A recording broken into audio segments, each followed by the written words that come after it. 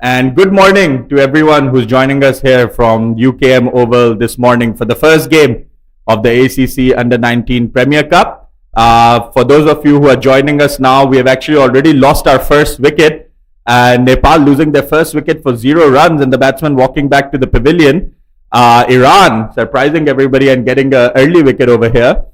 In the commentary box, myself, Umair Siddiqui, with me, Sunil. Sunil, your first time doing commentary, how do you feel?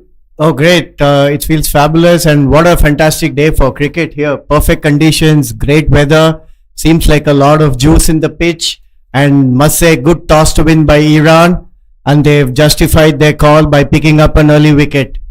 Yeah, Iran has gone from strength to strength. They are... sorry, my bad. Nepal have gone strength to strength. Their national men's team is doing really well. They have been playing in the Asia Cup. They recently qualified. And then we see the youth team over here today in action, batting first. They'll be looking to get a big score on the board. And it certainly looks like a good day for that. Yeah, always good to have runs on the board, especially early part of the series or a tournament. Akash Tripathi comes to the crease for Nepal.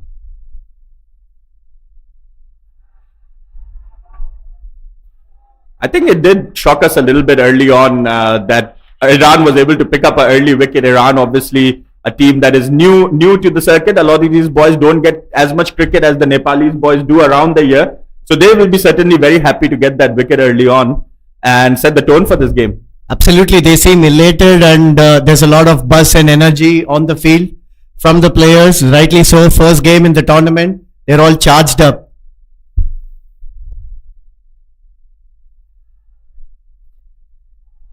I think what's important in these youth ODIs, the youngsters, they don't really get to play a lot of 50-over cricket these days. It's all about the T20. So when you get this opportunity to play 50 overs, it's very important to go out there and bat for 50 overs and, try to build an inning, try to get a couple of hundreds that you're not really going to get a chance to do in T20 cricket.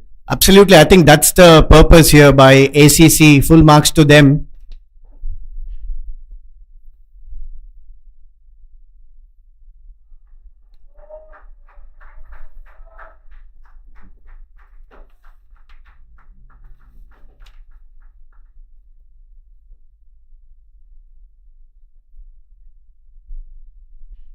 So Iran off to a positive start here by picking up one early wicket. The captain Dadraman Raisi bowling this first over for Iran, running in to bowl the final ball of the first over. And that was an excellent first over from Iran. Dadraman Raisi, the captain, taking the ball. So at the end of the first over, Iran is 1 for 1.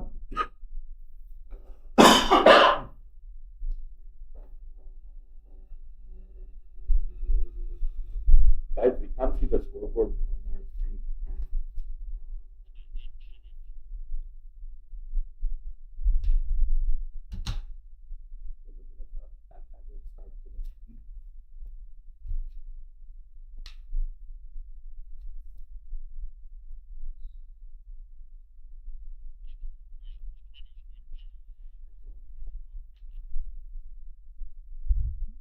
Okay, no problem.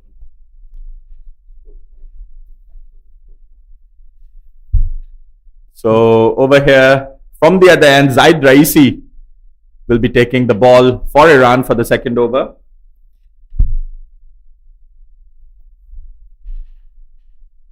We have a 6-3 field, 6 on the offside. A ring, they form the ring on the offside with a mid-off, covers, extra covers, point, one catching in slip, and a third man with a fine leg, short square leg, and a mid-on. I would love to have seen one more slip. What do you reckon? Yeah, I mean, they managed to pick up an early wicket and they're playing against opposition that is slightly stronger than them. So blocking them for 2 or 3 wickets early will really work in Iran's favor. So an aggressive mindset over here will go a long way for them. This has certainly been an impressive start from Iran. Somebody who would have looked at this fixture earlier today, Nepal playing against Iran, They would have thought that this is going to be a walk in the park for Nepal, but the Iranian boys are showing that they have come here to play. They're not here on a holiday. They're going to give them a tough time. Yeah, seems like they have prepared themselves well. They've set a field and they're trying to bowl to the field.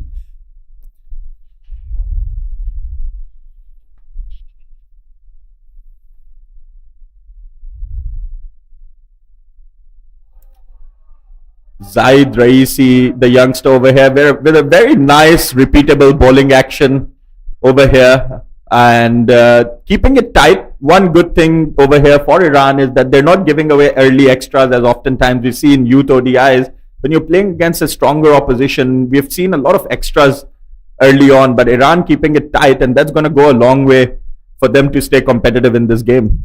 Yeah, must say they have handled their nerves very well at the start of the innings.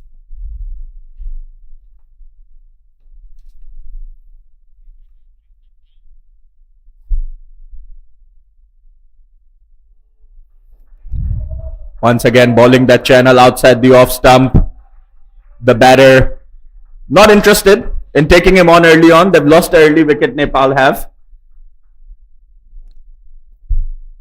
Good steady line from Iran here. We saw that in the first over as well. And now Zaid continuing to build the pressure. It's important they bowl well from both ends and keep bowling the dot balls and the right channels to create more pressure on the batters.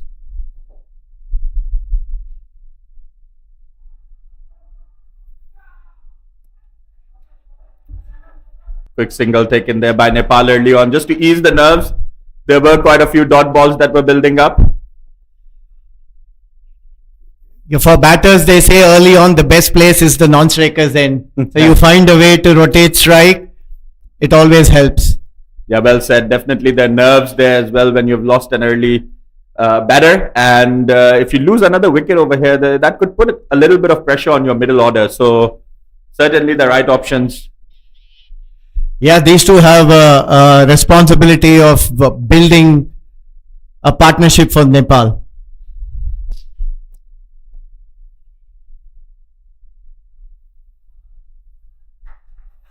Excellent stop at point. Very well fielded, served a certain boundary there.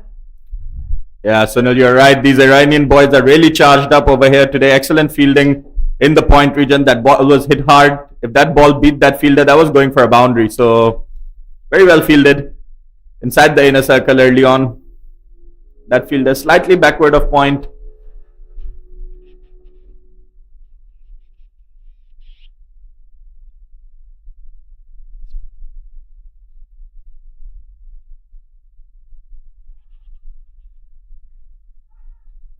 Beautifully done in the gaps for a nice single.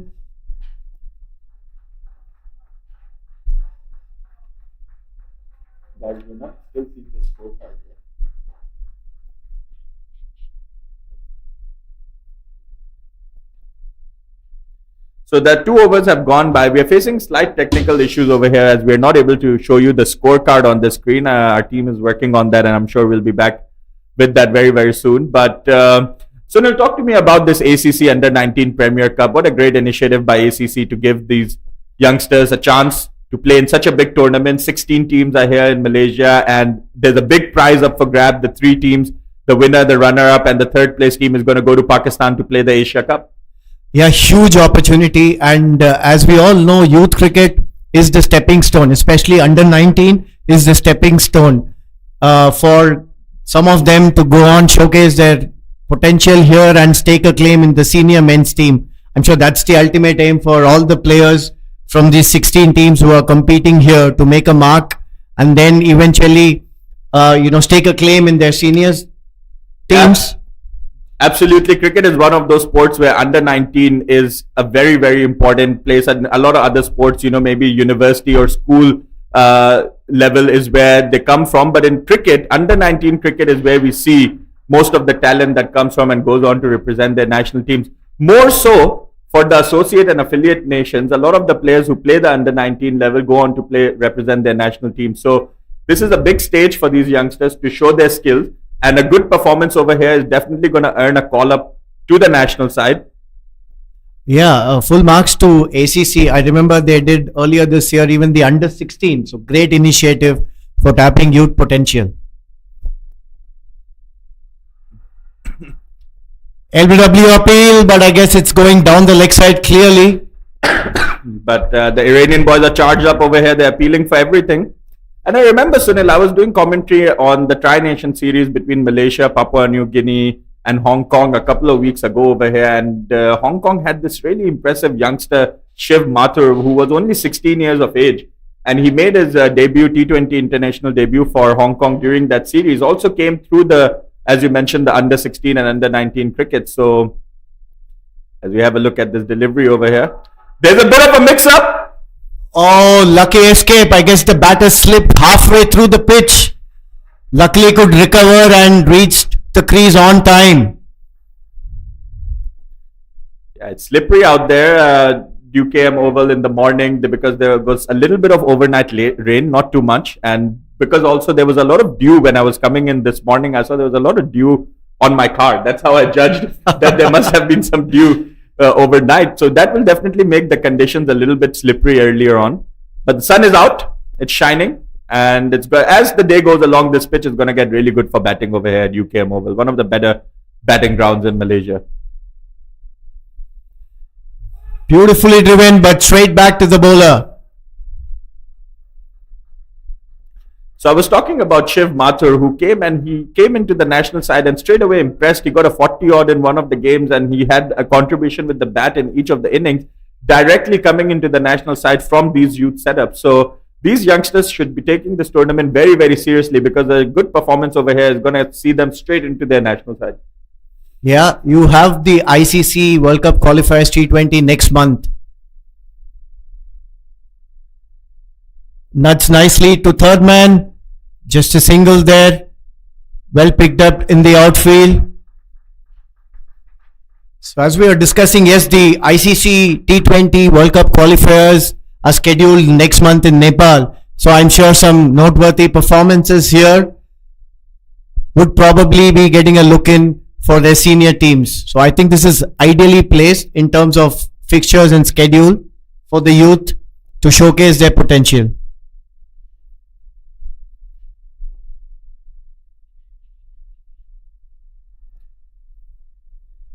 Wide down the leg side. Diving effort, but the keeper couldn't get hands on to the ball. 1 run to fine leg.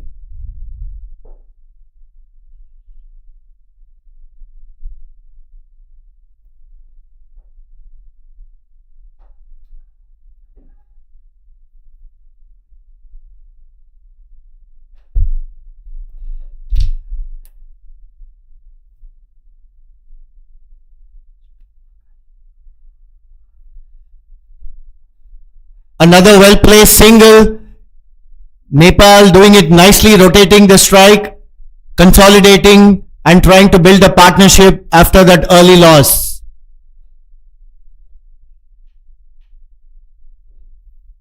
Yeah, so that's the end of the over. That's the end of the third over here for Nepal.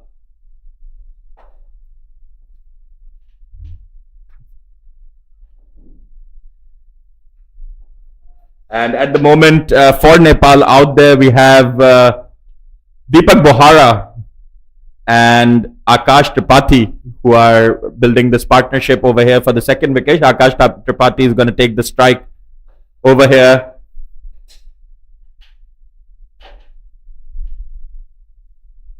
With the captain continuing with the ball.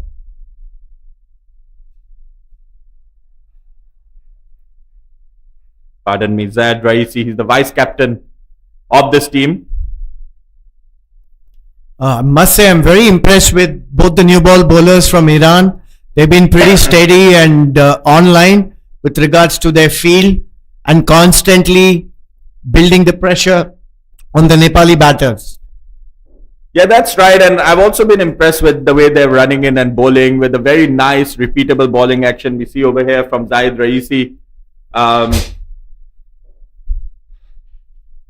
He looks like one of those rhythmic bowlers, runs in with a lot of rhythm, with his arms moving.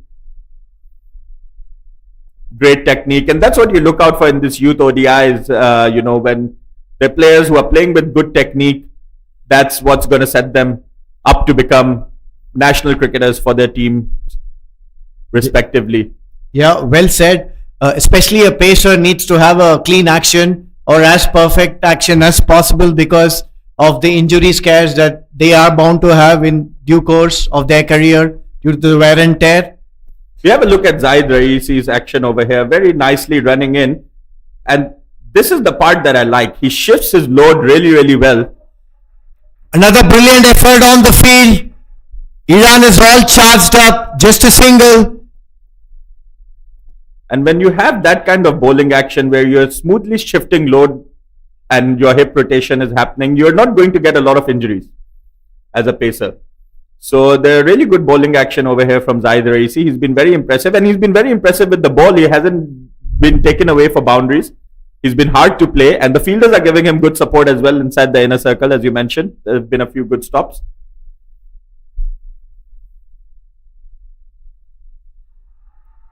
Another loud appeal. Seems like the bat hit the ground. They are appealing for everything over here, Iran. They want another wicket. You can see there's a bit of nerves over here from Iran. There's no doubt about the talent that exists in the Nepalese team. But suddenly, with the energy that Iran has come out with, Sunil, they've put Nepal a little bit on the back foot. Yep, early wickets always does put pressure on the batting sides. They need a good partnership and more importantly, steady batting, no fault shots and look to leave the ones outside off stump. Take your time. You have all the time. It's a 50 over game. There's a lot of time there for the batters to get set and build on a big score.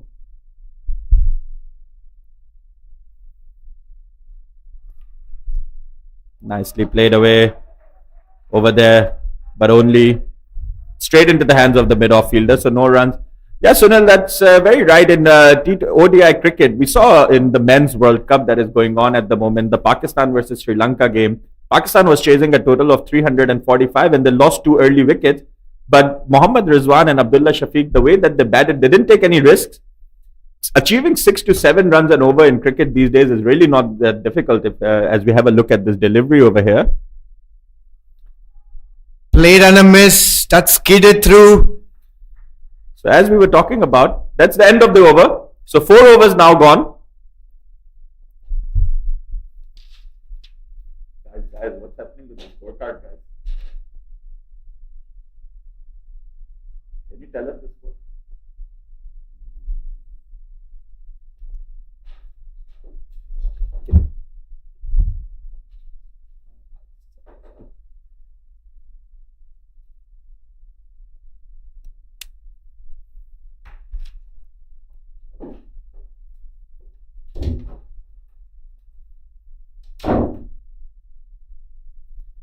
So the 5th over coming up over here. Iran coming into this game with a lot of energy. There's a big appeal and he's given him. Iran picks up another wicket. That's the second one down now. Rahman Raisi has picked up another one. Iran on the front foot at the moment. Nepal struggling at 10 for 2 in the 5th over. This is excellent from Iran so far. I think anyone who's watching this game would have known that Iran coming into this game as slightly underdogs. But the way that they're playing over here, that's definitely not the case. They've got Nepal struggling at 10 for 2. And we see the back of Akash Tripathi now. He's gone. New batsman walking in.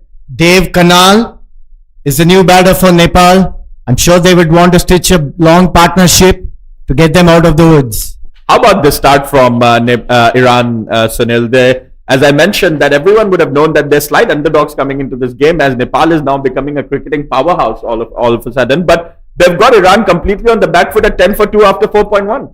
Absolutely. This is nothing short of sensational, I must say. The energy and the discipline in their bowling has been tremendous. The fielders in the ring have supported the bowlers very well, saved a couple of certain boundaries that adds the pressure on the batter. I guess they've been keeping it in right channels and probing the Nepali batters. As we go back to what we were talking about just a little while earlier, I used the example of the Pakistan versus Sri Lanka game. Why that was such a good example is because maintaining a 6 to 7 and over these days in cricket is really not that difficult, because we're in the age of rotating the strike. You know, even in the down overs, if you can get those 4 to 5 singles in an over, you can cover that easily and bring it up to 7 and over with a couple of boundaries in the middle overs.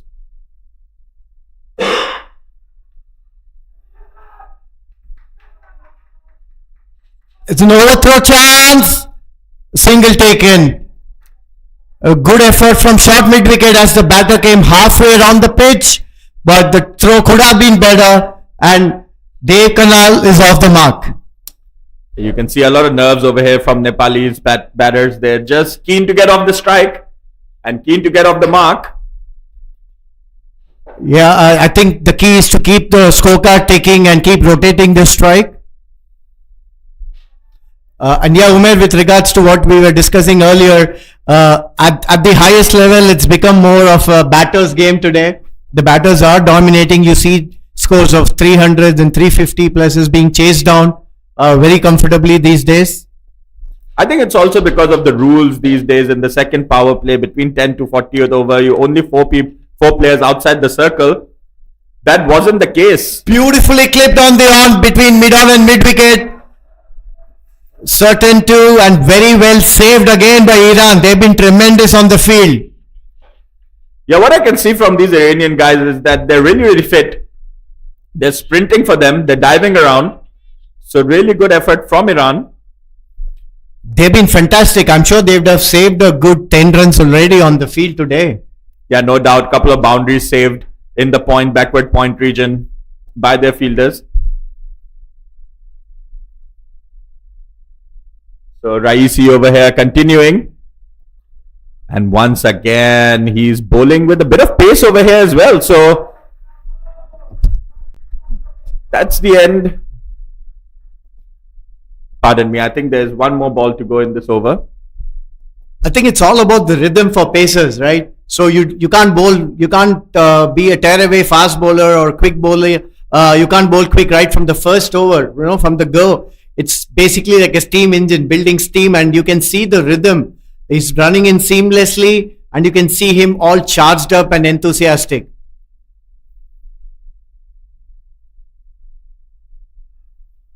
Excellent areas once again. Dot balls adding pressure to the Nepali batters who badly need a partnership now.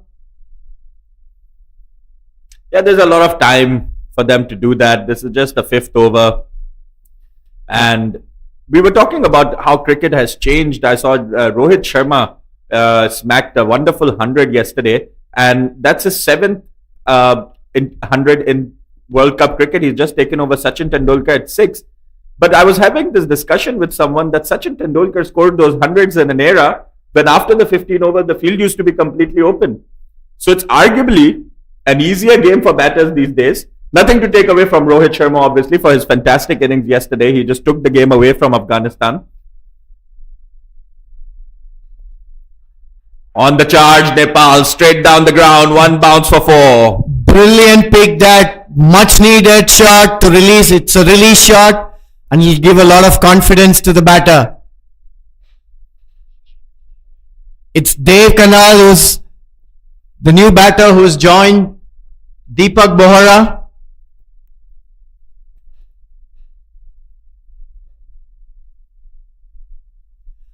Yeah, Rohit Sharma is a class act, and commonly it is said that we don't compare eras because it's very difficult to compare different timelines, and well, it's not Rohit's fault that is playing in an era where it's more favorable to the batters, or it was Sachin's where it was little bit more even, as so to say. Yeah, that's exactly the point, that the eras have changed so much that these days it's not difficult at all to get to that 300 mark with your fielders inside. So in the context of this game, these Nepalese boys should just really try to stay out there, keep rotating the strike. And I think one thing that we will see is that they will have a little bit more gas in the tank than the Iranian boys if they can take it deep, because they play a lot more cricket.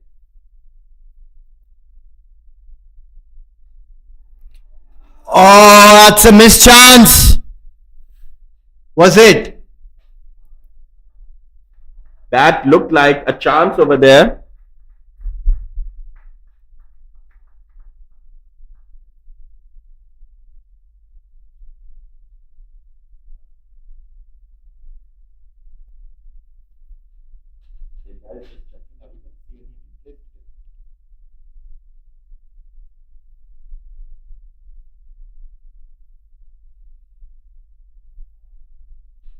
Again, excellent areas. These two bowlers, Zaid Raisi and Dad Rahman Raisi, for Iran are going to be very, very important.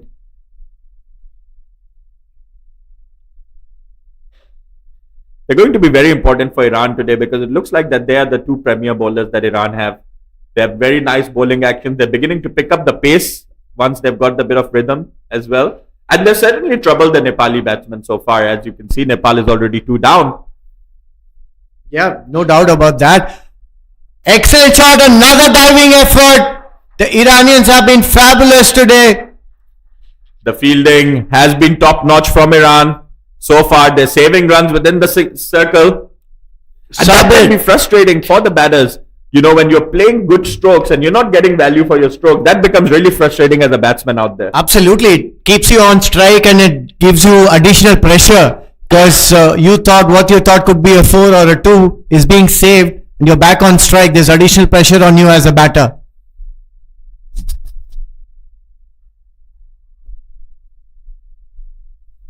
Oh, so far we've been talking about excellent efforts on the field. That was right through the legs for a 4.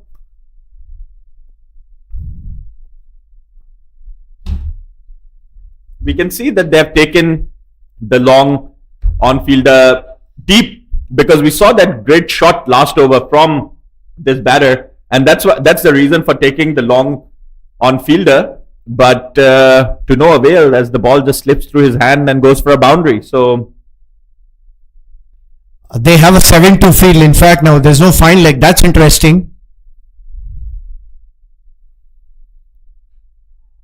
Without a fine leg fielder, the bowler can really not afford to slide anywhere down to the leg side, because that's going to be hit away. I'm sure the batter is going to be aware of that.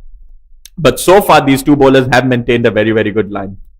Yeah, they've been very, very well disciplined in terms of their line and length, and did receive good support so far. But for the glitch in the fielding this over, Iran have been good overall on the field, both with their bowling and their fielding efforts today. Beautifully picked off the legs to the mid-wicket fence for a boundary. And Sunil, as you mentioned, there's only 2 fielders on the leg side, so any ball that strays down towards his pad, that's almost a certain boundary for Nepal at the moment. But I like the attacking intent from Iran. Yeah, they're trying to keep one side of the pitch, try to pack and then contain Nepali batters there. But this was beautifully picked. A delightful shot, and that would make the batter feel really good. Spot on with the timing, right of the middle of the bat.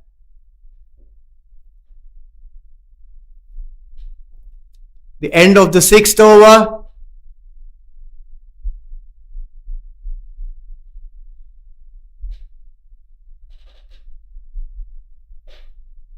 Yeah.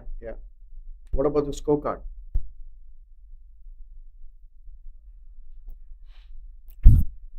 Sensible single. A drop and run by Deepak, who is getting into his rhythm. Saw some fabulous shots from him. His timing and middling the ball very well now.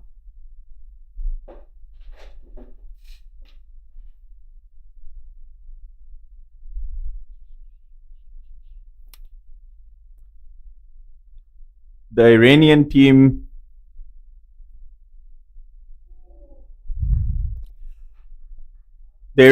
did play 2 warm-up games leading up to this match. They played their first one on 8th of October against the Putrajaya team, which they won comfortably, getting Putrajaya out for 109 and then chasing it down comfortably within 20 overs. And then another one that they played against SSB. In that one, they came up short, getting SSB all out for 127 nevertheless, but they only managed 66. So what that shows is that this Iranian team had definitely got strength in their bowling, because they managed to get two teams all out for less than 120. Yeah, excellent tap and run again. The Nepali batters, if you've noticed, they've been trying to play from away from the crease, step down from the crease, looking to negotiate the swing and bounce, and also looking to take the sharp singles. It's good batsmanship. Yeah, getting used to the conditions are extremely important for every traveling team, Umair, and I'm glad that they could get 2 practice games to get acclimatized. Loud appeal again, down the leg side. The umpire shows no interest at all for that appeal. Yeah, maybe the height as well, but the Iranians are really appealing for everything over there, as they should over here. Yeah, they picked up 2 and then another couple of wickets. You never know. It's going to be a lot more pressure for Nepal to handle. But for the moment, these 2 batters are doing a good job trying to negotiate and rotating the strike more importantly.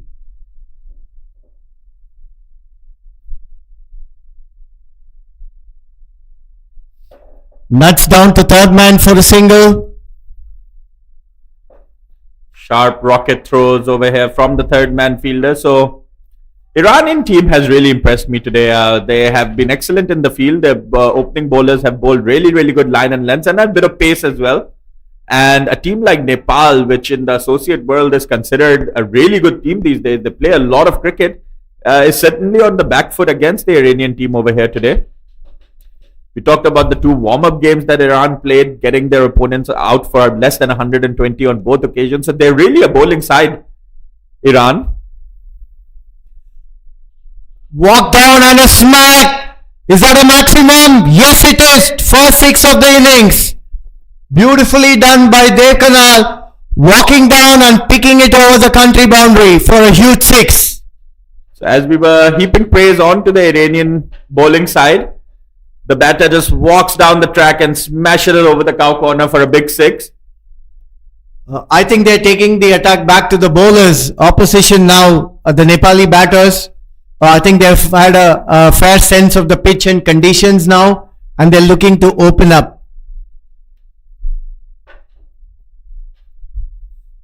I think this is where rotating the bowlers is extremely important, where you know that the batters don't get used to the bowlers too well.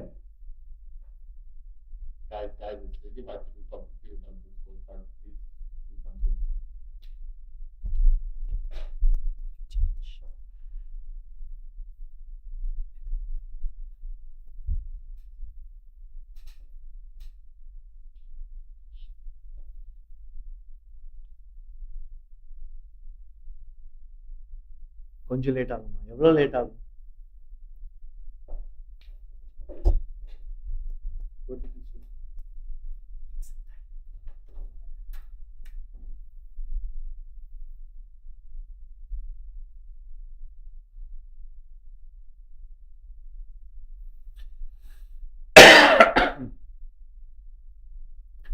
So the first bowling change over here from Iran, Salim Tal is going to be taking the ball.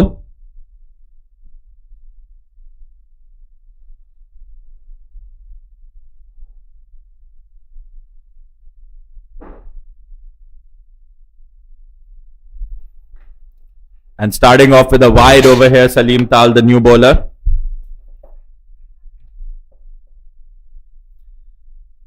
First change introduced by Iran. Salim Tal looks like a tall, lanky, fast bowler. Starting off with a wide over here.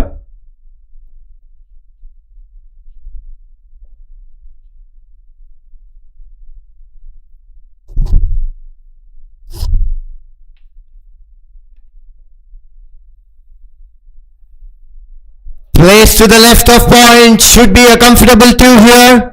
Yes, it is. Third man fielder running around to parry that one. So Nepal beginning to look a little bit more comfortable now. I think the nerves are out of the way.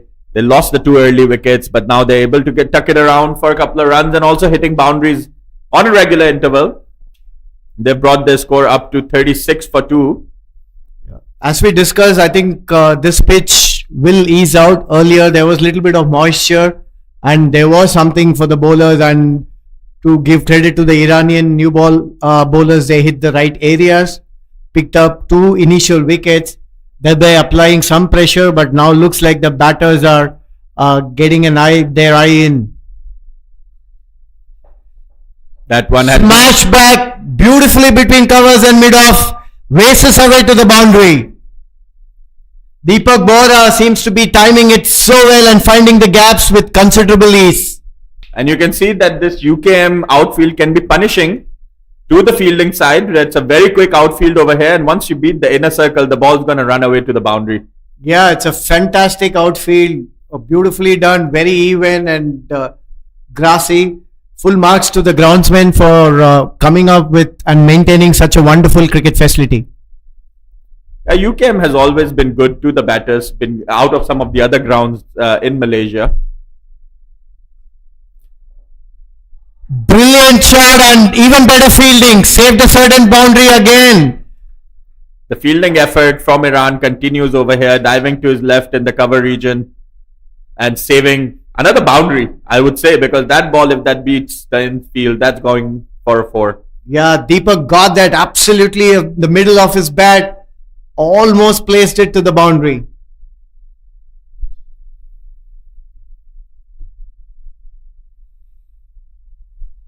Should be a wide. Yes, it is called a wide.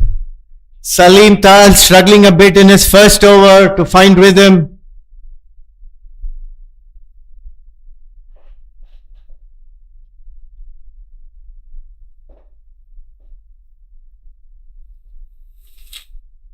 So speaking about the conditions, I think this is going to get better and better for the batter as the day progresses. Yeah, if they keep bowling extras like that, it's going to be a very long day for Iran out in the field. Nepal is not the kind of team that you want to give a little bit of leeway to. They could easily post a 400 plus score over here if Iran doesn't keep the screws tightened. You can see that the Nepalese batsmen, pardon me, are beginning to look a little bit more comfortable over here. And if these guys stay out there for another 5 to 7 overs, we'll see boundaries will begin to flow freely. So Iran has to pull it back a little bit over here. Nuts nicely to fine leg. Just a single. Yeah, this is a very, very important phase of play for both the teams, I reckon. Iran will definitely want to pick a wicket or two to slow down the run rate, and it is extremely crucial for Nepal that these two set batters continue. They seem to have got the measure of the pitch and the bowling now and are looking fairly comfortable negotiating the Iranian bowlers.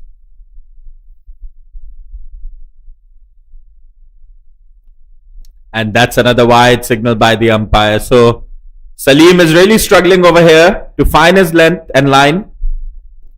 He has bowled 2 wides outside the off stump and then one that straight down leg.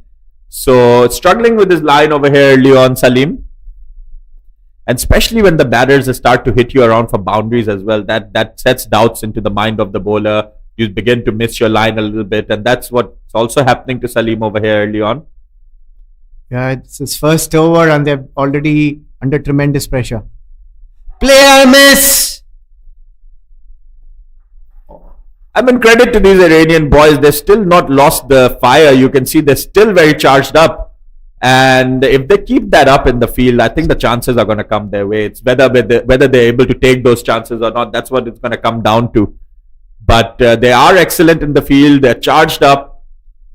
And hopefully they can take their chances, if any come their way, to stay competitive in this game against Nepal.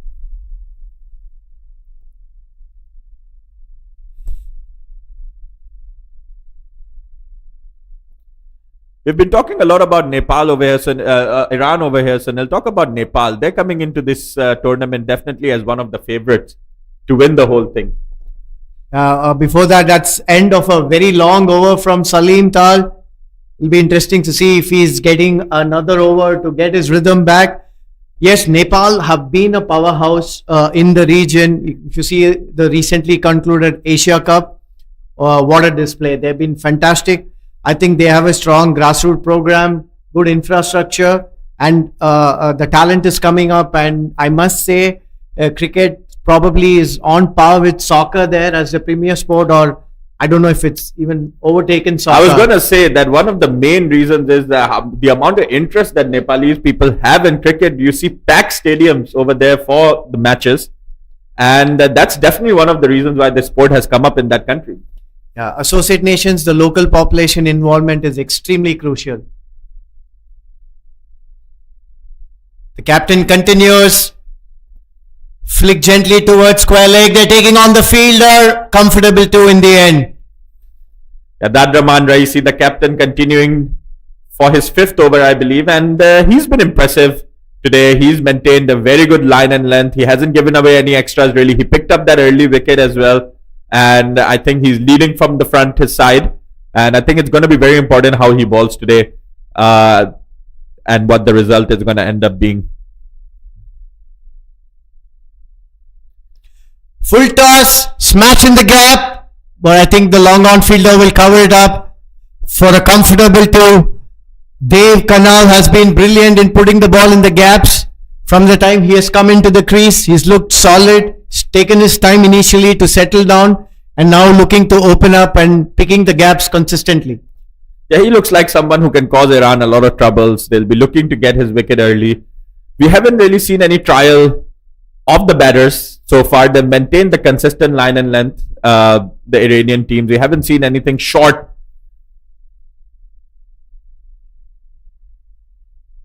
So it'll be interesting to see if Dadraman Raisi tries to try him a little bit with a different length, maybe pull it back short, try to test him out on that pull shot. Okay. However, the field doesn't look like that he's going to do that. The fine leg fielder inside the circle. Driven, well done, mid-off covers it, couple of steps to the left. Dave has been very impressive with his 21 of just 15 balls. So those of you who have joined us from the beginning, you'll see that the scorecard is now available on the screen, and we see Nepal under 19 50 for 2 after their 8.4 overs. Dadraman Raisi for the fifth ball of his fifth over, and a little bit of a mishap. That shouldn't have been a single.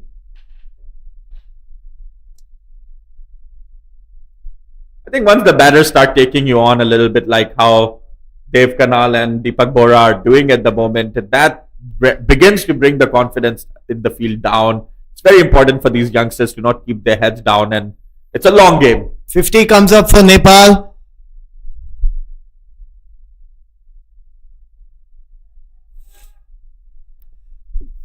Yeah, full marks to the bowler for coming up with his fifth over. Mind you, it's never easy for a pacer to bowl 5 continuous overs, and it is a little bit of humid out there, and that should be his first spell, I guess, and excellent spell. The captain leading from the front for the Iran team. It's a hot day out there, and which is good to see in Malaysia, because we do see a lot of rain as well. And I hope this tournament stays free of rain interruptions so that we can see a lot of cricket. But certainly a very, very hot and shiny day, perfect for cricket.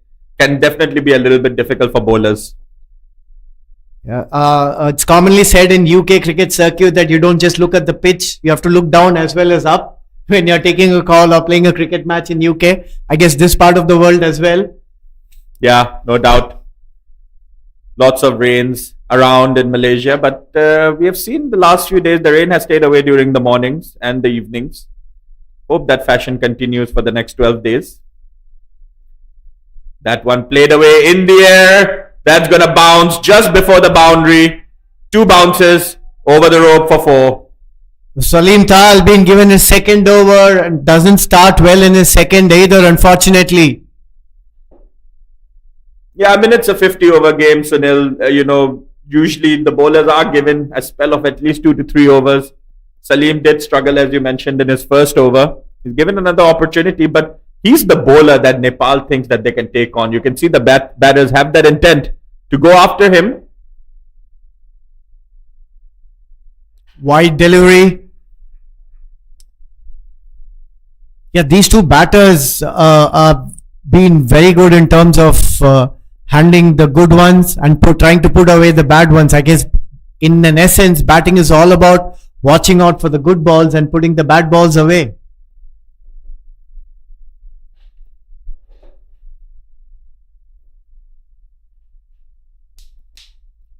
Also, Sunil, as a batter, I think sometimes you see a bowler and you go like, I'm going to pick this guy.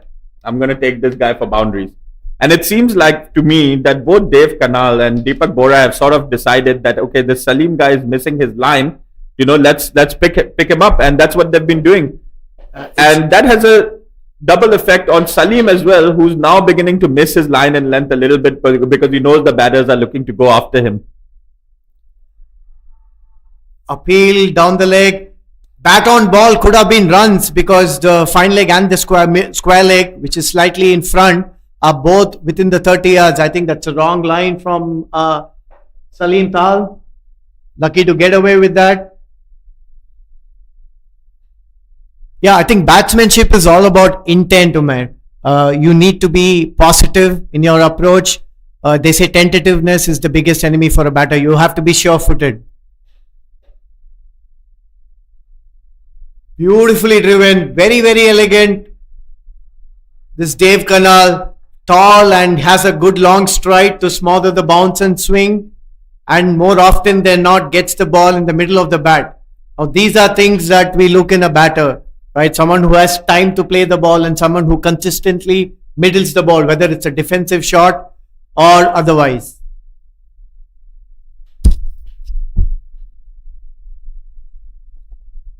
Walks down again. Another good effort in the field to the right of point. Excellent square drive, but that's being conceded or stopped to just a single. Another excellent effort by Iran on the field. Saved a certain boundary, I must say, there again. Talking about time on the ball, Sunil, I must go back to Rohit Sharma once again. Watching his innings yesterday, it felt like he has a few more seconds than any other batter in the world to watch the bowler. And the way he was playing those shots yesterday, it looked like he was batting in the nets. Again walking down the crease, finding the gap. Long chase for the fielder. And that's gone for 4. It's gone for 4. Oh, that's missed. The fielder over there, once again, youth ODIs, technique is very important. He tried to stop that one with his foot. Little bit of football going on over there. But the ball wins the race. And with that, 10 overs are now gone. Nepal is 61 for 2. And with that, we're going to take a short drinks.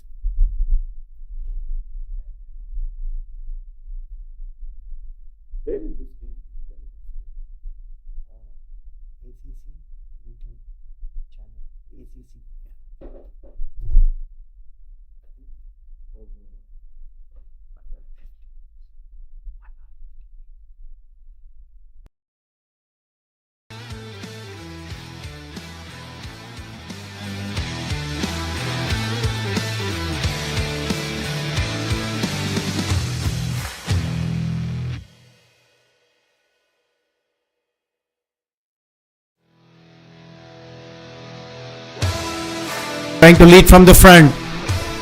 Yeah, I think they know that he's very important if they are going to pick up wickets. He's picked up both the wickets so far.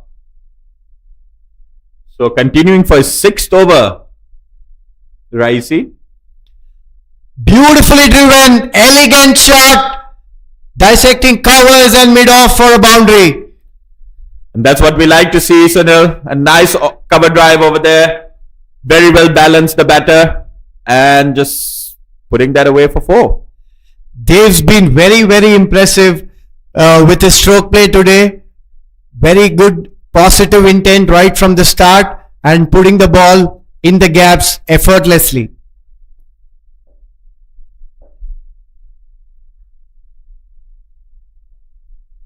What a shot, straight as an arrow.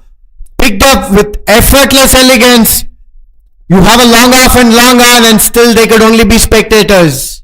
So this is what you were talking about, Sunil. If you're going to come in for your sixth over, you better make sure you have a lot of gas in the tank, because Rahman Raisi really looks like, he's bowling a yard slower than he was earlier on, and Dave Kanal is on to him. Never easy bowling your sixth as a pacer.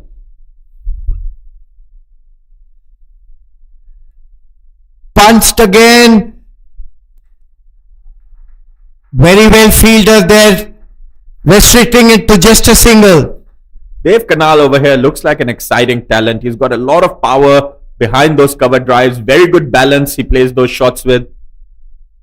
Yeah, tall, lanky, and uses his reach well, I must say. He either walks down or has a long front foot stride that smothers the bounce and the swing.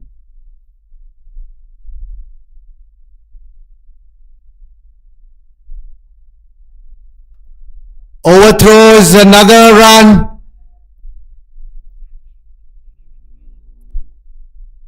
So Nepal slowly and steadily climbing on the run rate. This is an excellent partnership between Dave and Deepak.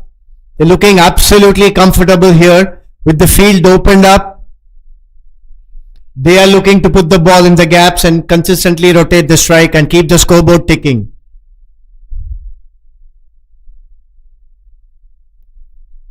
Punch down to long on for a single. Mix up there. They wanting the check-in. Shy at the non-striker's end.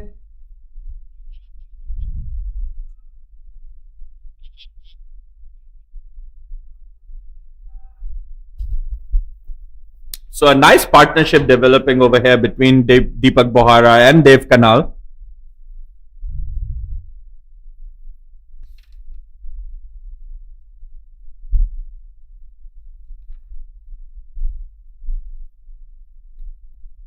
Yeah, both the batters have taken their time to settle in and now are looking very, very comfortable.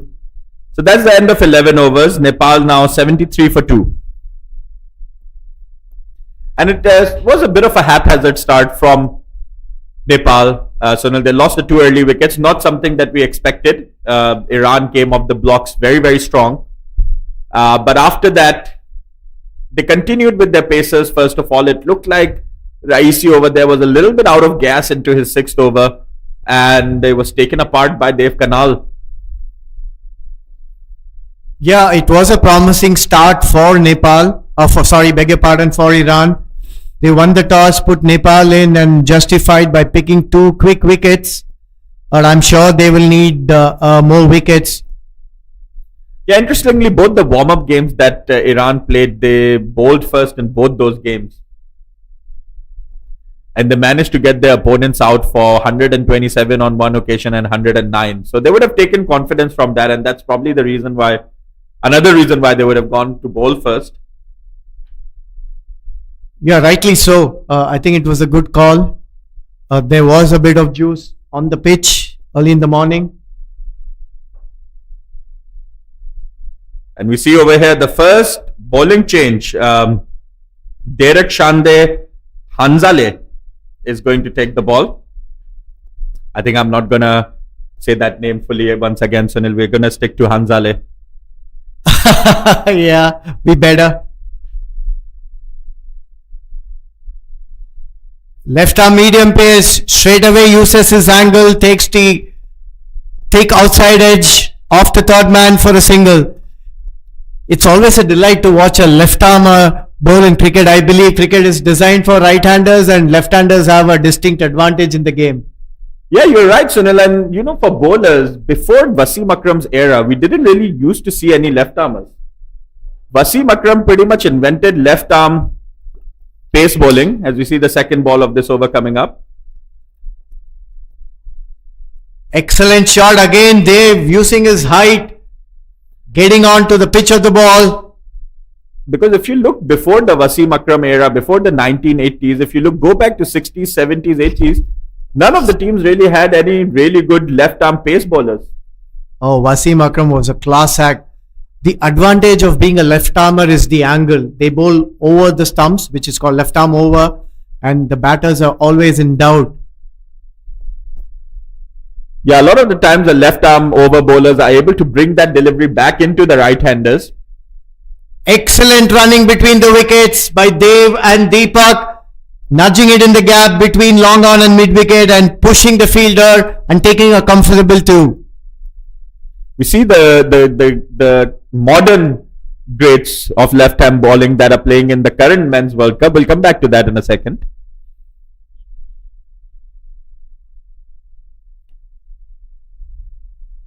Diving effort by the bowler but failing to stop. Another single to long on. We are talking about left arm pacers. All they need to do is run in and keep the ball in the channel just around off stump. You know, the right hand batters are always in a doubt whether it's going to come in or it's going to stay with the line and go straight. That causes trouble for the righty batters against left arm pacers. Step down and a miss down the leg side. A wide call, rightly so. We see a lot of proponents of what you're saying these days. Shaheen Shah Afridi for Pakistan, Mitchell Starc for Australia, Marco Jansen now for South Africa as well. These three bowlers, they're able to do what you're saying really well. They're able to maintain that channel, and then they have that one that just nips away from the right hander, and that is oftentimes the wicket-taking delivery. Stepping down again, another brilliant diving effort by Iran. Sabir the fielder, running few steps to his right and a full-stretch dive. Excellent effort. So Hanzale over here will be running in to bowl the final ball of his over. I think it's not a bad idea for the keeper to come up. You see the batter stepping down every now and then. Just over point. Thought for a moment it's going to go straight to point. A desperate diving effort in the deep doesn't stop the boundary. Yeah, there was a decent effort in the deep, unable to get to the ball in time, and that's going to be another boundary for Nepal. You see the Nepali batters over there sitting out. That shows how hot it is out there, and these youngsters are really feeling the heat today over here. And that brings the end of the 12th over. Nepal now 84 for 2. Yeah, with the 50 overs one day format, your fitness also gets tested quite a bit. And if we realize these two batters have been running a lot of twos, nudging it in the gaps and pushing the fielders constantly. Yeah, Sunil, a lot of Sunday cricketers like myself only really play 20 overs cricket these days. Talk about how hard it is to play 50 overs cricket. It calls for a lot of technique and temperament, so to say, because in T20 overs, the bowlers don't look to get the batters out in a sense. It's all about restricting. But in test matches and ODI formats where the bowlers and the bowling team are constantly to look to get you out. So you need to have the technique as well as the temperament. A bowling change over here from Iran. The captain is going to take a break, and Esmail Bejarzahi is taking the ball. Be interesting to see if there is any spin for the spinner option now. Close ball driven beautifully to long on for a single. Dev's been very impressive, Omer, from the time he has come in. Yeah, batting really, really well. He's timed his innings really well. He took a little bit of time in the beginning, and now he's not missing out on the bad balls. He's putting them away to the boundary. So it'll be interesting to see how he plays the leg spin over here. Full toss. Just a single, hit straight back to long off. Deepak has been there since the beginning of the innings, and must say he has paced his innings very well.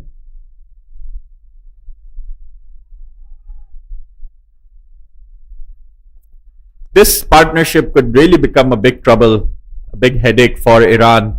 If they're not able to break it, it is a 50 over game and they can take you apart for a lot of runs. Full toss, I think it's called a no ball. Over the waist, put away for a boundary. The square leg umpire is signaling a no ball over here, so that is very damaging.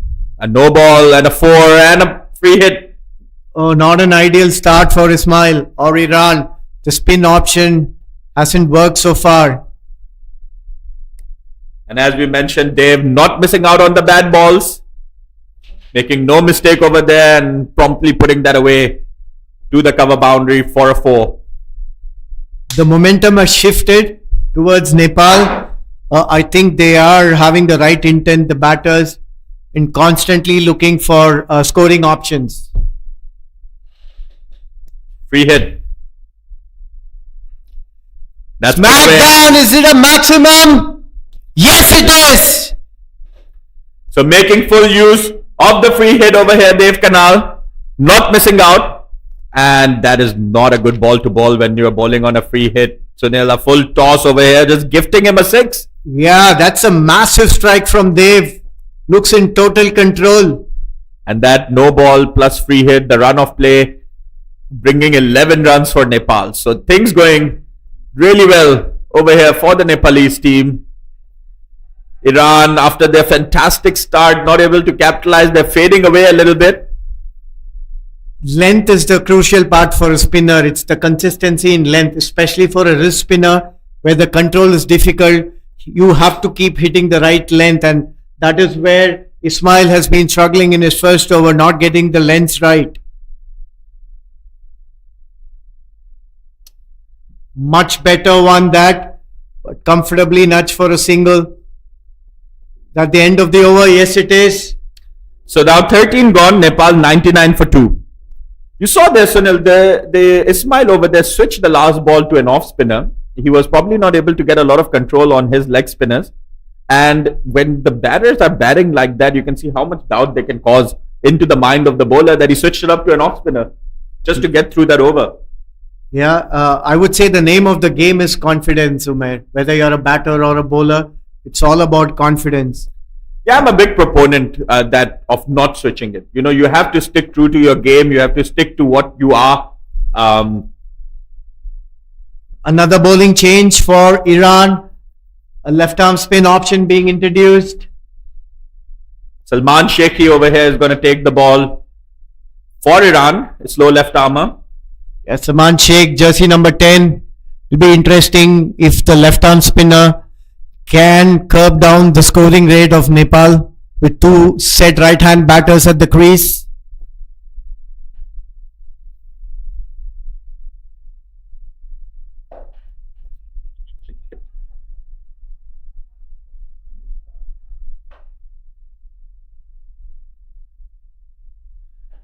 So Salman starting off with the loopy flighted delivery over here. It was a dot ball. Oh, is he a left arm googly? Seems like a wrist spinner. Seems like he's bowling wrist spin over here. So That's or an what a interesting right option. hand bowler of the same variety will be called a leg spinner. The left hand variety we call them wrist spinners. Chinaman, and I think this was a googly. It'll be interesting to watch if he's going to bowl only left arm googlies. Yeah, it could be difficult for the Nepalese team to contend with. It looks like Salman, and that's beaten the infield. It might not go to the boundary. It's only going to be 2 runs over there for Nepal. It's interesting because this bowler over here, Salman Sheikhi, he looks like he has a bit of variety. Seems like I saw him bowl googly the second delivery, and this was left arm orthodox, the third ball. I think we must keep looking at his release closely like a batter to understand what's going on. Absolutely. 4th ball off Salman's over. That's in the Yes! That's gone all the way. Away she goes for another big 6.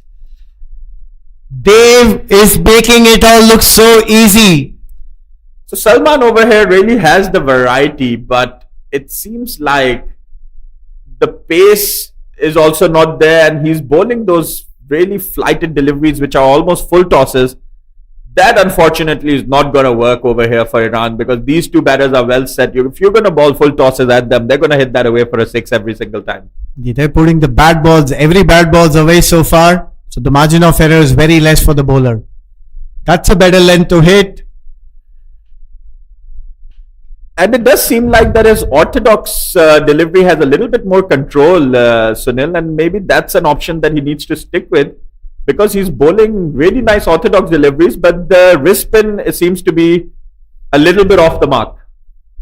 Yep, finger spins definitely easier to control. Shot again, hit straight to the covers. Fielder, no run there. And bowling the orthodox finger spin is almost a better option against the right-handers. So that's the end of 14 overs. Nepal over here, 109 for 2. So we were just talking about the last bowler over there, Salman Sheikhi. I was just saying that bowling your orthodox finger spinner is actually a better option against the right-handed batsman because that spins the ball away. And it seems like he has more control over that delivery anyway. So he should probably be sticking to that.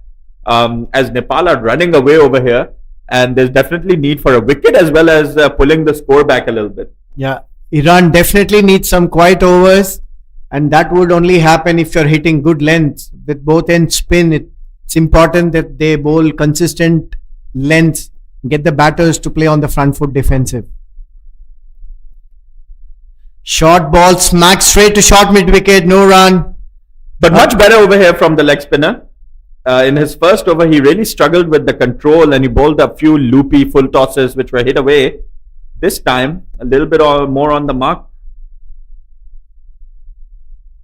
Hanzale able to generate some spin as well, Hanzale. So, if he's able to keep this up, he can definitely create some chances for his team, Hanzale, running into bowl the third delivery. Dev Kanal on strike, and that was once again going to be signaled a no ball, I believe. Another full toss, not helping Iran's cause here. Another free hit.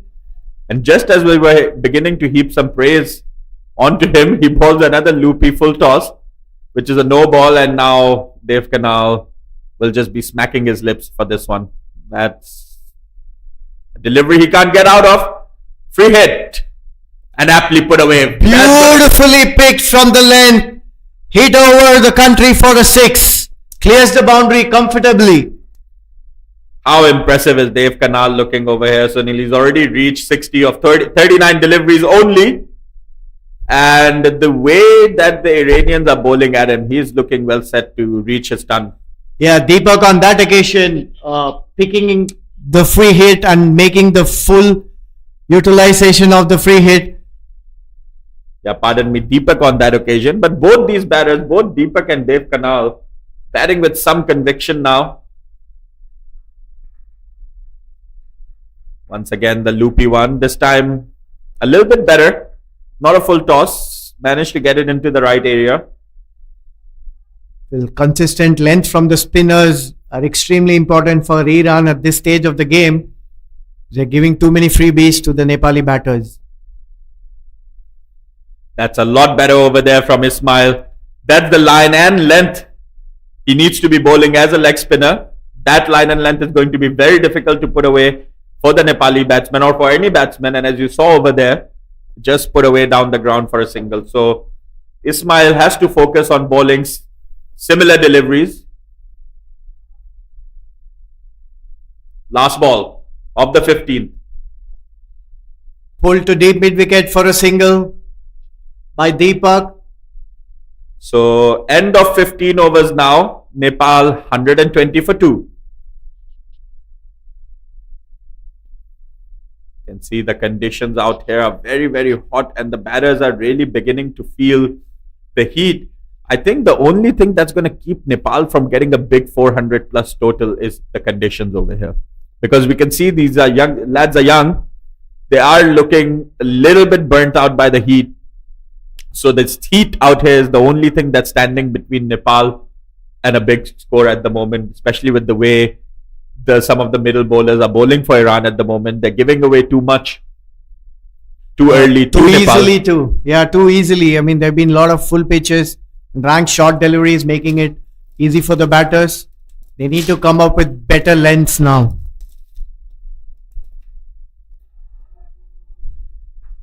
The captain had a bit of a chat with Salman before the beginning of this over, and I believe the words would have been something along the lines of, hey, stick to your orthodox ball, because that's been a way better option for Salman. And as we saw, he started off with that orthodox finger spinner, slow left arm. Yeah, Iran definitely needs some good steady overs, keeping the ball in the right areas, and this over has started better for Saman.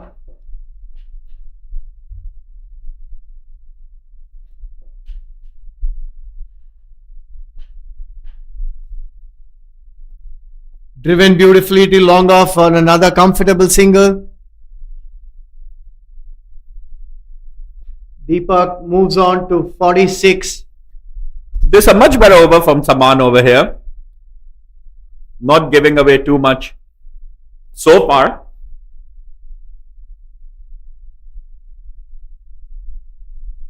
Cut away beautifully in the gaps.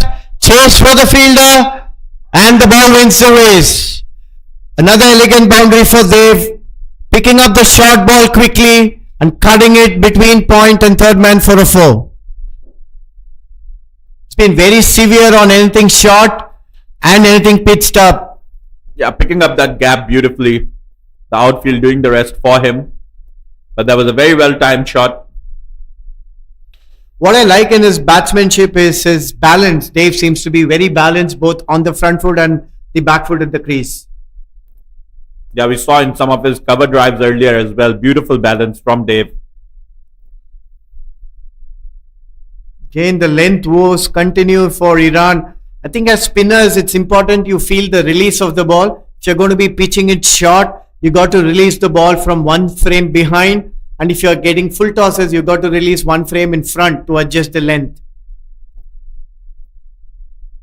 That's better. That's the length that the spinner should be consistently looking to hit. Played straight back. That's the end of the over. 125 for 2 at the end of 16 overs. And that will be the first drinks break of the innings.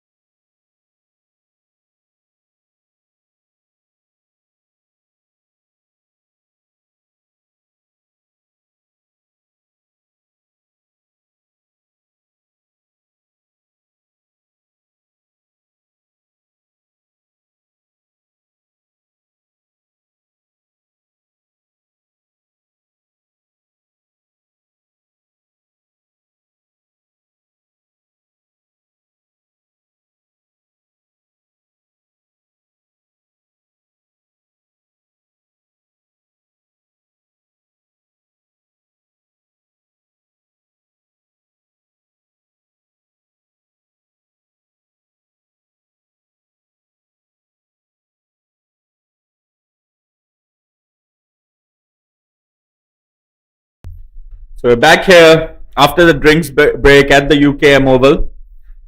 So far, this game has Nepal written all over it. The two Nepalese batsmen, Dev Kanal and Deepak Bohara, building a good partnership over here. Dev Kanal of 63 of 43 deliveries, Deepak Bohara 47 of 45, both batting well over the strike rate of 100. The story so far has been that Iran actually got off to a really good start. They were able to pick up 2 early wickets thanks to their captain Dadraman Raisi. But since then, this game has had Nepal written all over it. The two batters over here, Dev Kanal and Deepak Bohara, batting well over the strike rate of 100, building a wonderful partnership over here, and just taking this game away from Iran at the moment. I think it was expected a little bit that Nepal is going to have the heavier hand on this game and Iran is going to be underdogs slightly. But what's important over here for Iran is that they don't keep their heads down. You don't want to be coming out with the game completely over. You don't want to come out and chase 450, So they really have to pull it back. And we saw a very good example of this, Sunil, in the recent game between Pakistan and Sri Lanka at the World Cup. Sri Lanka at 290 odd after 35 overs were looking well set to get 400 plus. But Pakistan only giving away 60 runs in the last 15 overs, pulled it back and then managed to chase down the total. Every run counts. Every run counts in white ball cricket, I must say. So it's very important Iran doesn't let Nepal run away over here. That's a good start. Yeah, Iran will hope that they can break this partnership and get some more inroads into the Nepal batting order. Especially after a break, the batters have to reset. However small, it's not easy to go back. You cannot maybe start from where you left. You have to kind of consolidate a bit, give yourself that little bit of time. After every break, the batters are expected to reset. So Iran will be hopeful to break this partnership. Yeah, after the drinks break is a really good time to pick up a wicket. As we see, the ball is just driven down the ground and they're going to come back for a double. Straight as an arrow. Dev's been very good down the ground.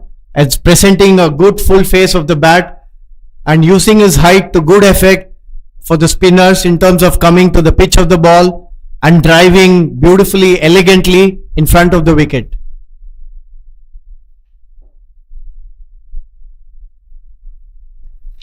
That one is going to run away to the boundary for 4. A little bit of short delivery over here. And Dave not missing out. Very quick to pick the length there. Dave rocked back on the back foot, just short of length, but quickly onto the back foot and pulled it in front for a certain boundary. And Sunil, you make a very good point about his height. So what we used to see in cricket in the older days is... we'll come back to that in a second after this delivery. 4th ball of this over. This time, it's going to go all the way for a 6. Massive 6. Very well picked by Dev. Over mid-wicket, a long way away. So coming back to our earlier discussion, we used to see back in the days, the great batsmen of our time have been people like Sachin Tendulkar, people like Brian Lara, who used to be slightly on the shorter side. And growing up, I always used to hear that, a shorter batsman is able to see the ball well. Today, we see the likes of the new people like Shubman Gill coming up, or some of the South African batsmen like Rassie van Dusen or Henrik Klaassen. These guys are tall. They're tall batters. Even some of the Australians like Mitchell Marsh and Stoinis. These are tall batsmen. So advantages are there being a tall batsman. You have a big stride. You're able to play a big variety of shots. Yeah, I must say it's advantages. There are advantages and disadvantages with both being short and tall as a batter. As a tall batter, you can smother the bounce, turn and swing with your long stride forward. But again, the shorter ones are very severe on anything just short. Right? They have the advantage to move quickly, rock back. So it has its own advantages and disadvantages. You just have to make the most of what you are made of. I think Shubman Gill, as we'll come back to that in a second. Much better delivery, but put away very, very elegantly by Dev again. This time picking the gap between long on and extra covers. Delightful shot for a 4. That was timed superbly. It just looked like he flicked that away. And that ran all the way for 4. So superb timing over here from Dave. Dave is fully in his element now. He looks like he's set to have a big innings over here. And coming back to that, I see these days Shubman Gill. He's a slightly tall lad, but what a batter he's proving out to be for India. That doesn't carry too long off. One bounce and a single. Yeah, Shubman Gill, I'm sure lot of the cricket commentators and pundits all over the world are heaping their praises on him. They say he's going to be the next big thing in Indian cricket and world cricket. He's going to be the next superstar, and we will wait and watch. And I'm sure he's on track to becoming one. Yeah, I think when you have talent like Shubman Gill, the only biggest enemy of yourself can be only you. You know, you are going to score a lot of runs. We saw a few talents like him come out of India but then faded away. Prithvi Shaw is one that comes to mind, who was set to be the next big thing but just kind of faded away. So as long as this lad keeps his head down and keeps scoring those runs, he's all set to become the next Indian batting great.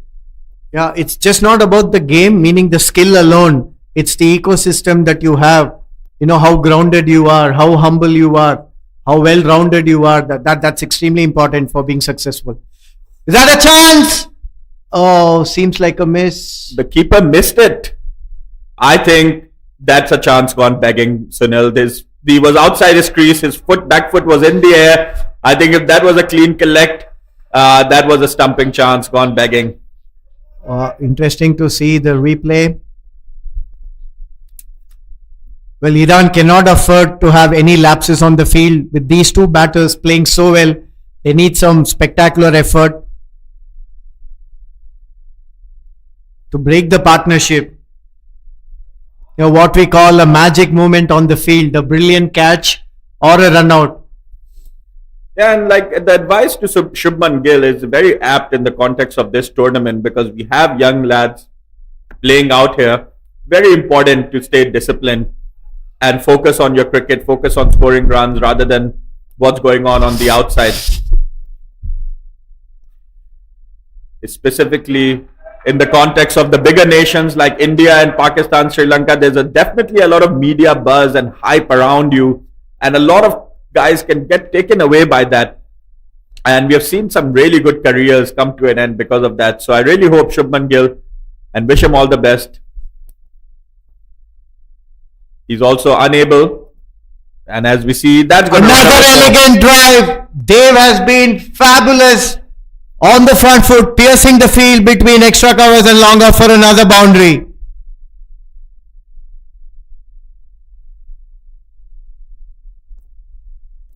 What a terrific shot. Dave's been very, very severe on anything pitched up and anything just short as well. That's made it difficult for the bowlers to contain him today. Yeah, he's looking unstoppable now. 88 of 51 deliveries. Looking set to get that done. Deepak Bohara has provided him with great support. 49 of 47. So these two batters just looking a little bit too difficult for Iran to contend with. Definitely at the moment, they are rotating the singles, running hard, looking for the second all the time and putting the bad balls away. That's good batsmanship. 18 overs gone, 151 for 2 Nepal. You're coming back to your point about being grounded in terms of after your initial success. Believe me, today the world is full of distractions. It's the social media, there's so much distractions going on. So all the more reason that you cut out the external world and stay focused on your job, which for Shubman Gill is getting tons and tons of runs. There's going to be a bowling change over here for Iran. Salman Niazman is going to take the ball. Right arm off spin. Coming over the wicket over here for the right-hander.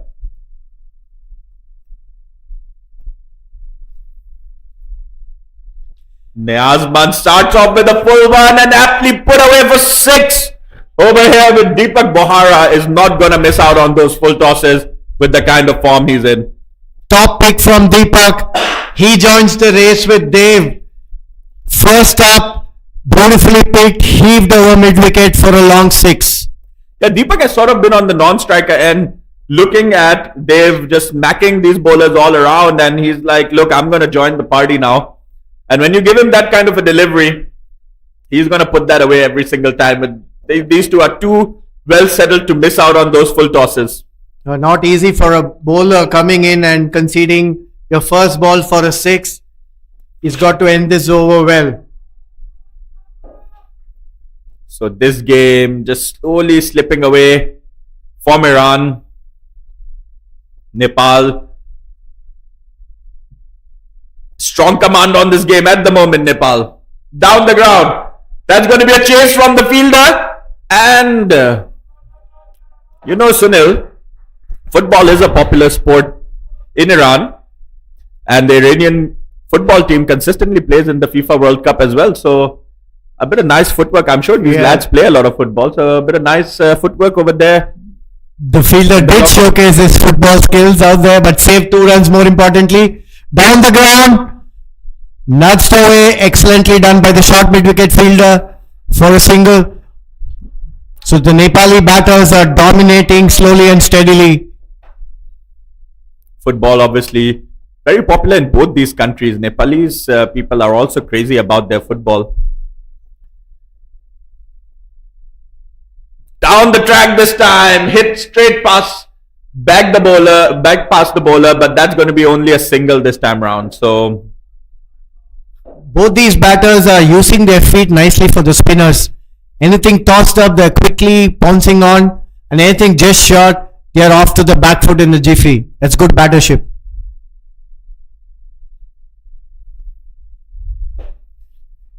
Yeah, this is really good display of batting over here. The bad deliveries are being put away for boundaries. The good deliveries, they're at least managing to rotate the strike, which you can see is they're just keeping the scoreboard ticking along very nicely over here.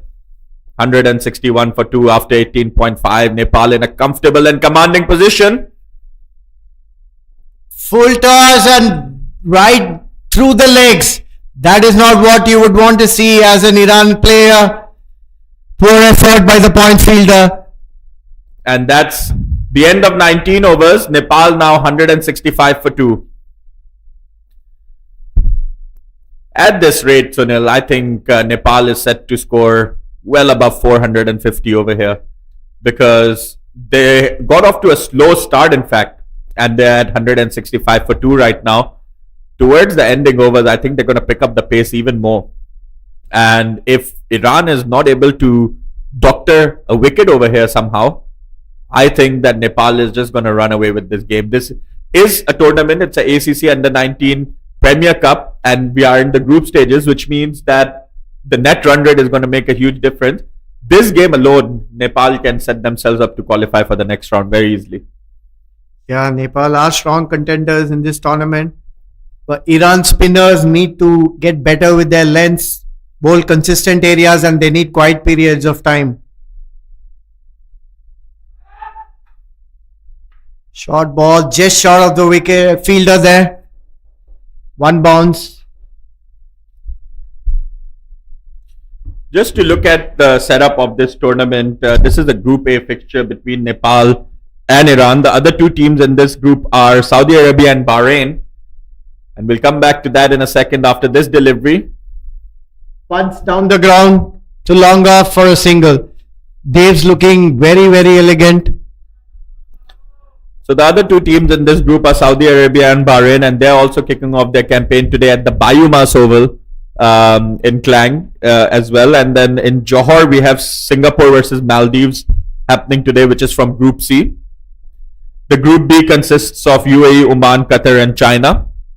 The Group C consists of Singapore, Kuwait, Thailand, and Maldives, and finish it off. Group D consists of Hong Kong, Malaysia, Japan, and Indonesia. So we see 2 fixtures in effect today from Group A. Bahrain versus Saudi Arabia and Nepal versus Iran over here. Another short ball gets the treatment. Another boundary for Dave. He's been particularly severe on short deliveries. In this Group A over here, Sunil, Nepal is definitely going to be strong contenders to qualify as the top place team, but it's going to be tight between Saudi Arabia, Bahrain, and Iran for the second place. I think it's going to be a competition between Bahrain and Saudi, really, with Bahrain being slight favorites. And as we talk about that, Excellent shot inside out. Over extra covers for another elegant boundary. Dave Canal is just running away with this game over here. He's reached 95 or 57 deliveries now, Dave. And Salman Sheikhi, who got off to a good start as a bowler, is now, even when the batsman begins to take you apart like that as well, they'll do some damage to your confidence, is now looking not as fluent anymore. So Dave Canal has reached 99 of just 58 deliveries. One away from his 100. Dave Canal on strike. And picks up the single. Very well deserved 100 by Dave Canal as he raises his bat in celebration. The jubilant Nepal dugout. Dave Canal looking up to the skies and scoring at 100 in very quick time. Only 59 deliveries, pardon me. It took him to get there. And it's only the 20th over, 20 gone, 176 for 2, Nepal. So 100 coming up in 20 overs. If Dave Canal stays out there, I think he's looking good for a double turn over here today. Absolutely. He has a lot of time and we just hope he has the focus, concentration and energy to go on and on, bat on and on. As I mentioned, the only thing standing between Nepal and that big score today is the weather. If these guys can stand the fitness test out here today, Nepal is going to get big runs over here today. Yeah, Iran on the other hand definitely need a breakthrough from their spinners. Another full toss. Go for a chance for the fielder and he takes it. Much needed break for Iran. Zaid Raisi, the fielder over there in the deep mid-wicket region, taking the catch, making no mistakes. And this is what we were talking about, Sunil. They have to take their chances if they come their way. That chance, not going begging this time around for Iran, picking up that opportunity. And as we were heaping all this praise onto Dave Canal, unfortunately has lost his wicket, missing out on a full toss this time, Dave. Soon after getting his 100, but what a magnificent century and knock it has been for Dev. Been very, very severe, both on the front foot and back foot. A classic century comes to an end. Yeah, after you get your 100, you oftentimes see batsmen just going from the word go. That's what Dave was looking to do. Unfortunately for him this time, missing out on a full toss. It was not a great delivery. But the fielder, most importantly, Zaid Raisi, the vice captain of this side, not making any mistakes in the deep, taking that one comfortably. We saw over here from the commentary box right under our noses, he settled himself well under the ball.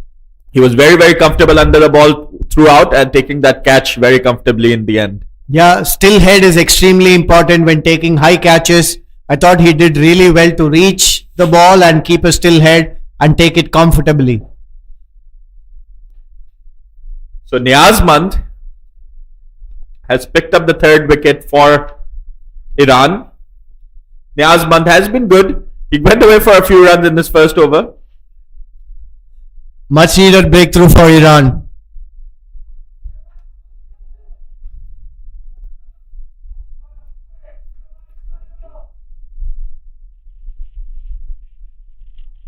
New batter in Deepak Prasad Dumre for Nepal. Is a wicket-keeper batter for the Nepal under-19s. Deepak Dumre coming out there in support of Deepak Bohara, who's already out there for 63 runs off 53 balls. Deepak Bohara, I should say, looking very comfortable out there at the moment. Another player that looks like he's set to score a ton over here today if he stays out there. In white ball cricket, Umair, it's important. Sloppy effort on the field should not have been a single. That was an easy gift.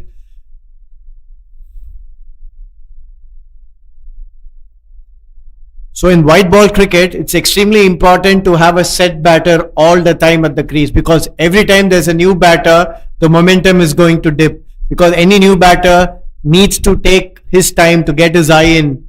So it's important that they always have a set batter to get a big score, at least in one end.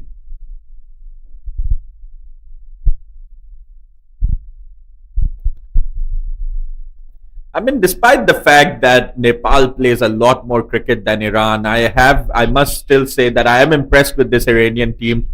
They've not really let their heads down. They've stayed active in the field, as you can see still. Misfields and drop catches are going to happen at any level in cricket. Beautifully picked. Nicely punched between the covers for a boundary. Deepak looking to continue where they've left in terms of scoring the boundaries every over. And that's the end of the 21st over. Nepal over here, 184 for 3. Once again, Nepal just looking very, very comfortable. But as we were saying before that boundary, Iran, despite the fact that they probably play a lot less cricket than Nepal, they have looked very impressive, and drop catches and misfields are going to happen at any level. But it's very important that they don't let their heads down. I think they should set themselves a challenge over here that they're not going to concede 400 runs. You know, that will be a good place for Iran to start. Yeah, they did start off well early in the innings, but then there were some lapses on the field. As you said, that's bound to happen. Now the key part is how much are they going to sustain their energy with, because 50 overs is a lot of time, and especially with the opposition on top with 184 for 3 in just 21 overs, they have their task cut out. Change in bowling. I think we're going to see some pace again.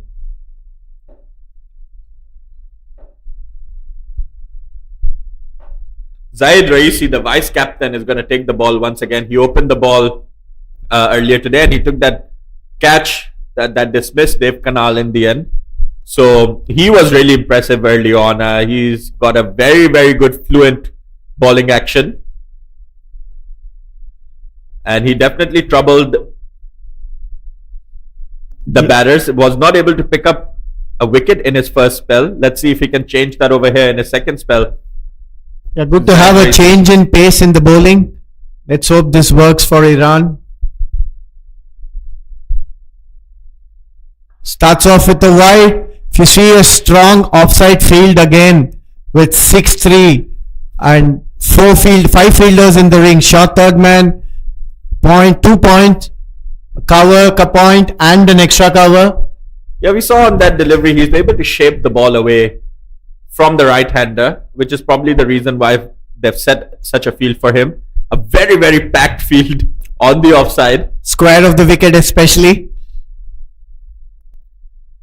Yeah, they've got a short third man, a backward point, 2 backward points, I suppose you can say, and a point. Yeah, very strong square field.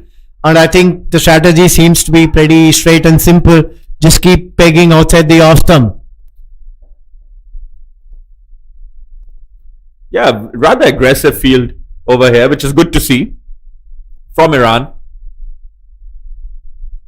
Let's see if he's able to produce the deliveries. Excellent delivery, played and missed. A beaten after a long time, I must say. And he's charged up. He ran up all the way to the batter. Gave him a little bit of the eyes. That's what the contest is all about, right? I must say, I'm really impressed with the field that Iran have set over here. They are looking to attack. They are not on the back foot at all. I think they've also realized that when you are conceded 185 runs, one of the ways to reduce the other side is by getting wickets. Yeah. I think this is smart cricket. They just kept the field square of the wicket on the offside, packed that spot, and trying to keep the batter pegging in that area. Zaidi doing a good job coming back for his second spell. And Sunil, this is quite unorthodox. This is not the kind of field setup that we see regularly in one-day internationals. 4 fielders a square inside the ring. Inside the ring. Yeah. So interesting strategy from Iran. At least they're switching things up over here, which is good to see. High in the air, chance, the keeper calling for it and takes it beautifully. Excellent catch under pressure. Much needed breakthrough for Iran. Nepal lose their 4th wicket. I think that wicket, Sunil, that is not a stroke of luck. That was very, very well planned dismissal, I must say, from Iran. Really impressed with the team management to come up with such a plan. Talk to me about that dismissal, Sunil. Why was that so well planned? I think it's the dot balls, right? So they had the field, they were keeping in the right areas, they didn't try anything fancy, kept bowling all the balls outside the off stump to the field, and the batter, after 4 dot balls, felt a little bit of pressure to unleash something which was not meant there. And this is how you work a batter out. Full marks to Iran. I think they've come back very well to pick up the 4th Nepali wicket. I think that was a very unorthodox and a very, very good plan by Iran. Really, really impressive. Not something that you see every day. So that was a really smart piece of work. And if you are coming into a tournament as an underdog, that is the kind of work that is going to either win you games or, against a play, you're going to pick up wicket because you're going to have to do something out of the box. And that was out of the box from Iran. Yeah, as I said, it's all about the intent, right? Whether you're a batter, bowler or a fielder. That time, credit to the keeper. I think the ball went fairly high and he was sensible in giving a call and stayed calm under pressure and caught it very, very effortlessly. It would have been a shame if they dropped that one, Sunil. There were 5 fielders in that region. We have a left-handed batter. I always felt a left-hand, right-hand combination works well because the bowlers and the fielders have to constantly switch and it's not going to be easy adapting.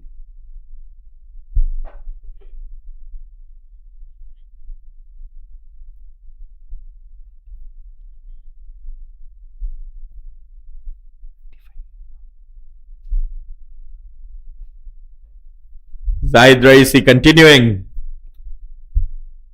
around the wicket to the new batter. Deepesh, the new batter, Deepesh Kandal.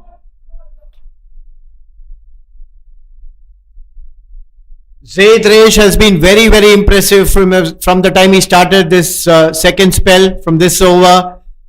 And he has quickly adapted his line for the left-hander as well. That's a good start for a left-handed batter first up.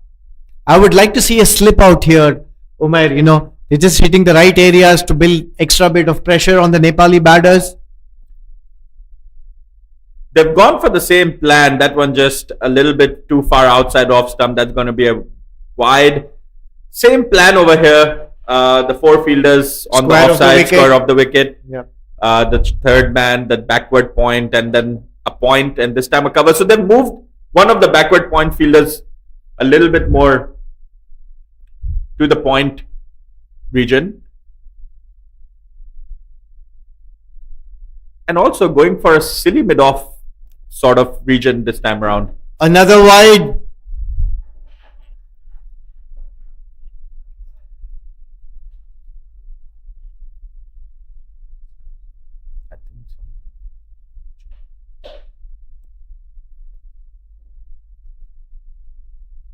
Zahid Raisi has been quite impressive. 3.5 overs, 15 for 1.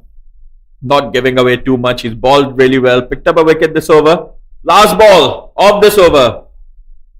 Flicked elegantly to the square boundary for a single, and that gets Deepesh off the mark as well.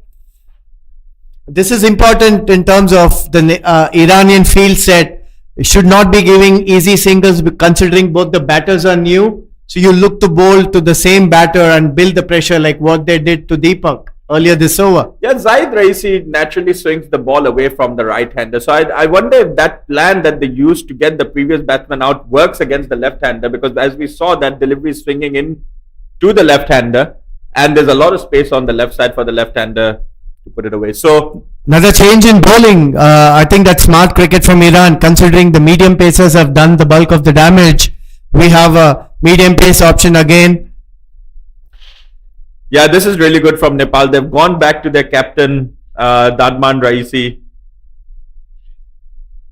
And I think that's the right option because there is a new batsman out in the middle. And Iran knows that the only way they're going to keep Nepal from getting big runs over here right now is to get the 10 wickets. So that's what they're going for. Yeah, attack is the best form of defense. The more wickets you take, it's going to put a stop to the scoring rate. That's the best way to curtail in white ball cricket, in current white ball cricket. I would still like to see a slip for the new batter here, Umair. Yeah, certainly. And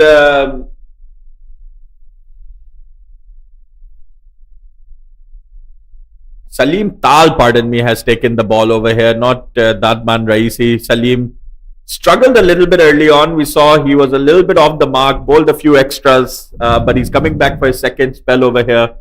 And more importantly, it's a change of hand. So it should be better off for him, and that's most required for Iran. If he's going to have a good spell, pick up a couple of wickets, it's going to be more than handy.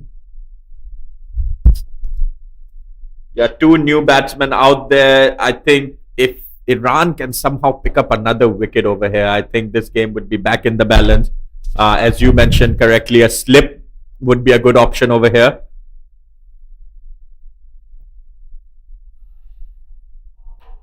That beat the fine leg fielder, and that's going to run away to the boundary for 4. That was easy picking. Wrong line again. The left hand, right hand batter combination working to Nepal's advantage. Tal struggling here. Yeah, Salim has really struggled with his line specifically today. We saw early on he gave away a lot of wides. This time, once again, straying down onto the leg side a little bit, and the batter just guiding that down for a 4. That's a better delivery. Well, unlucky. Took the edge. Past the keeper for a boundary. We have a look at the replay over here, Sunil. This is what you were talking about. That was a first slip catch right there. And we were talking about how there should have been a first slip in place. I think that was right into the hands of the first slip if we had that fielder. And when you've got your opponents 4 down, 2 new batters, the mindset was right in the last over when they were attacking. I think they should definitely be going for the attack over here as well. We still see no slip. Again, struggling with the line. Oh, no ball in fact. Going to be a free hit. Not good news for Iran here. So more freebies over here for Nepal, and this will be really good for Deepak Dumre because he gets a ball that he can't get out of, and he'll be looking to smack that one away for 6. That'll go a long way in helping him settle on the crease and help him with his confidence. Salim running in for the free hit. That's smashed away. That's going to go all the way. What a pick. What a pick over mid-off. That's gone all the way for 6. Brilliant strike. This Nepali batters have utilized all the free hits. They've had maximum in all the free hits so far in the innings. That's commendable. Yeah, that's right. They've really not missed out on free hits. There have been one too many free hits that have been given away to them as well, and utilizing every single time. So that will really help Deepak Dumre with his confidence. Salim Tal running in. Another thick outside edge. I think putting the ball in the right areas is still giving the bowlers something off the pitch, and I believe they should have a slip to put pressure on the batters.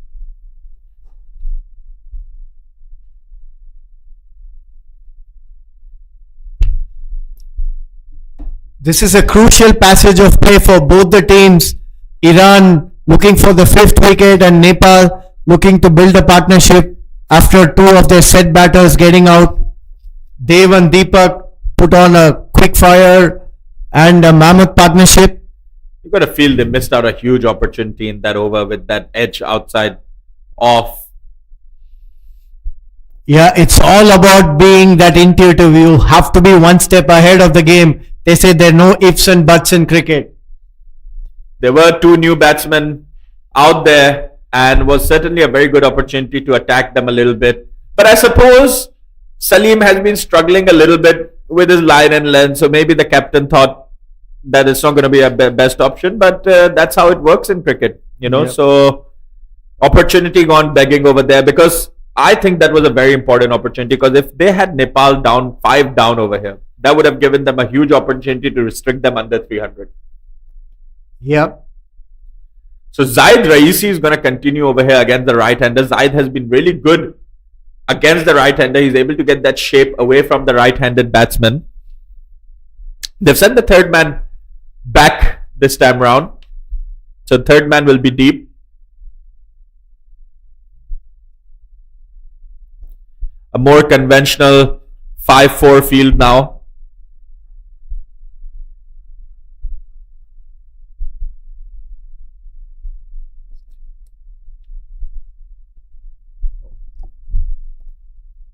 Six-three rather. The three deep fielders, fine leg, deep mid wicket, and long on outside on the leg side.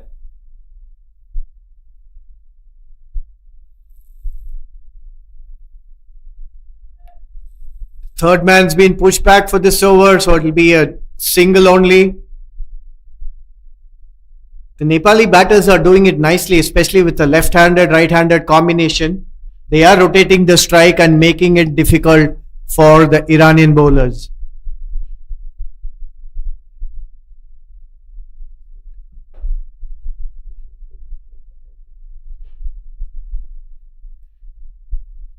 So 23.2 overs now gone. Nepal still comfortable at 206 for 4.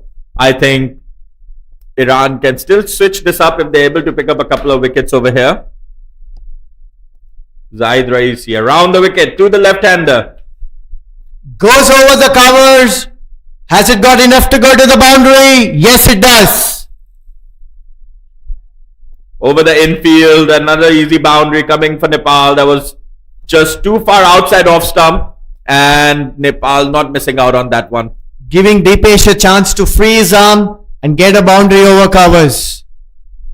Yeah, that's the first boundary from Dipesh as well. That'll give him a little bit of confidence. So, not the kind of delivery you want to be bowling to a completely new batter who's only faced 5 deliveries, but easy one for Dipesh, getting a boundary.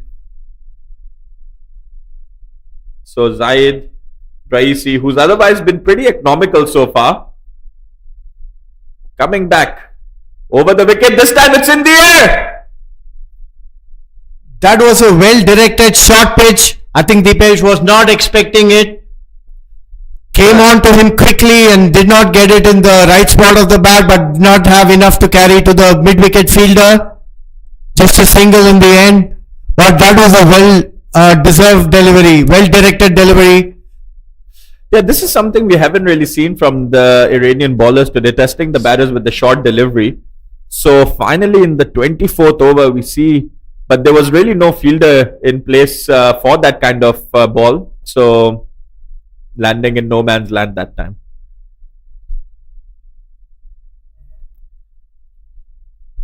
But Quick single on the front foot.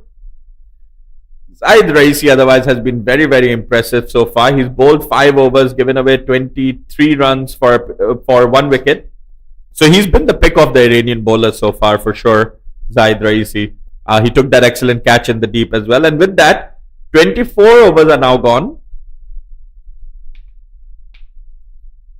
Rather, there's one more delivery to come, pardon. Zaid Raisi is just going to finish this one off. So 23.5 overs gone. Zaid Raisi has given away 23 runs for the return of 1 wicket. Very economical so far. Last ball of this over. And excellent effort, that steaming in his 5th over and ending it up with a good, well-directed bouncer. Zaid is really beginning to bowl some of those bouncers. It's a shame that it's coming only in the 24th over. Would have liked to see that earlier on when he opened the ball as well. But nevertheless, a good end of a very good over from Zaid Raisi. 24 now gone. Nepal 212 for 4. Zaid Raisi out of his 5 has given away 23 for 1 and picked up that fantastic catch in the deep mid-wicket region earlier to dismiss Dave Kanal. So he's really been the pick of the bowlers, and he's definitely one of the better players on the Iranian side. So they'll be looking to him to get a few more over here. And mind you, it's never easy for a pacer to bowl bouncer in the last delivery, because the bouncer takes effort for a regular or a normal 2 deliveries. So and him bowling his fifth over. I think that was a super effort, bending his back, well directed bouncer to end the over. Yeah, he's a tall lad as well. His height definitely helps him with those deliveries. But as you said, towards the end of your over, you're also running out of gas a little bit. You've just steamed in for 5 deliveries. Definitely not easy. So, well done, Zaid. And it's going to be a continuation from Niazman.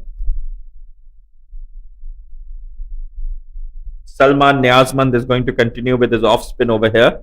So, only one over coming from Dadman Raisi. I think they went back to their paces after 2 new batters came in just to try and attack the 2 new batters. But there haven't been any fall of wickets. So they've gone back to their spinners. Salman Niazman. Full toss. And this time missing out a little bit Nepal on that full toss. The length will continue for the Iranian spinners. They haven't been able to find the right length today. Been touch short or a tad full up.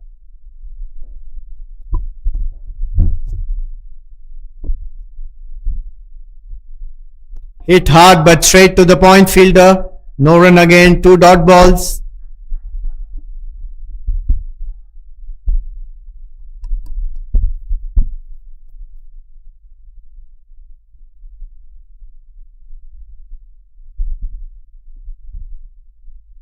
Another full toss, smacked over country for a maximum.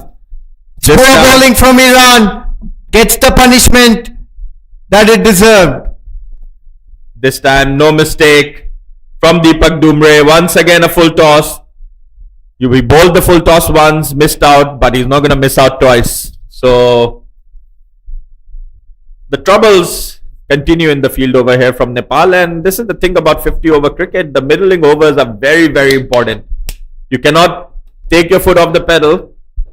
Salman over here, this time down the leg side, and that's going to be a wide. So Salman struggling a little bit over here with his off spins. As you said, Umair, the fielding team cannot afford to give so many boundaries and sixers in the middle overs. Those are the times you look to concede only the singles and twos and try to keep the scoring rate lower after the restrictions are gone. That was a much better delivery, beating the outside edge of the batter. A dot ball, a rare dot ball over here for Iran. So, and what we've been seeing is if they are hitting the right lengths, there is still something off the pitch for both the spinners and pacers. Once again, a little bit down the leg side. Half scoop, half sweep for a single to fine leg.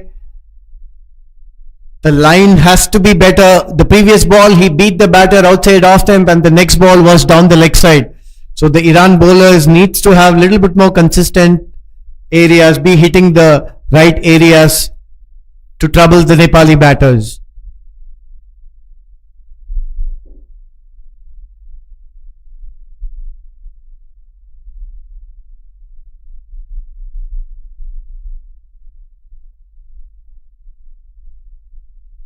Short ball, but a little bit well directed, better directed on stump line. And that's the end of the over. Nepal are 220 for 4 at the end of 25 overs. So we are halfway through this innings. And at this stage, Nepal looking very, very comfortable at 220 for 4.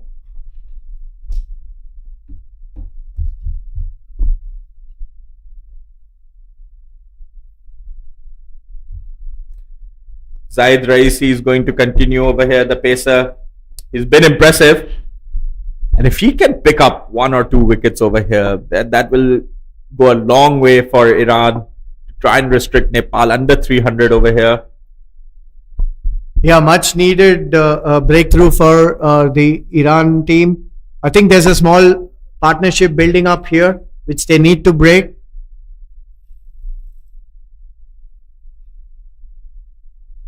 And timed beautifully to mid-off. A well taken single. The left hand, right hand combination working well for Nepal.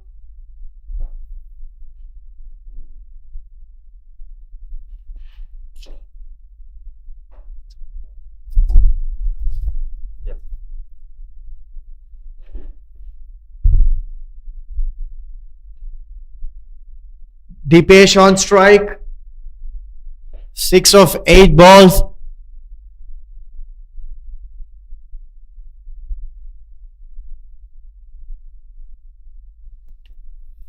Another wide. The left-right combination not helping Iranian bowlers. They're struggling to adapt to the line.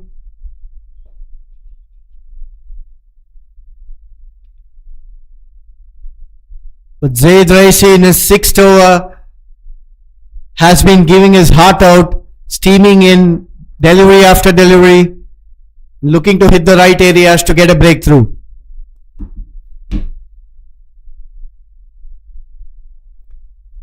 Certainly has been the pick of the Iranian bowlers. That's sloppy fielding. That shouldn't have been a 2 inside edge. The mid-wicket fielder slow to get to the ball and the batters race for the second.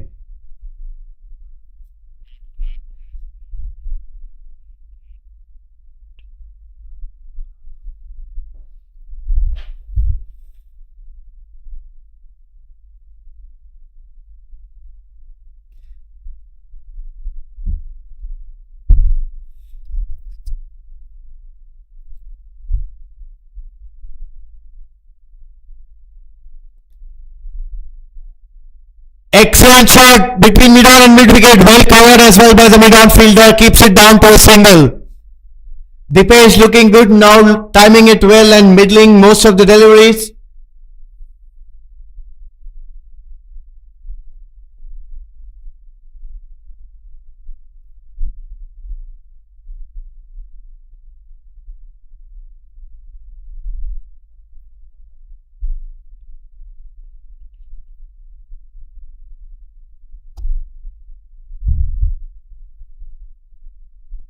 Shot and pulled in front, but just a single to long on. The scoreboard sticking, and so they're rotating the strike nicely. The Nepali batters making it difficult with a right and left combination for the Iran bowlers.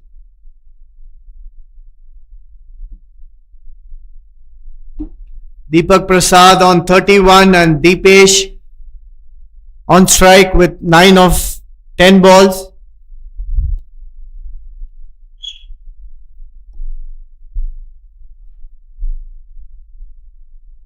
Iran have done well to pick up 4 wickets, and I'm sure if they can pick 1 or 2, will slow down the run rate and give themselves a fair chance to restrict Nepal.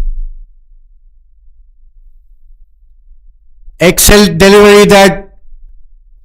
Yeah, from the warm-up games, what we've seen, Sunil, is that bowling seems to be the strength of the Iranian side. They played 2 games against domestic clubs over here in Malaysia.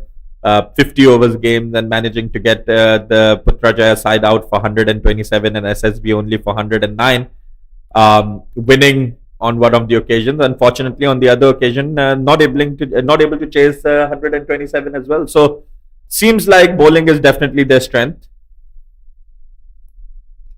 And with the way that Zaid Raisi has bowled over here, he looks like a very impressive tall fast bowler. Yeah, seems all hearts steaming in over after over and trying to hit the right channel. That brings the end of the over. Nepal 226 for 4 at the end of 26 overs.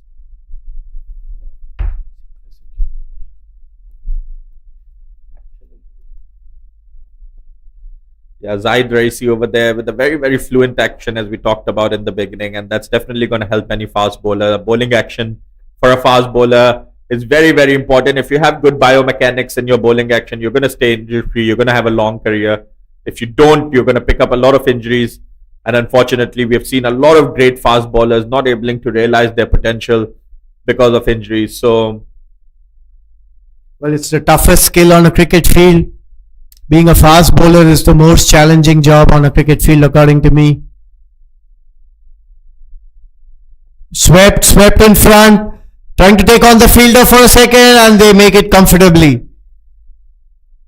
Yeah, no doubt. Fast bowling is definitely an art, as they say. And once you learn a little bit about the biomechanics of a fast bowler, how much goes into it, you know, your shifting of load from your back to your front foot, the lateral flexion, and all of these things that go together with the biomechanics of a fast bowler, you begin to realize how hard of a skill it really is. Nicely driven straight down the ground for a couple. Deepak Prasad Dumbre looking very impressive here. And these two have been running well between the wickets. They are constantly looking out for that extra run and taking on the outfielders and every chance of getting a double. It's a no ball signal. I think one fielder shot inside the circle. Yeah. There has been signaled no ball by the umpire because I believe they had too many fielders outside, and now you see the fine leg fielder running into the circle. So that was signaled a no ball. That's unfortunate for Iran. And they actually got away with it for one ball, Sunil. So umpires only realizing after the first delivery that there are too many fielders outside. I think maybe the batters pointing it out to the umpires. That was a very, very well directed ball. Right up to the batter, not giving him room to get underneath or go over the ball. I think for the first time we saw Nepal miss out on a free hit over here today. Otherwise they've put them away. Full toss, smashed, overshot mid wicket for a boundary. Again, the length not being right by the Iranian bowlers, punished by the Nepali batters. Lucky escape this time. No, not signaled no ball because that did look like that was above the waist height once again, but umpires not signaling it this time. So that's only going to be a 4 this time around. Salman not getting his length right. Overall, the Iranian spinners have not been able to get the lengths right today so far. The Iranians also feel like they're beginning to fall behind the over rate over here, Sunil. 2 hours have gone by. They've only gone through 26 overs. Another full delivery. This time straight to the fielder at deep mid wicket. A fumble and gives another extra run. That sloppy effort in the outfield. I think the allotted time is 3.5 hours to complete your 50 overs, Sunil. And we saw a signal there from the umpire to the captain of the Iranian team to kind of start moving the things along. In 2 overs, they've only gone through 26.3 overs. So well behind the over rate at the moment. That's a much better delivery. Yes, I think that's why they are trying to keep up a spin. Although the medium pacers have been effective, all the wickets fallen so far have been picked by the pacers. Yeah, and I think the penalty these days is that towards the end, if you're behind your over rate, you're going to have one extra fielder in. And that can be very damaging for Iran. If in the last 1 or 2 overs, they have to have an extra fielder inside, it's going to make it very, very easy for the Nepali team to score freely. Yeah, the infield penalties have changed the dynamics towards the end of the innings. Physio running onto the pitch. It seems a little bit of attention is needed by the keeper. I believe the keeper has been struggling because he's got hit on the hand a few times of Zaid Raisi's bowling, and we saw him struggle with that. And he's been playing with that for a couple of overs, maybe not able to take it anymore, and a little bit of physio work required on his hand. And that nicely gives a break to the Nepali batters as well, just to catch a drink.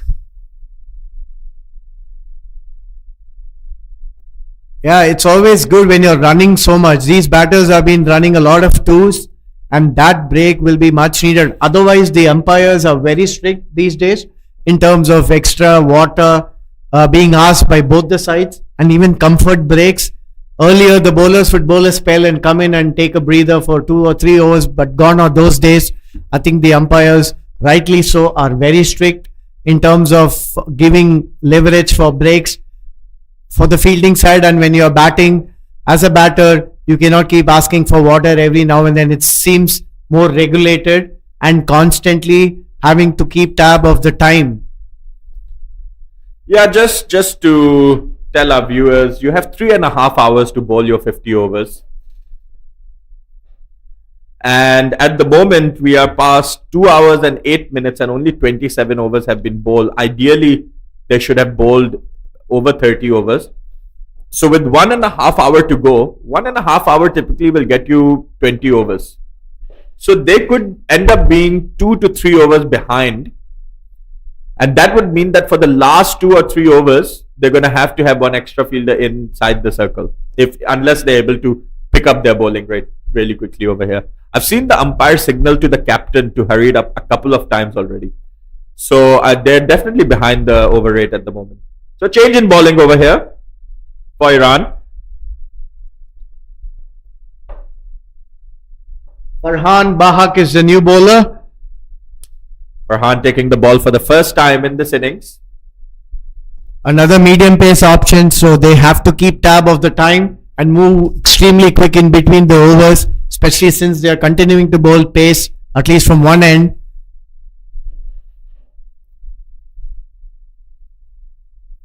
Running in over the wicket, the right hand pacer.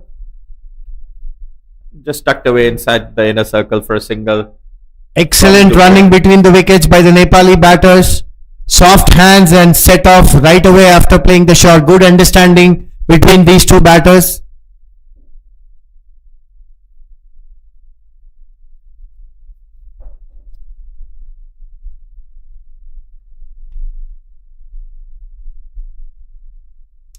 So Deepesh Kandal now taking strike against the new bowler Farhan Bahak.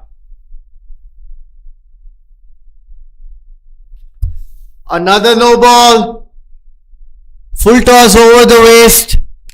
And you can see Deepak Kandal wanted to come back for a second run because he wanted to be on strike for the free hit. Unfortunately, I don't think there was a second run in there. So Dumre will take strike, and Dumre on 41 from 25, building a really good innings over here. Dumre, the left-hander, and an opportunity for him to go to 57.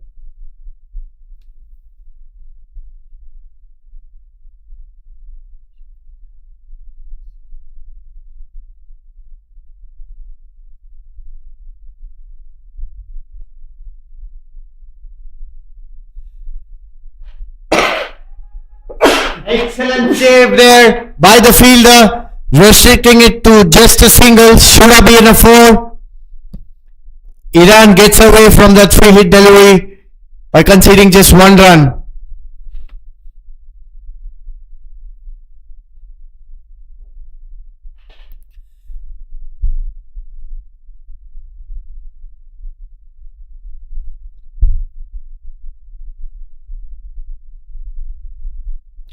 Full pitch, smash down the ground, 1 bounce into the fence.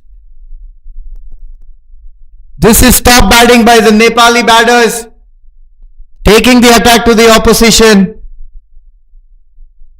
Walking down the pitch, taking it on the full, clean, straight strike, 1 bounce onto the fence.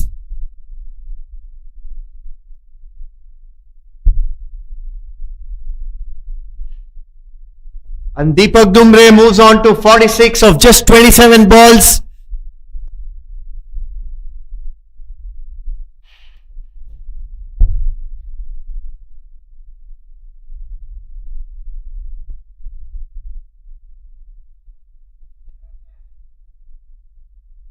Almost carried to square leg, that one. Half flick, half sweep.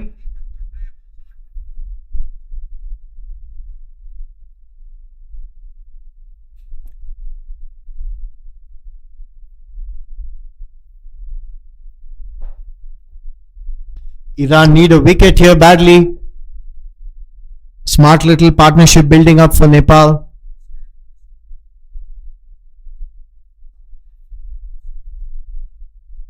Beautifully driven, but trade to covers, just a single. Last ball of the over to come from Farhan Bahak.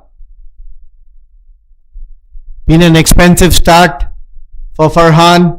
Conceded 9 in his just 5 deliveries.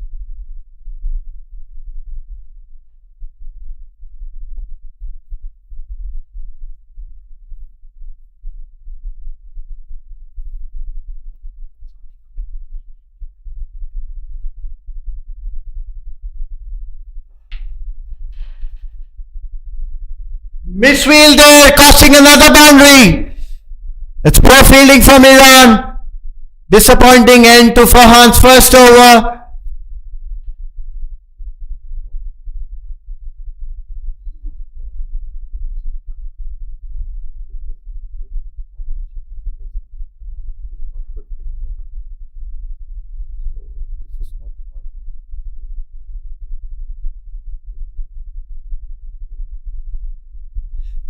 28 overs gone. Nepal 249 for 4.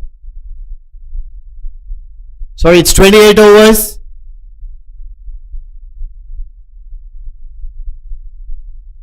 Deepesh, the left-hander, batting on 15 of 15 deliveries, and Deepak, the more dominant right-handed batter in the partnership, 47 runs of just 29 balls.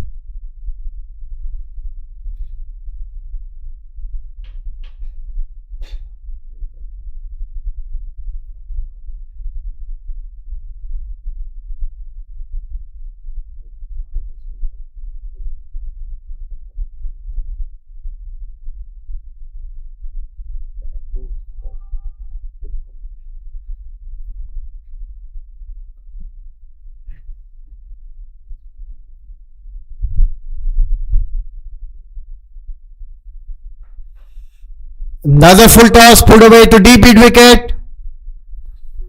Taking on the fielder for a quick 2.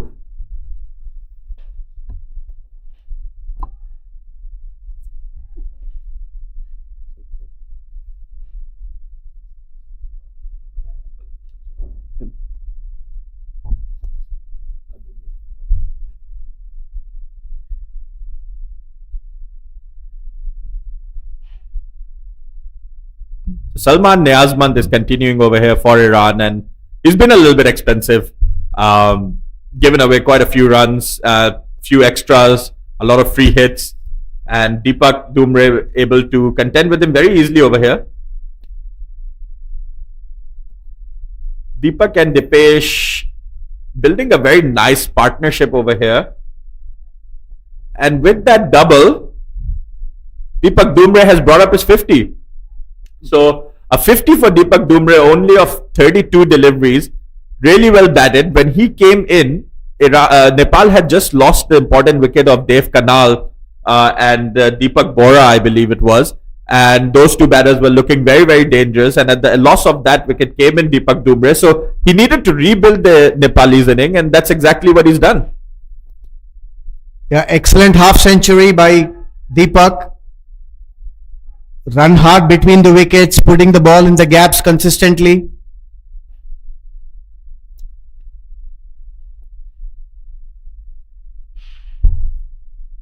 Excellent pick over mid wicket, well fielded in the outfield, but a comfortable throw for Deepak.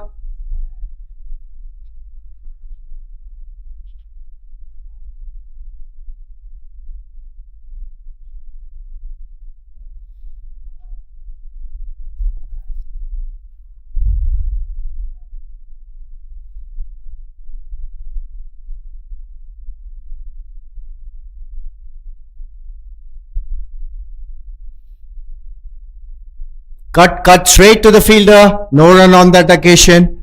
The point fielder does well. That's the end of the over. 29 overs gone. Nepal 253 for 4.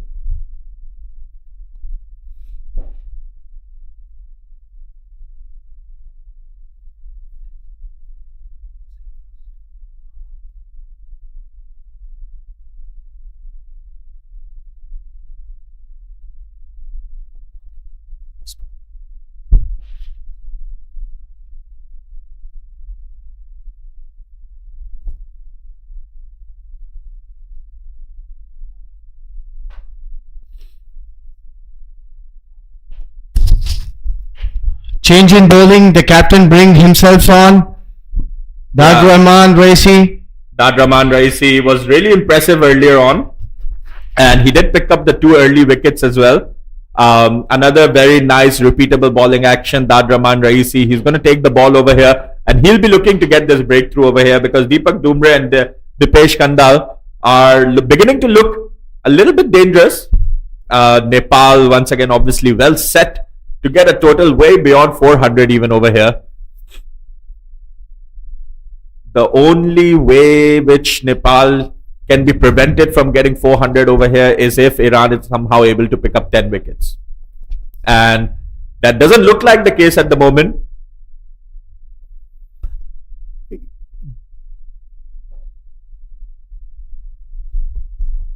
Both the batters looking solid, and their running between the wickets has been excellent. Good understanding between them. rotating the strike nicely.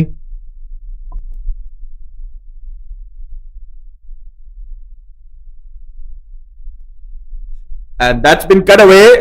There's a chase from the fielder, and that's an excellent effort in the deep there by the third man, saving a boundary there for his team. Only 2 runs picked up by Nepal. But Sunil, in these middle overs is where you really begin to see the skill gap between the two teams. Obviously, Nepal plays a lot of cricket throughout the year. You can see that the Iranian team is just not able to penetrate through the Nepali batters over here.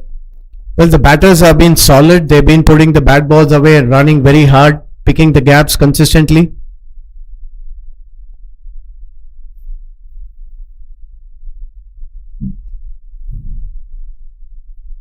They look technically sound as well, negotiating the bowlers.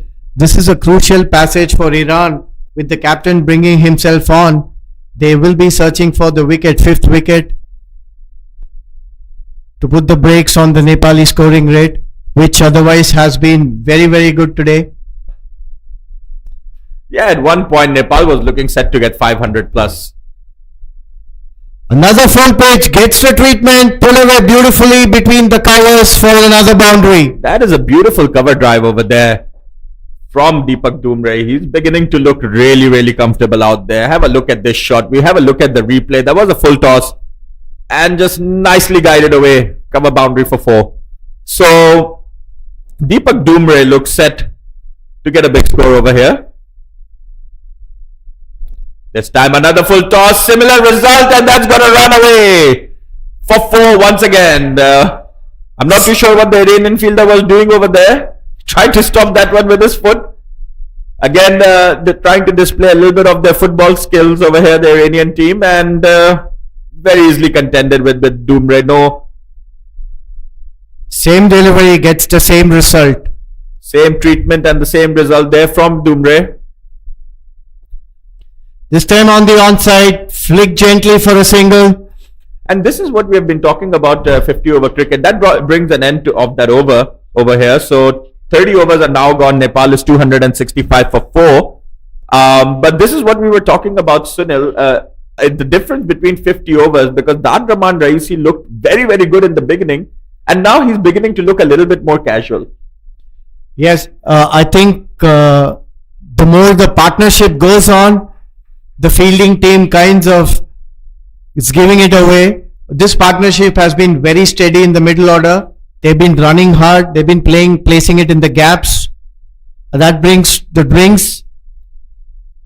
Nepal 265 for 4 at the end of 30 overs.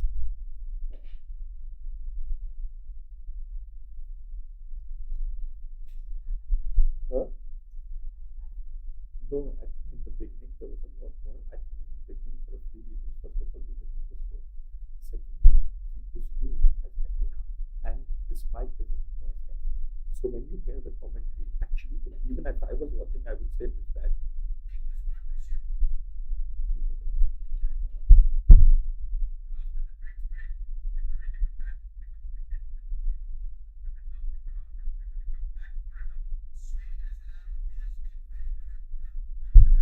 Yeah, it's breaking. So what I'm doing after this match, right, I'll send you like the previous series that we did. Listen in how much clarity there is in the box. Over there, there's no clarity because of these mics and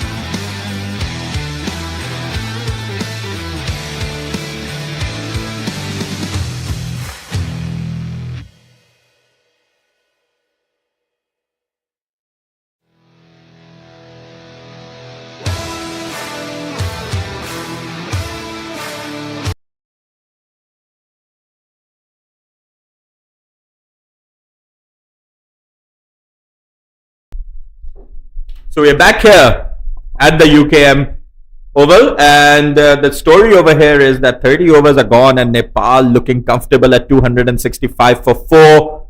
Deepak Dumre is out there who scored 62 of 40 deliveries, and he's getting great support from Dipesh Kandal, who's got 16 of 16. And at the moment, you got to say that Nepal is on top of this game. It looks like they're going to get well over 400 runs at the moment, and maybe even push that 450 barrier. And you never know, if these two stay out there, they might even push the 500 barrier, because they need only another 235 from 20 overs. They have certainly shown that they're capable of doing it, the Nepalis, and that coupled with the Iranian bowlers struggling over here with their line and length a little bit is definitely going to give Iran a good platform to go ahead and get that big score.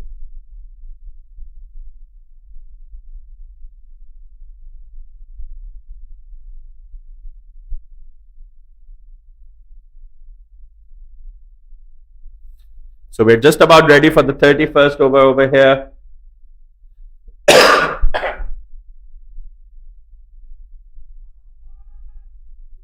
$20 more overs to go over here. Saman Riazmand is going to continue with the ball. He's been quite expensive today. And Deepak this time just getting a single and getting off strike.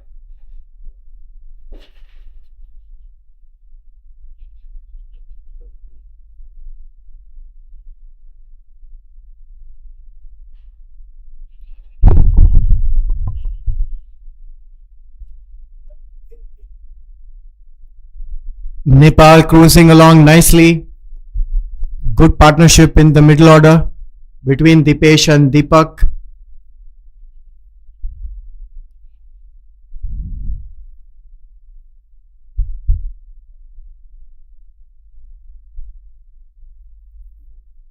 More runs, more extras. That will be wide 3, way down the leg side. No chance for the keeper to collect. Iran bowlers have to cut down on the extras. Swept fine to the short fine fielder for a single. Nepal in total control now.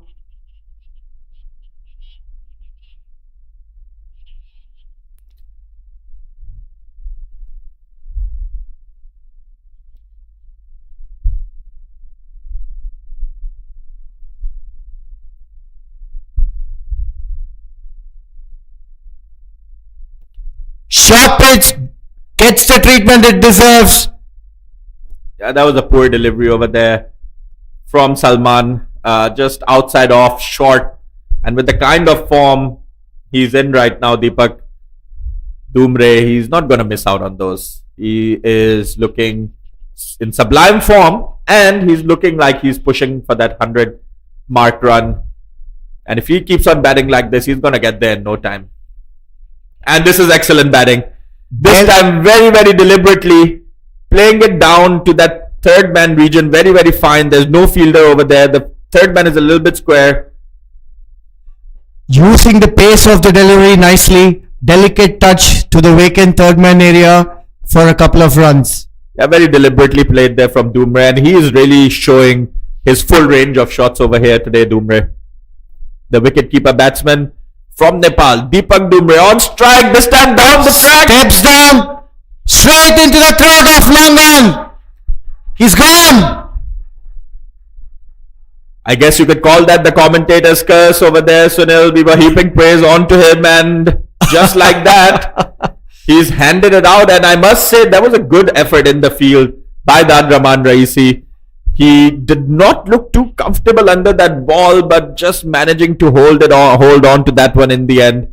And we see the back of Deepak Dumre, really well batted by Deepak, getting 69 or 43 deliveries, maintaining that strike rate of 150 plus. Deepak. Yeah, promising innings comes to an end.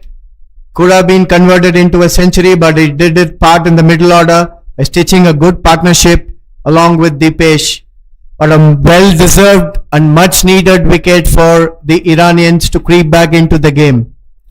Yeah, you're right. He'll definitely feel disappointed to miss out on the 100. I think looking at him from here in the commentary box, he looked well set to get the 100. He was playing very, very fluently, and that wicket just a little bit against the run of play. That ball was definitely there for the hitting. He went for the shot, but just unable to clear the long on fielder over there, and Dadraman Raisi taking a very good catch. So once again, credit goes to the Iranian team because they haven't really dropped many catches. They haven't gotten many catches, but the ones that they have gotten, they haven't dropped. And that will boost the confidence a little bit. I think this Iranian team is definitely a bowling and a fielding side. So the new batsman in now.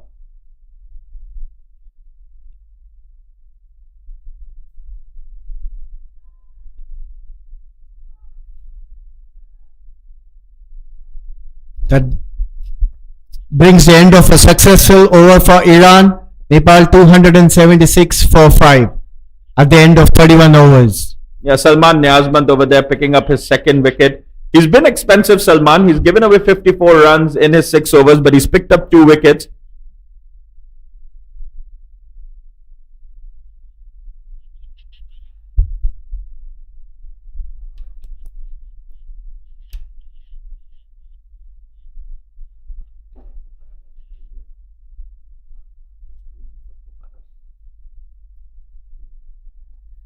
So Deepak Bohara has come out to bat. There are 2 players named Deepak Bohara on the Nepalese team. So this is the second Deepak Bohara that has come out to bat over here. Change in bowling. Salman, the left arm spinner comes on. Dipesh sweeps in front of mid wicket for a comfortable double.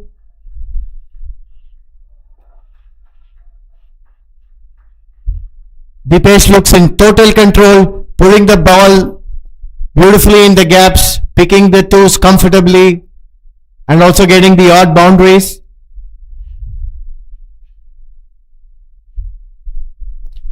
Full pitch, another no ball, dispatch away, 2 bounces to the boundary.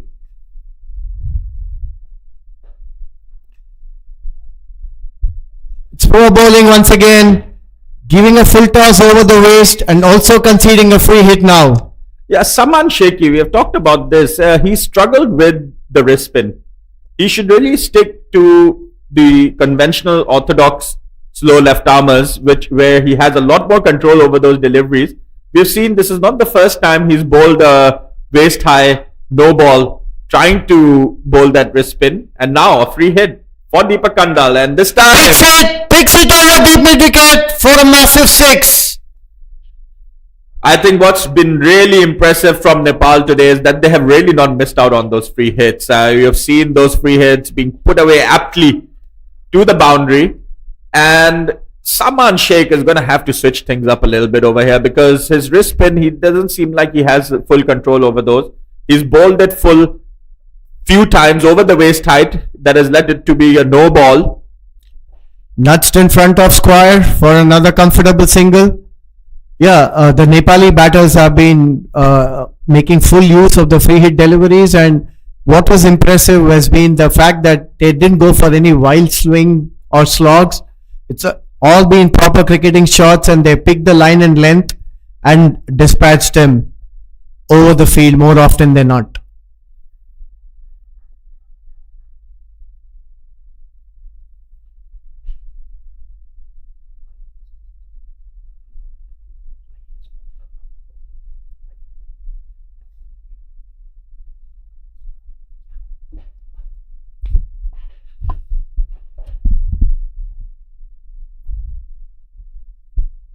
Dipesh is looking extremely solid, 29 of just 21 balls.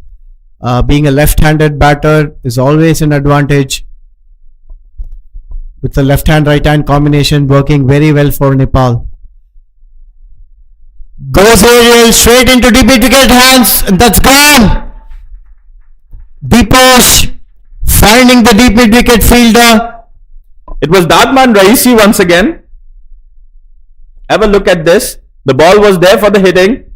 He tried to sweep it over the mid-wicket fielder, but finding it finding the fielder and straight into the hands of the fielder. And once again, Iran not making any mistakes with the catch. So the ball is actually finding Dadman Raisi in the field, who is definitely one of their better fielders. So that's been lucky as well for Iran. But what's been good as well is that they haven't missed the catches. So when you're playing against a stronger opposition like Nepal, you cannot afford to have mishaps in the field. And that's exactly what Iran have done. And the new batsman walking out now is Milan Bohara. Yeah, good catching by Iran today, both in the infield and the outfield. They've been consistently holding on to the catches and the chances that they have got. The outfielding or the ground fielding has been little sloppy, but the catching has been good. And Nepal lose their 6th wicket for 291 runs. I would really like to see Iran bring back their pace bowlers now, because there are new batters in to bat, and their paces have been impressive today as well. But what this wicket has really done at 291 for 6, Nepal was looking almost set to get 400 plus. So now Iran is a little bit back in the game. What's impressive once again from them, you see they've set an attacking field. They're going for the wickets. Big appeal and it's gone. Another wicket goes. LBW of the first ball. Let's have a look at the replay over here. Excellent delivery first up. Pitched on line. Went with the arm of the left arm spinner. So that's 2 and 2 for Saman Sheikh. We were talking about earlier in this over how Saman has to stick to his orthodox off spinners. Because that's the one that he has a lot more control over, and he's picked up 2 wickets bowling the orthodox delivery. He bowled the wrist spinner for the first 2 balls of this over, and he went away for boundaries. So Saman really has to play to his strengths. That's the end of the over. Now 32 overs are gone. Nepal at 291 for 7. At one point looking almost certain to get 400 runs, Nepal. Now it looks like Iran has just put them a little bit on the back foot over here. Yeah, the brakes are definitely on, and Umair, we discussed early on in white ball cricket, it's extremely important to have one set batter right through the innings. But with 2 new batters, the momentum has to be built again, and this Nepal will look to build little more partnership here through this.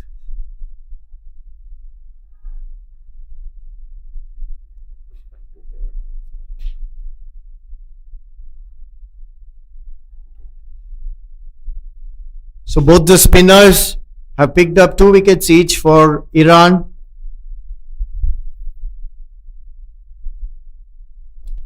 Shot, cut, but cut straight to the fielder. A strong infield on the offside. 5 men inside the 30 yards, stopping that single, and 1 at catching with close in extra covers.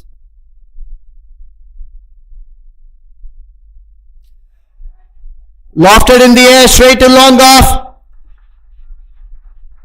Another wicket falls. Wicket number 8. And straight down the throat of long off. We have a look at the replay over here. Trying to go for the big shot and not able to clear the long off fielder. Straight into the hands over there. The fielder making no mistakes once again. Must give a lot of credit over here from Iranians in the field. The only way that they were going to restrict Nepal over here for a lower score is if they put in a good effort in the field. That's exactly what they've done. And now they're just 2 balls away from dismissing Nepal. This has been a strange game over here. Sunil, Nepal 291 for 8 in just 32 overs. It is a 50 over game. I would like to remind my viewers that this is a 50 over game. This is not a 35 over game. Nepal has 18 more overs to bat. And if they're just able to bat out 18 overs, they should easily get 360, 370 plus. But it looks like the batters just came in and went for another one. Oh yeah, I think he was looking to go straight down the ground. Didn't time it well, and it went straight to the throat of long off. Again, a good catch in the outfield. The new batter in Hemant Dami. Nepal reeling at 291 for 8. Salman picks up a 3rd wicket.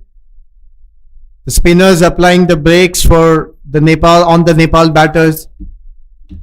Just to remind our viewers, once again, it's a 50 over game, not a 35 or a 40 over game. This is the 50 over game over here, Nepal. You have a lot of time. Short ball smacked hard but straight to the fielder. No run on that occasion. You can see the enthusiasm in the Iranian fielders. They're all charged up. Yeah, they've really pulled themselves back into this game as we see this delivery over here from Salman Niazman. Salman taking on the fielder for the good second run. Excellent running this from the Nepali batters. Straight away hit and run. Good confident calling. Taking on the boundary line fielders for a comfortable 2. Hemant Dami gets off the mark.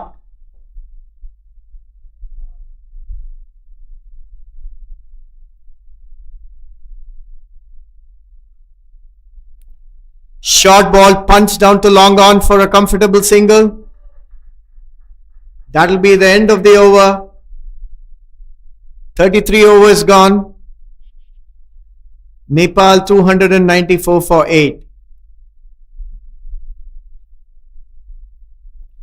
It's been a comeback of sorts by the Iranian bowlers. Nepal has had good partnerships at the top of the order and they will definitely want their tail to wag now to get few more runs, and more importantly, lot of overs still left in the game, 17 more, and they would want to utilize the entire 17 overs.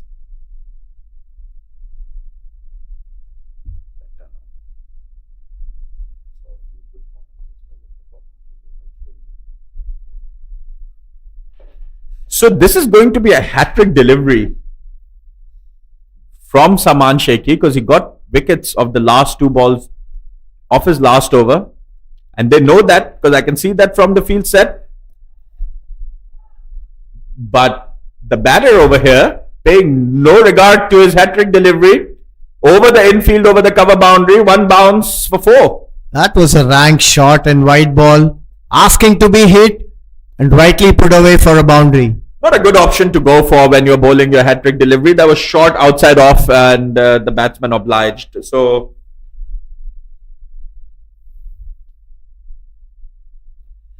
overcompensating this time with a full toss.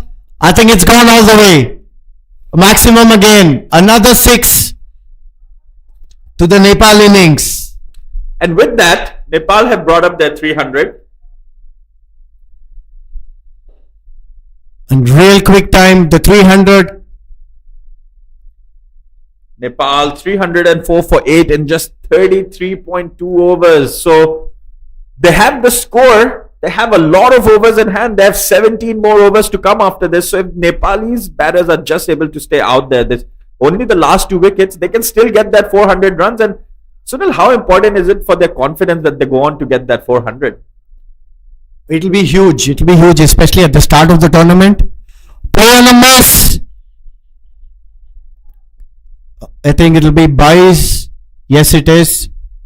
1 run buys. This was a much better delivery, hitting the length. It's all about getting the consistent length for a spinner. But full marks to the Nepali batters. They've been extremely severe on anything short. And they dispatched all the bad balls away. Yes, they did get a lot of full tosses, but they still have to be put away. Glanced in front of square for a comfortable single.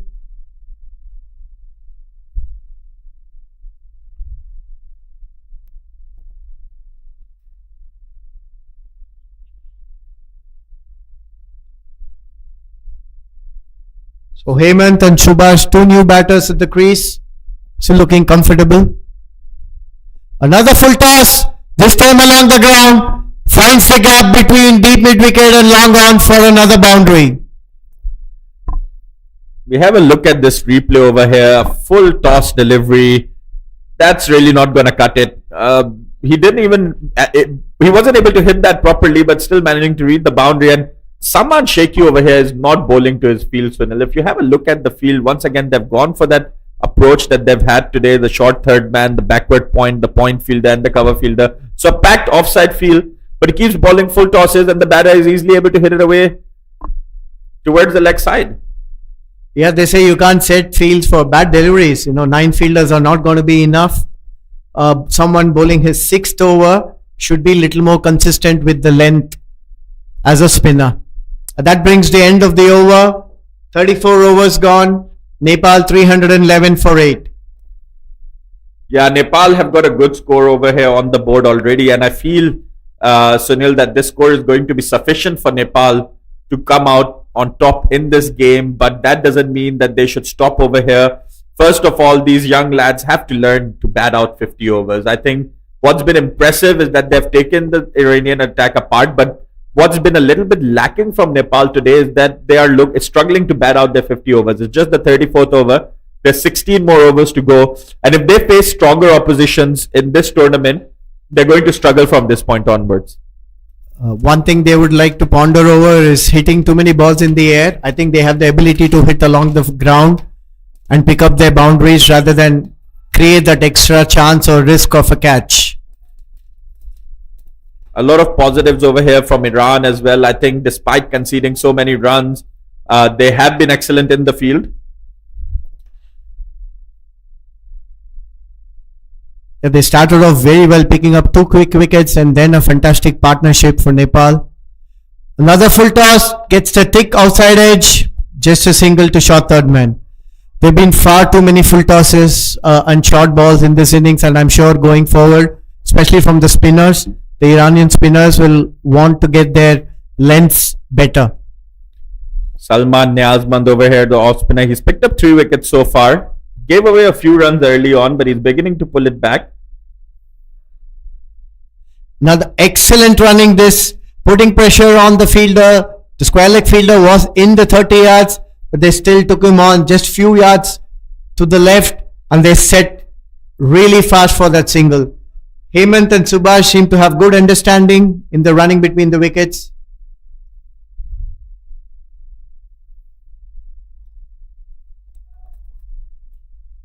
And I think dot balls are the way wherein they can build the pressure and make the batter do something much better. Lengths that Salman's been good, having picked up 3 wickets.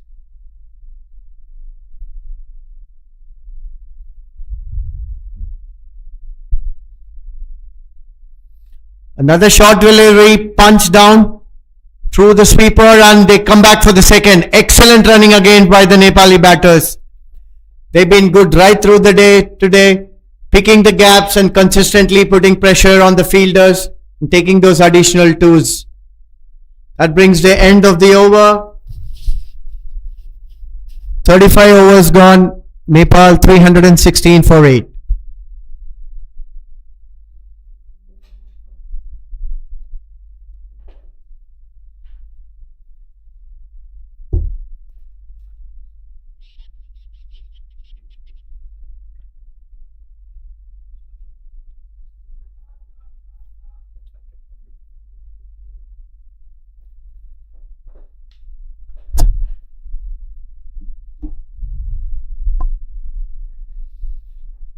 Short ball again and cut straight to the fielder. No run on that occasion.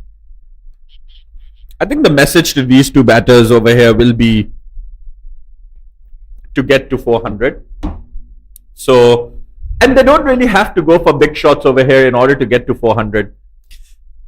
Cut hard but straight to the fielder. Excellent effort in the covers once again. There's a bit of confusion there between the 2 batters. The non-striker just took off. That usually in front of square is the striker's call, as it's traditionally known. But the non-striker just taking off, but managing to get back in time. Swing and a miss. Is that really required at the moment, Sunil? Because at the moment, the target should really be for them to get up to 400. They have 15 overs to do it. So they have 88 more deliveries to come. A run a ball will get them over 400. So is that really required? That's the question. I think that's what Subhash said to Hemant. Hemant seems to have an attacking instinct. Subhash went and pacified him now after this delivery. Another strike. Very well done in the long on boundary, but they come back for the second. Again, excellent running. by the Nepali batters. They've been consistently picking the toes, hitting the ball in the gaps. And 50 overs is a lot of time, and sure they will want to complete the 50 overs to keep the Iranian fielders longer out in the field and also get to the 400 mark.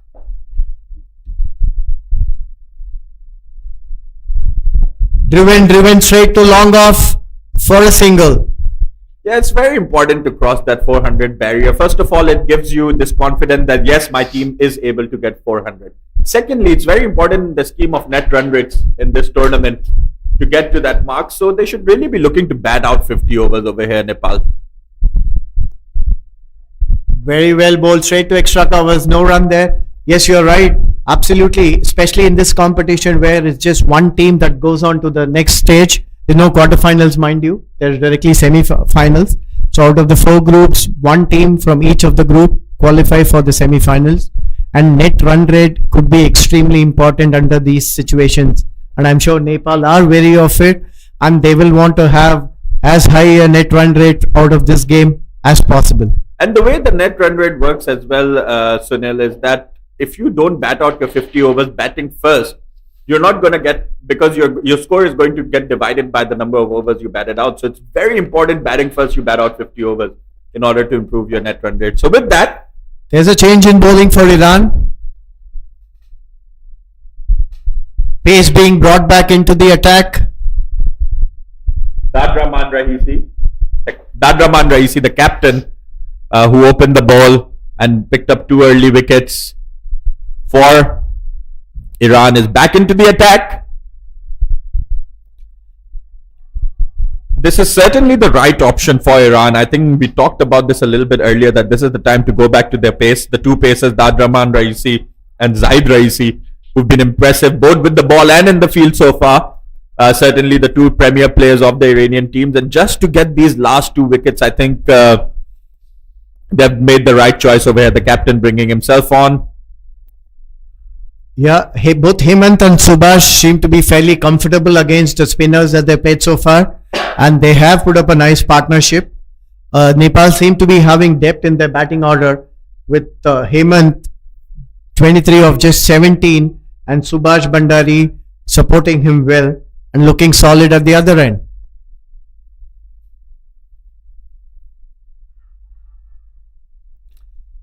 That one probably down the leg side as well once again. And yeah, it's very important that these 2, Hemant Dhami and Subhash Bandari, bat out the 50 overs, not only for the confidence of the team, but also to get to that 400 marks. I think if they bat out 50 overs, they should get over the score of 400, because at the moment they need less than a run and a ball to get there.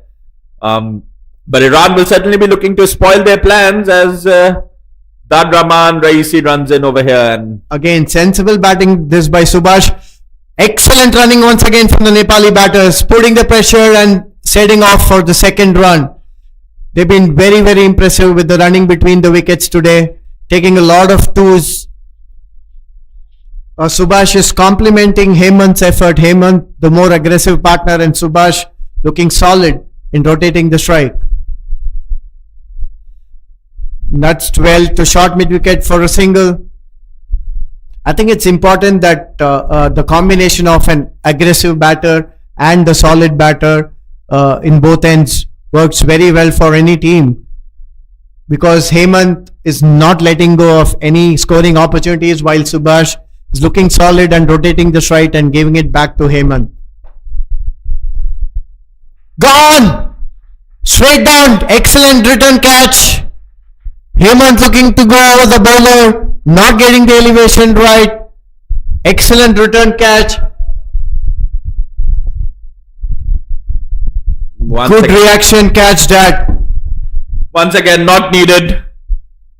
We have a look at the Nepali batsman walking back into the pavilion, and the last wicket is walking out. Akash Chand is the last player that's going to walk out to bat for Nepal. But once again, you got to feel that that wasn't needed. Nepal falling well short of their 50 overs mark. After 37 overs, 323 for 9, another 13 overs to go. Can the last wicket partnership see them through for 13 more overs? A little cameo comes to an end by Hemant. He's looking very good. Attacking instincts. Not paying off that time. Excellent return catch. It'll be interesting to see Iran's tactics now. Rightly so, their change in bowling. I think they're getting the pacers on from the other end as well to wrap up this Nepali inning. But overall, a good batting performance from Nepal. Comfortably sitting at 323 for the loss of 9 wickets. And would want to add as much as possible over the course of the next 13 overs.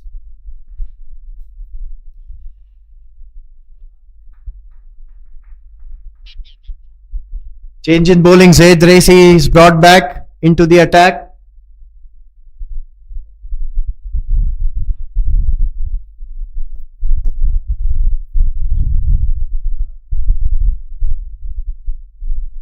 Be interesting to see Subhash tactic now. Is he going to be the aggressor or is still going to be looking to play solid? Play on a miss, loud appeal. Guess the bat hit the ground. Excellent start this from Zaidi. Hitting the right channels outside off them. Subhash going in for an expensive drive. Missing it.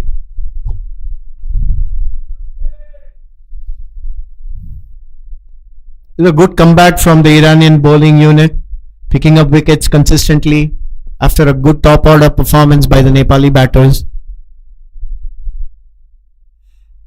Takes the outside edge, goes fine for a boundary. Welcome runs for Nepal.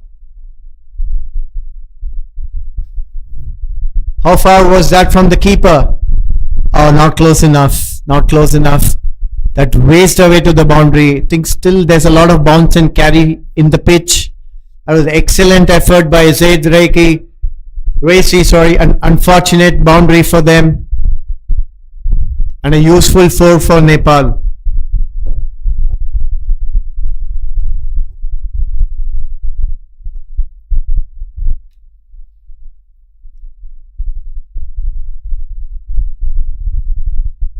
Beautifully played, straight down the ground with a full face. Subhash rotates, and he's been doing that very well ever since his partnership with Hemant as well. He's been picking the gaps and taking the 1s and 2s. That brings the last batter on strike, Akash. Akash Chand, the number 11 batter for Nepal. Will be interesting to watch his tactic. Whether he's going to hang around looking to play the remaining overs, or is he going to attack from the word go?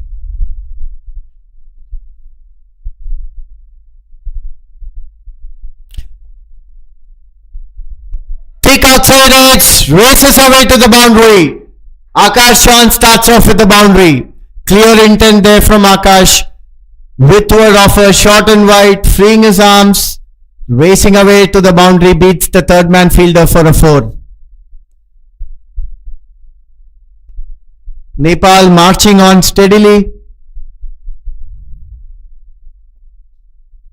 Go past their 330 there, 332 for 9. Zaid Raisi with the ball. He's been quite impressive today. The pick of the Iranian bowlers, 6.4 overs, 1 for 38. Running in over here to Akash Chand. Excellent pickup. Picked up the short ball. Just a single to short fine leg. You still got a sloppy work there. The fielder collected, but a bat throw to the keeper. Diverted from the keeper's pads, resulting in another extra run. You have to feel that Nepal, if they're not able to bat out 50 overs here, will be really disappointed. Because yes, they have put runs on the board. But when you're playing against bigger oppositions, when you're playing against better teams, you need to learn how to bat out 50 overs. That's why ACC has organized this huge 50 over tournament for the youth to come out here and learn how to play the 50 over game. And you can see that the reminiscence of the fact that there's so much T20 cricket allowed around. These youngsters probably play a lot of T20 cricket. The approach that Nepal has had towards this game has been very T20. They've been scoring runs fast, but they've lost the wickets equally as fast. And we see as 38 overs are now gone, Nepal are 334 for 9, and 12 more overs to come. If they're just able to bat out 12 overs over here at 6 and over, Sunil, they'll get past the 400 mark. So they'll really be hoping that they can do that. Yeah, ideally they would want to do that, but I think these boys are going to be learning. It's a fantastic platform and opportunity for them. Beautifully driven again by Subhash. He's looked very, very solid and sensible, nudging the ball around in the gaps and looking to play with a straight bat that gives Akash the strike. And Akash has been very clear from the beginning with his intent. He's not going to let go of any opportunity to score. Full toss, sweeps, beats the short fine leg. A boundary, Akash into the act. That's a poor delivery again on the leg side and full pitch, but very well put away by the number 11 batter Akash, finding the square boundary.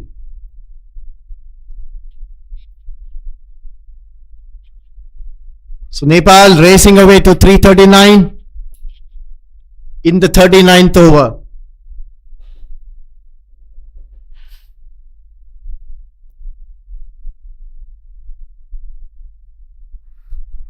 Loud appeal. The umpire is not interested. Once again, excellent running by the Nepali batters. The backup was not there from the boundary line, but the batters are always seeking the extra run and were alert enough to pick up the second. It's good running between Akash and Subhash. 2 more runs to the tally. Length ball smacked down to the countryside, brilliantly picked up. Akash is making his intent very, very clear. The ball pitched up, had no hesitation in going over the mid wicket for a boundary. Yeah, Nepal wasting no time over here. And I think they'd rather get to 400 over here with boundaries rather than bat out 50 overs. Neither of them the wrong approach these days, and the score that Nepal have got now, I think, is going to be sufficient for them to restrict Iran, pardon me, anyway. So now it's just about making sure to just be out there, get as many boundaries as possible. If they can, bat out the 50 overs too. And Akash seems to be sensible in the sense that he is waiting for the right ones, and the previous ball, if you notice, was a perfect defense. So it's not like he's slogging everything that's thrown at him. He's trying to be watchful and he's trying to be selective. We end the over with a couple of runs. That brings the 39th over. Nepal are 347 for the loss of 9 wickets.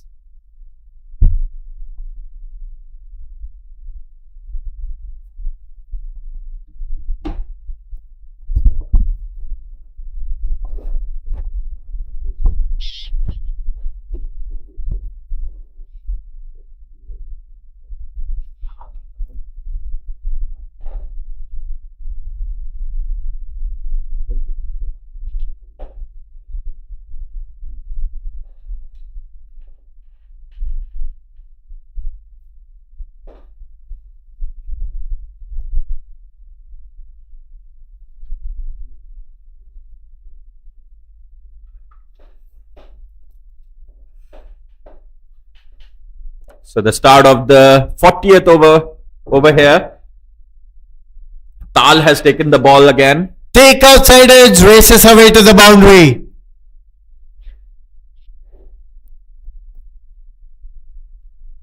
Subhash the batter seemed more of intentional. Yeah, that's an open region over there that Iran have given. The third man is very, very square. So that area is pretty much free and open. And if you have that shot in your dictionary, you're going to get a lot of runs. But now we see a little bit of change in field. They've moved the third man finer. So that shot is not going to be available as easily anymore. The bowler did complain to his captain for that. Opening the face again towards point for a quick single. Again, excellent understanding and running between the wickets between Subhash and Akash. And Subhash's temperament has been very good. He came in, stitched a little partnership with Hemant. Hemant was the aggressive partner, and now with the number 11 batter Akash, he's been nudging around and rotating the strike sensibly. It's a well directed ball, straight to the covers fielder, no run on that occasion. And what's been impressive with the Nepal batting is they seem to have the depth and they seem to have the intent of putting the bad balls away consistently and have been building partnerships at every stage of the inning. Yeah, Salim Tal has struggled over here quite a bit. He bowled a lot of extras early on, running in for the fourth ball of his over and hit straight past back the bowler. Only going to be a single this time. The fielder in the long off region just cutting that one off. So Salim Tal going for 43 runs in his 44 runs rather in his 3.4 overs. Salim struggled a little bit today with the extras early on. And Nepal 353 for 9, last two balls of this 40th over. Stepping down, trying to go over the vacant cover region. Play and a miss. Subhash trying to get into the act now. Last ball of the 40th coming up, and talking about once again the slow over rate over here. They only have now 24 more minutes to bowl out 10 overs after this. Doesn't look like that's going to happen, and if Nepal is able to survive until the 45th over, 5th over, they might get 3 or 4 overs with an extra fielder inside. As we see, the last ball of the 40th is going to be another dot delivery. So 40 overs now gone. Nepal 353 for 9. Iran will be hoping to get the final wicket before they get into the 45th, hopefully. But this has again been another little partnership between Subhash and Akash. The number 11 has come in and straight away made his intentions clear with a 10 ball 19. You see the umpire now signaling the third power play, which means that one extra fielder now allowed outside the circle. So a total of 5 fielders can be outside. And however, they only have 23 more minutes to finish their 10 overs, which means if in 23 overs, they're not able to bowl 10 overs, every over after the 23rd minute, they have to bring one fielder inside. So only 4 fielders can be outside. So if Nepal can survive over here for the 4 to 5 overs, they're going to get the last 5 overs where they're going to have only 4 fielders outside the circle once again. So we see now 5 fielders out, third man, fine leg, a deep mid wicket, long on, long off, outside the circle. The good thing now they have a slip. I think that's a good positive intent from the Iranian bowler. Goes high, goes big. Chance of a catch. The keeper calls it. Excellent catch. That's the end of the Nepal innings.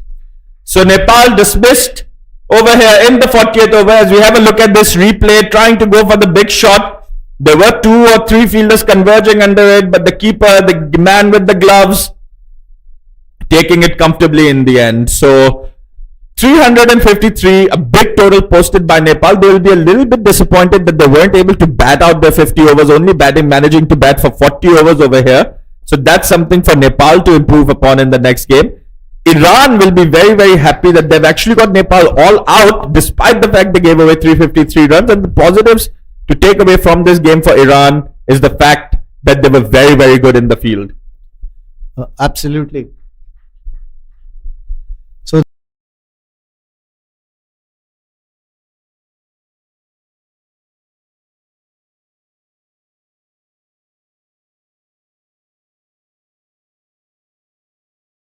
Disappointed that they didn't complete the quota of 50 overs, and Iran have managed to pull things back a bit, and it'll be an interesting run chase after the break.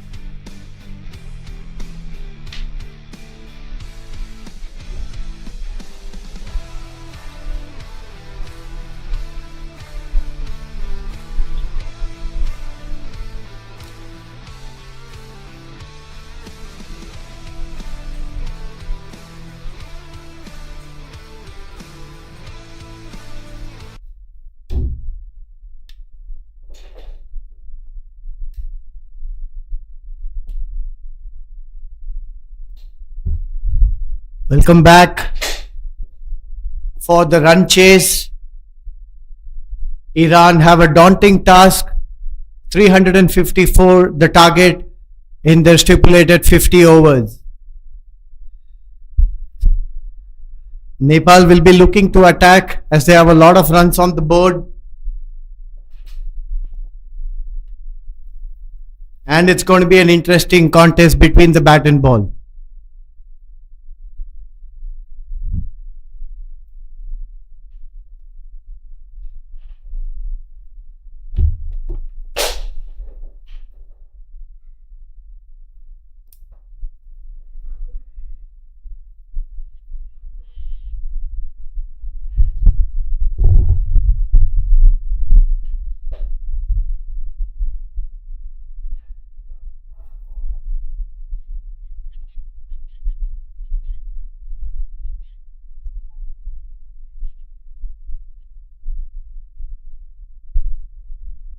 Hemant Dami will be starting the proceedings for the Nepal team. Attacking field, 2 steps a gully, point covers mid-off, mid-on, and a fine leg with the third man. A 7-2 field, a strong offside field.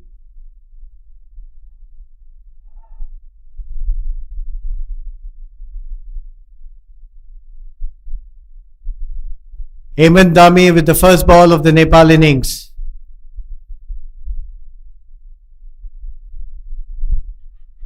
Great start, first up. Excellent line on the offside.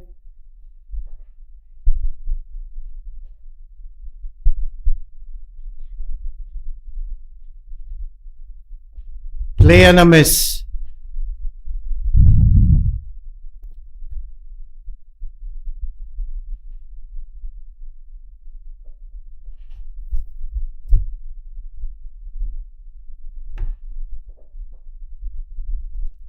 Fine stay outside edge, a thick edge. 1 run straight back to third man. Iran, first runs on the board for Iran. Saman Sheikh off the mark with that single.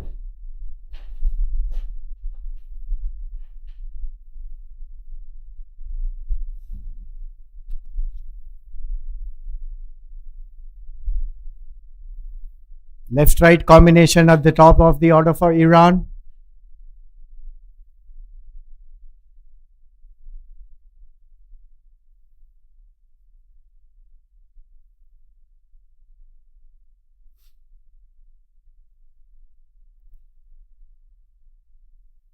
Loud appeal, straight and fast. No, says the umpire. Amir, the opener, along with Saman, providing a left-right combination for Iran at the top of the order. Hemant has been on the money from ball number 1. Bowled the ball to the left-hander, Saman, and then to the right-hander, and he's been spot on with his line and length. Gone! No, that was a big appeal. Seems like an edge. Oh, that's a no ball signal by the umpire. I think it is overstepped on that occasion. A free hit opportunity for Iran. Because the Iranian batters have to utilize all of their free hit deliveries, and Nepal were fantastic with the free hits. Dismissed almost all of them, barring a few, or couple, I must say.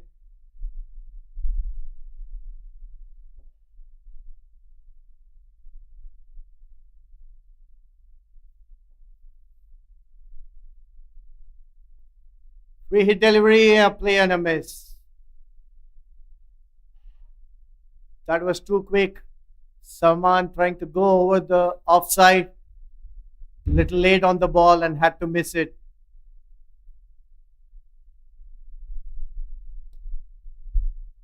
Hemant Dani seems to have a strong action and a strong lad as well.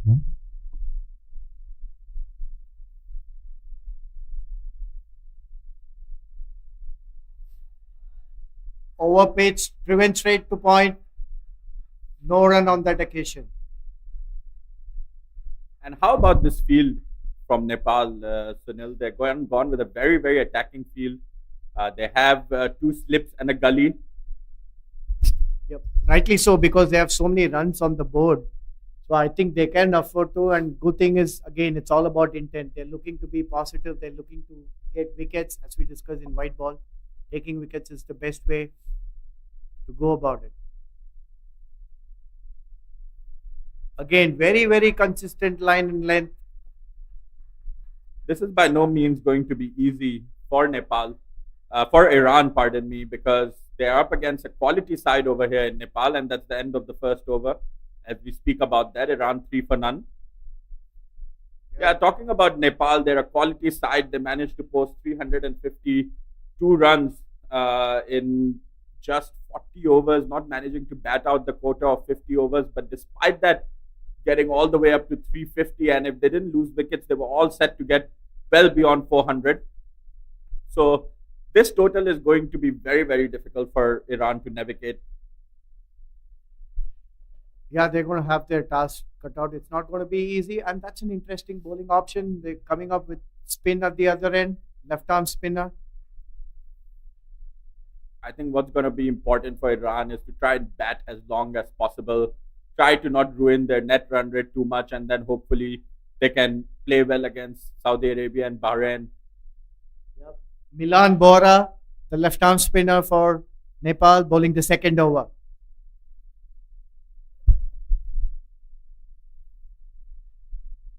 Huge appeal over here from Milan. Excellent start this, straight and steady. Yeah, that delivery probably a little bit too high and maybe down leg as well, but big appeal over there from Milan.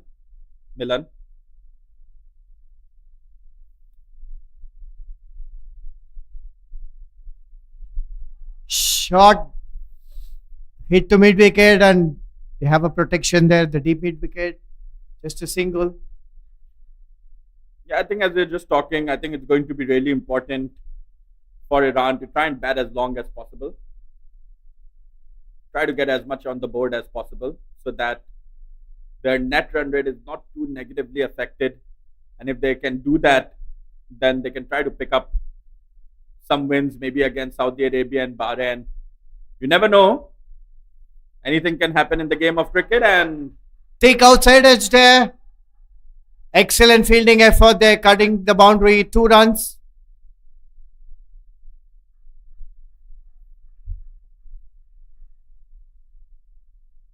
Nepal seemed to be a well-oiled unit in their bowling and fielding. That was an excellent run chase, fielding chase by the fielder.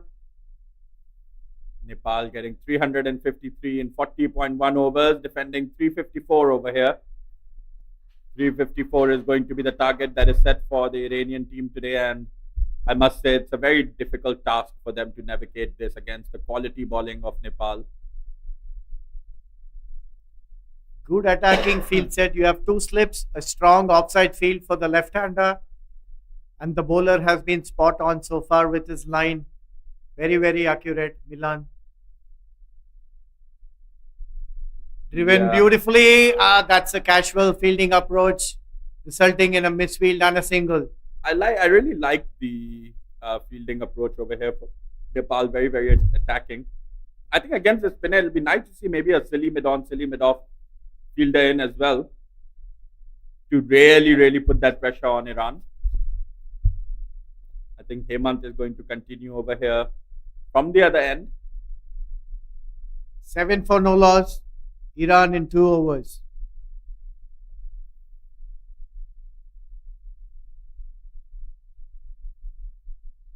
Yeah, as you mentioned, Nepal would want to get them out as early as possible, whereas Iran would want to get as close as possible to that target.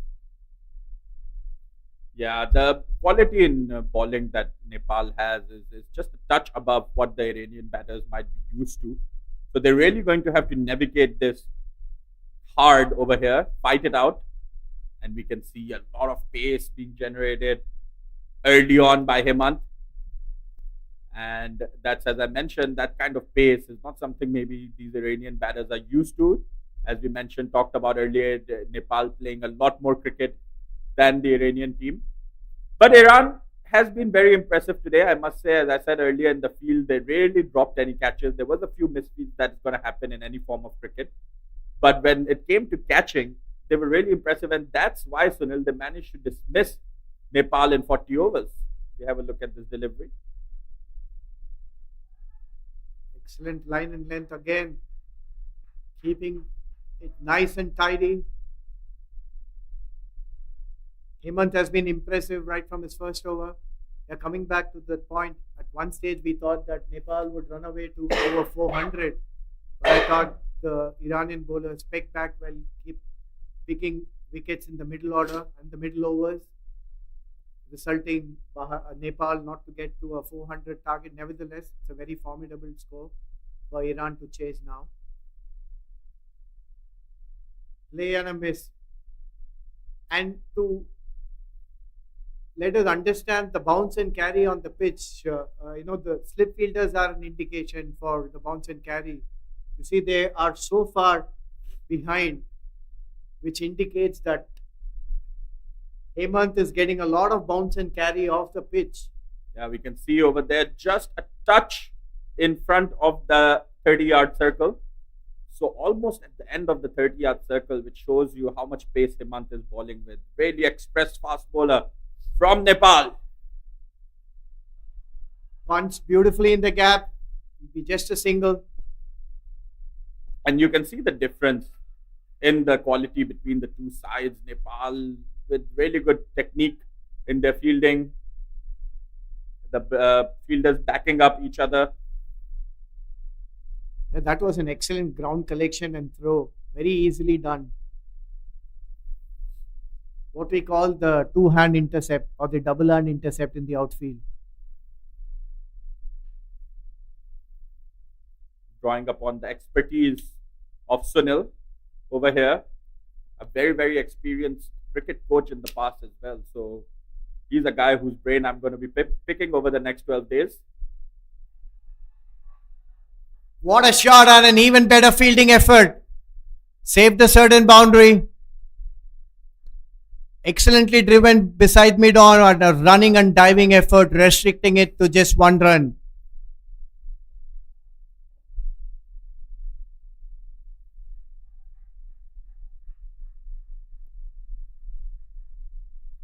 Nepal, based on their rankings, having to take the qualifying approach to the Asia Cup over here, where Pakistan, India, Bangladesh, Afghanistan, and Sri Lanka have already qualified, and 3 teams from this tournament are going to join those 5 teams. So a lot up for stakes, a lot up for grabs in this tournament as Hemant once again runs in. He is too quick, Hemant, too quick for the batsman and too quick for the keeper. That was a leg by, deviated from the pads and raced away to the fence. Excellent bounce and carry for Hemant here. He is bending his back. Yeah, Hemant looks like one fast bowler to watch out for in the future. The Nepal senior team does have a good stock of fast bowlers currently as well. We saw them in the Asian Games more recently, where they played against, I believe it was Bhutan, where they broke all kinds of world records. Nepal did. So, Mongolia it was, sorry. So, and just continuing in that line of great talent, we see a lot of great talent on display over here in the youth team as well, as Milan continues over here for his slow left armers. And that's been played up-ish. It's cleared the infield, and that's going to go all the way for a 6. These Iranian boys are out there to have some fun. First 6 of the innings. Massive one. Picked up the line and length beautifully. Left arm spinner with the angle and hoisted it over, long on for a 6.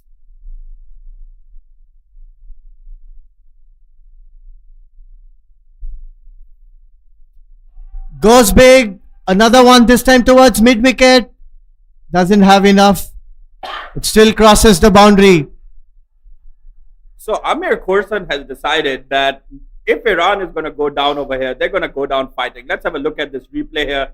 once again clearing the infield easily, and we see that Nepal still reluctant to change the field. No, they've gone for a fielding change over here. They've taken the long on fielder deep and also a deep square leg.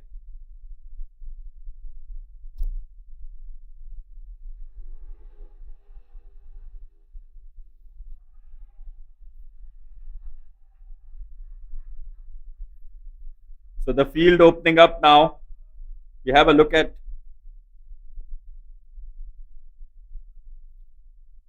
I think 3.2 overs gone, and Iran off to a good start over here.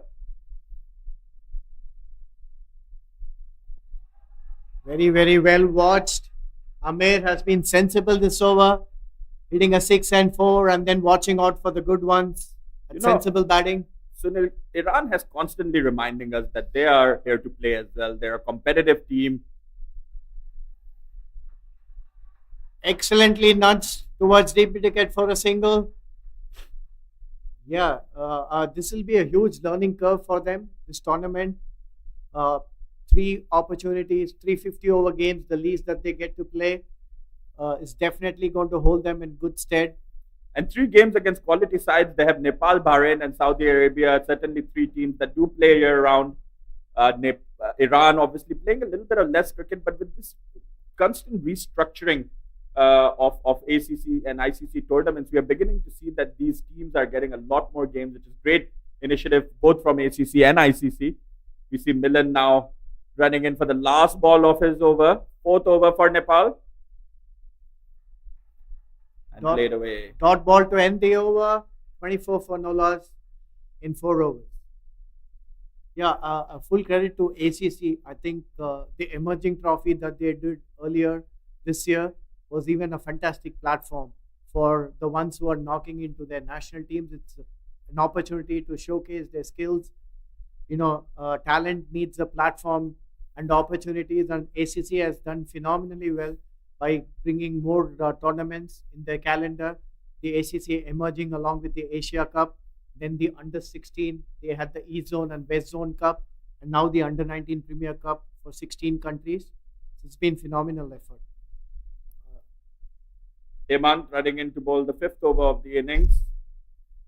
Express pacer from Nepal on the mark once again.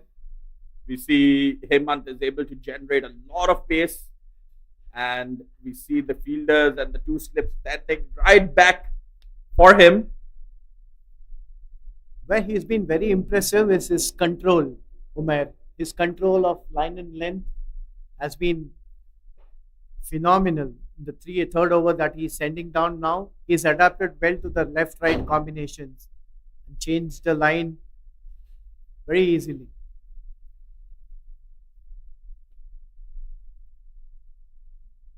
Late cut and a miss. This time a touch outside the off stump. No signal of wide from the umpire.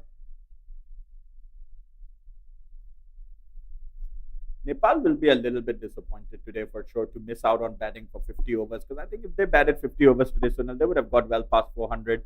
This game would have been beyond a question over. At the moment as well, the game is heavily in favor of Nepal, but these 2 batters are definitely going to give Nepal a run for their money. They're not going to make it easy. Yep, well said, Umair.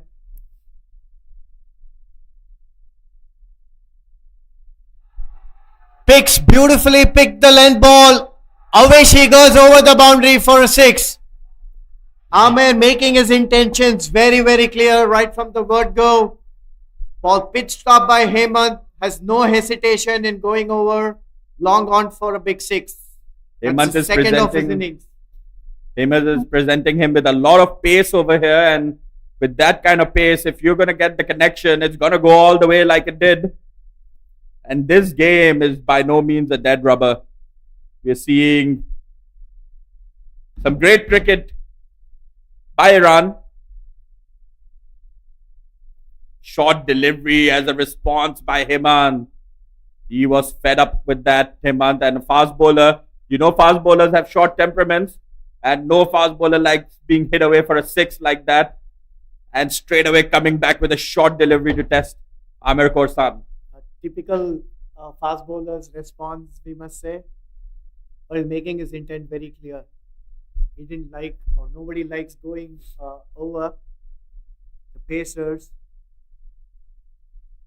It's a very, very smooth run up here, Hemant. Swing and a miss. Yeah, he's very together in his run up. You can see very steady run up, running as he approaches the crease. Yeah, and a good strong finish as well. I think Emmer should look to go over covers and point region as well, and not just look to go on the onside. He seems to be looking at the onside currently, but I think he has to pick the line of the ball and then decide on where he needs to go over.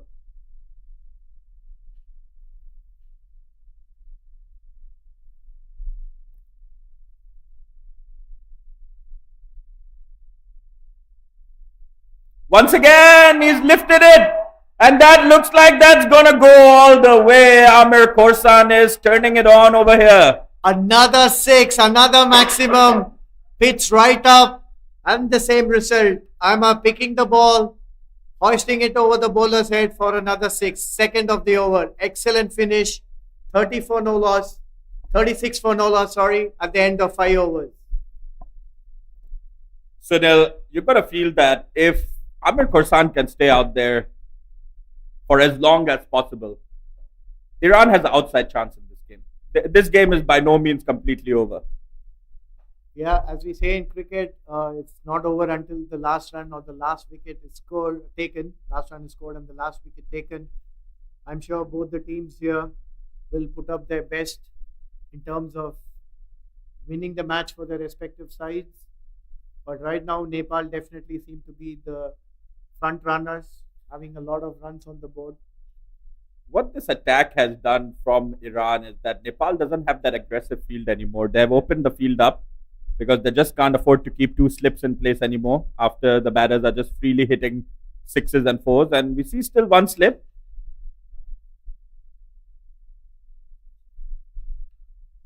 Change in bowling there.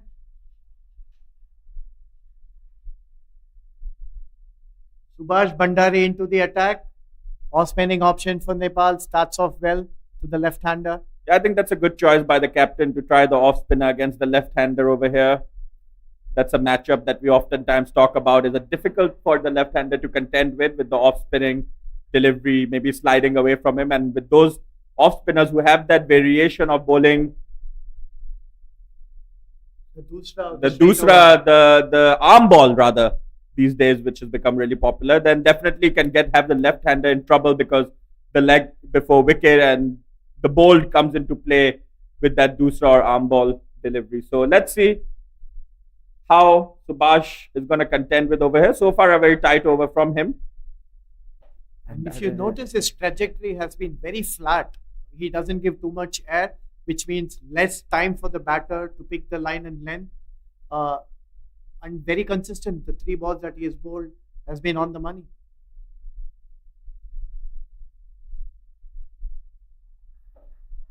Pitched up again, but driven straight back to the bowler. No run.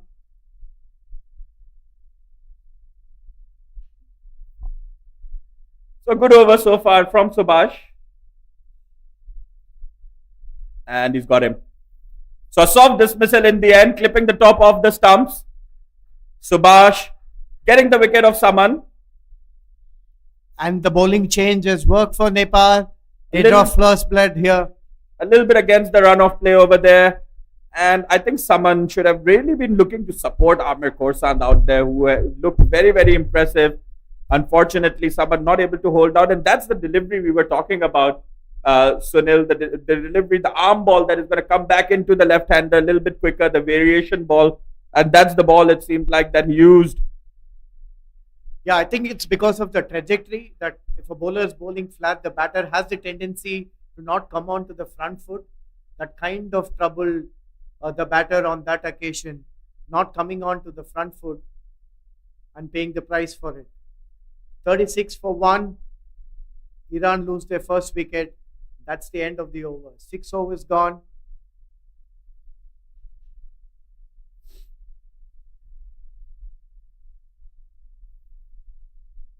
There's another change in bowling. Akash Chand comes into the attack.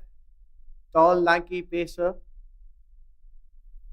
Akash Chand is going to take the ball. They've taken Hemant out of attack because Hemant went for 2 6s from the hands of Amir Khorsan last over. Maybe the pace that was being presented to him, he was very comfortable with it, Amir. So they're going to try out Akash over here. Akash looks like he has a long run up over here because he's running from a couple of paces outside the circle. So interesting, and a long run up from Akash. We see him sprinting in from outside the circle for the first ball of the 7th over. Akash Chand.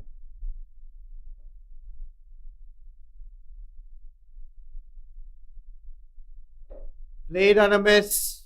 Good start by Akash. In the channel, outside off stump. Still have 2 catchers in a slip and gully. Point covers mid-off, mid-on, mid-wicket, fine leg, and a third man. A 6-3 field.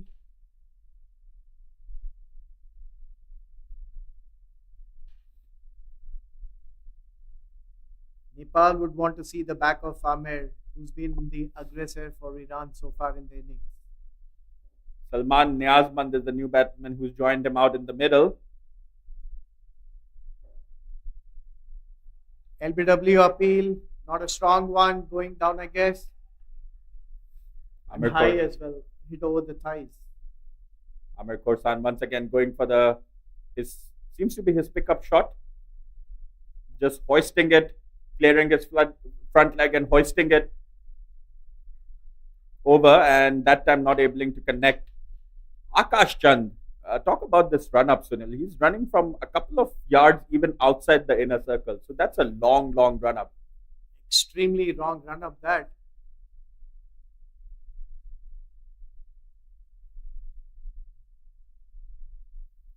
And with Again, that a play and a miss. Amir trying to go over the onside every ball. With that long run up as well, he's generating a lot of pace over here. Akash Chand once again. So good pace from the 2 opening bowlers that we have seen from Nepal so far, Hemant and Akash. Very impressive, we must say. Long strides, very rhythmic approach. And as we discussed in the first inning, fast bowlers can't bowl very fast from the first over. They need to build the rhythm to bowl quicker and quicker. And that is what Akash is trying to do with every passing delivery. Picked up on the onside. There's a fielder underneath it, but that's going to go all the way. Clears the fine leg boundary for a 6. 6 number 3 for Amir. The fine leg fielder looked interested for a second, but that one cleared him. Have a look at the replay over here. We see the fielder was looking interested for just a second, but just not to clears be. him. And just to talk about the facilities over here at UKM, University Kebangsaan, Malaysia, also known as the National University of Malaysia, we see the purpose-built cricket stadium over here. We'll get to that in a second. Akash Chand running in for the 5th ball of this over. Once again, pulled away. That's going to go all the way. Amir Khorsan is turning it on over here. What a pickup shot. Just short in length. Rocking on. Clearing the mid-wicket fence this time. Early in front. Which shows that he's picked up the length slowly and hit it in front of mid-wicket for a huge 6. Amir is on fire. So it's been really entertaining to watch Amir bat over here, because it's not like he's just going out there and slogging. He's playing proper cricketing shots. That was an excellent pull shot. Akash is bowling with a lot of pace over here, and he's just using the pace that the bowlers are throwing at him and smashing it to all corners of this park over here. Last ball of the 7th over. Akash with this long run up, running in. Amir on strike. Once again, he's picked it up. This time, the fine leg fielder is underneath it, and he's gone. Takes it comfortably. Wicket number 2 for Iran. You have to feel that that's the big wicket. I think he didn't connect it as well as he would have wanted to. Couple of balls earlier hit the same line and length for a six over the field. This time managing to find the fine leg fielder. A breezy knock comes to an end for Iran. But Amir showed excellent intent. Was never intimidated by the quality bowling from Nepal. You have to think that was the key wicket over there, Sunil. This Amir Khorsan was smashing it to all parts of the ground, but this time not connecting well, and the fine leg fielder making no mistake. So, coming back to this university amongst Malaysia, the National University of Malaysia, purpose-built cricket stadium over here. Behind, you see, there's a football field. So, it's the football field is the game is not actually being played on the football field as it might seem from your TVs. The football field is actually behind over here, and in front over there we have a purpose-built hockey stadium, and the behind side is a bit of a multi-purpose ground that is used for many different sports. Yeah, fantastic sports infrastructure. This, especially for cricket, we have a lush green park, even outfield, and quality center pitches. I see about 3 being prepared for this series, and I'm sure there are more pitches. The groundsmen have done a great job maintaining and creating this facility.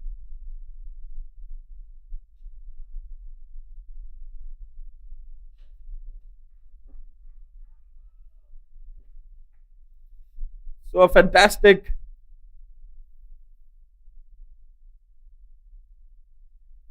So this facility is called the UKM YSD Oval, and this is an exclusive cricket facility. Yeah, purpose built for cricket. And see this delivery here once again. Chance!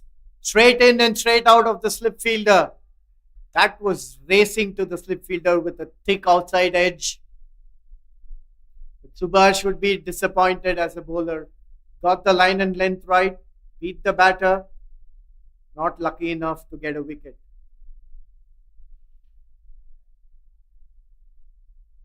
So this has been fantastic effort from Nepal. And yes, UKM, a purpose-built cricket stadium. And for those of you who don't know, as we have a look at this delivery once again.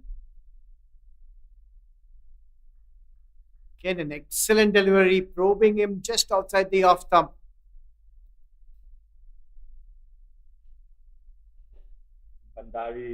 Subhash Bhandari continuing over here, bowling an excellent over so far. Would you believe it? Another chance gone. How disappointing that for this bowler Subhash. Unlucky for the second time in the over. Beat the outside edge. And the chance gone begging again.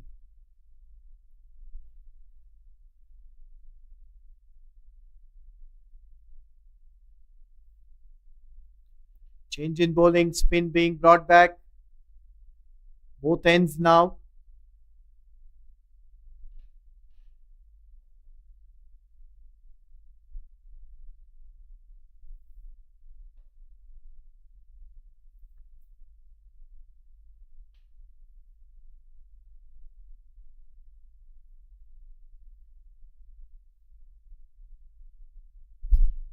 Dipesh Kandal, the bowler, left arm spinner.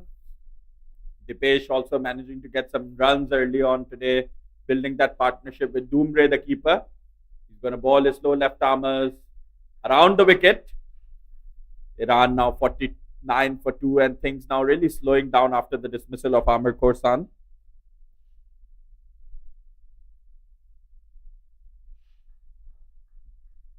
Interesting to see that Nepal have 2 left arm orthodox options with many right-handers. I'm sure these 2 left arm spinners can choke the batters in the middle overs, or if need be even early on with the field restrictions. I think as this tournament goes along, these 2 are going to prove to be very, very important for Nepal. And they seem to have a formidable spin attack so far from what we have seen. 2 left arm spinners and 1 off spinner.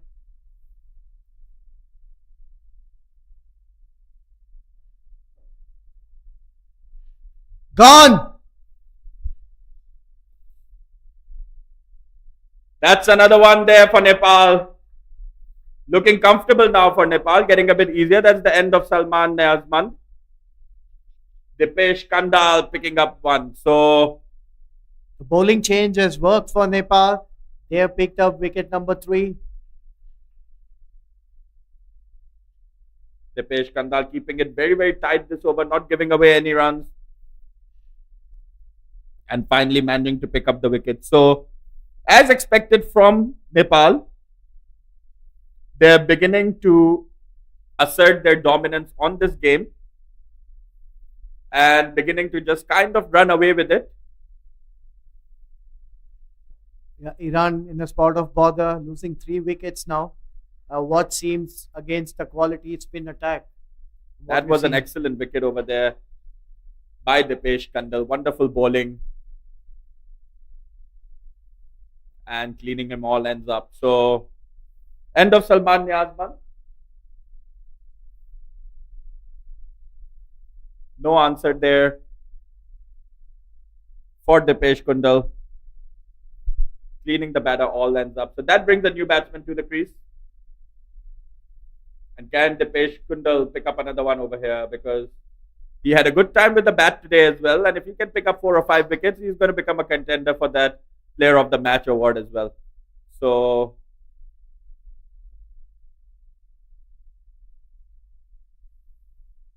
it's going to be very important from Iran to protect their wickets from here, because this is where collapse can really happen. Excellent ball first up to a new batter, straight and fast. If you look at both the left-arm spinners, they seem to have a flatter trajectory.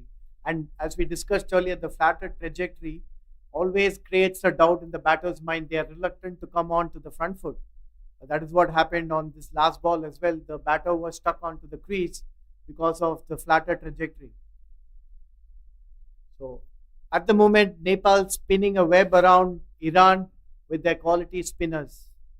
Subhash continues with his off spin. He's unlucky to have got 2 missed chances in his last over. Both chances put down at slip. I'm sure he'll be looking up for his wicket. I've just been informed that his name is Dipesh Kandel. So we have been saying his name wrong all along, Dipesh Kandel.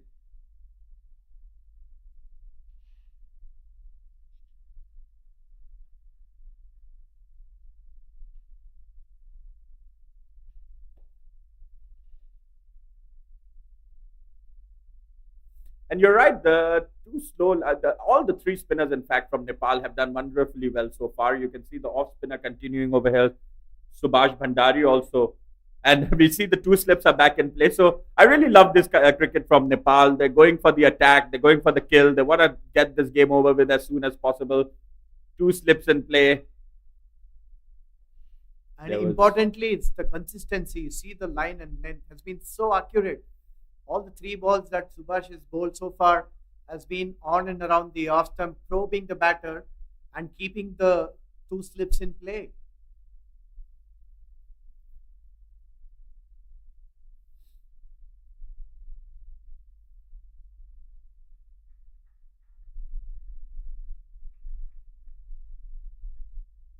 Good steady step from Subhash. Aslan looking to consolidate the innings for Iran. Close ball, driven in the gap. Just be a single. Point fielder cuts it out. That brings the 50 for Iran, 50 for 3 in the 10th over. Not a bad start for the Minnows, who can look to build on this start, get as much as possible as closer to the target.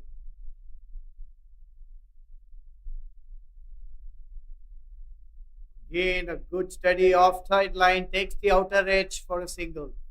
That looks like there was a variation delivery over there, because that just kind of got away from the right-hander. So that's the end of the 10th over. Iran now 52 for 3. You see Arsalan, Sheikhi and Salim Tal are out there for Iran. And you talked about the spinners over here from Nepal. They're both slightly on the shorter side, which means you talked about the trajectory that they're bowling is kind of a low trajectory as well. Their height has also got something to do with it. But what's that doing is that it's making it very, very difficult to put away these bowlers. I remember Kedar Yadav from India used to on purpose go down and bowl that slingy side arm to get that angle. But these guys are able to do that naturally. Yes, they have been very impressive. The same thing is happening again. See the batters, because of the trajectory not coming onto the front foot, they're very reluctant. But if you notice the length of the ball, it was fairly up, and the batter should have come onto the front foot on that occasion. Yeah, so going deep into this tournament, this is going to become very, very important for Nepal. These three spinners rather, are going to play a big role. As the tournament progresses, I'm sure the pitches will assist, and these three bowlers, from what we have seen, are high quality and very consistent with a lot of variation as well. Quick single to mid-on.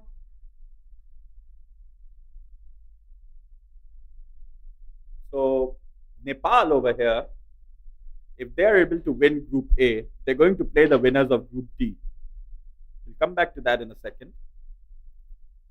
Nepal is the strongest team in Group A by a far distance. It's going to take a massive upset by Iran, Saudi Arabia, or Bahrain to upset Iran.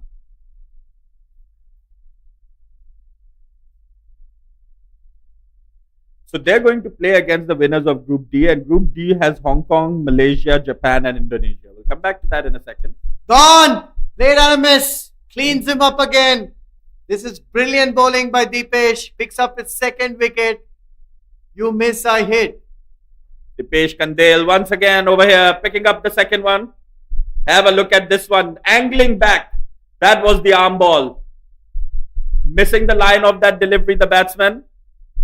And Dipesh Kandel has got him all ends up.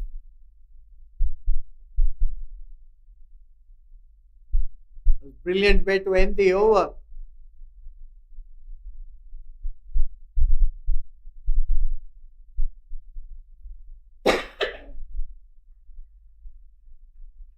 So coming back to the outcomes of this tournament, Sunil, Nepal looks like they're the favorites to get past this group. They're going to play the winner of the Group D, which has Malaysia, Hong Kong, Indonesia, and Japan. It's going to be between Malaysia and Hong Kong in that group. Whoever wins that Malaysia versus Hong Kong game is going to probably come out winners of that group. Indonesia and Japan being the underdogs in that group. So Nepal is going to most likely face a Malaysian or the Hong Kong team in their semi-final.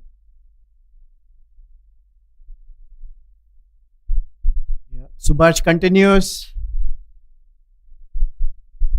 Again, the nagging line, not giving anything away to the batters. That's really good variation over here from Subhash.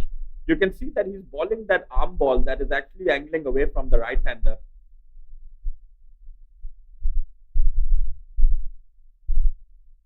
Very, very steady approach, Subhash. Pegging the ball just on or around the off stump, with two slips in play and a backward point.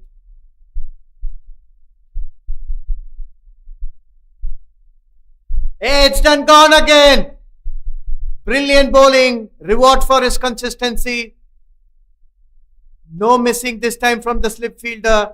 Subhash gets his well-deserved wicket. Again, the accurate line undoing the batter. At this time, an excellent catch. Low onto the left-hand side of the fielder.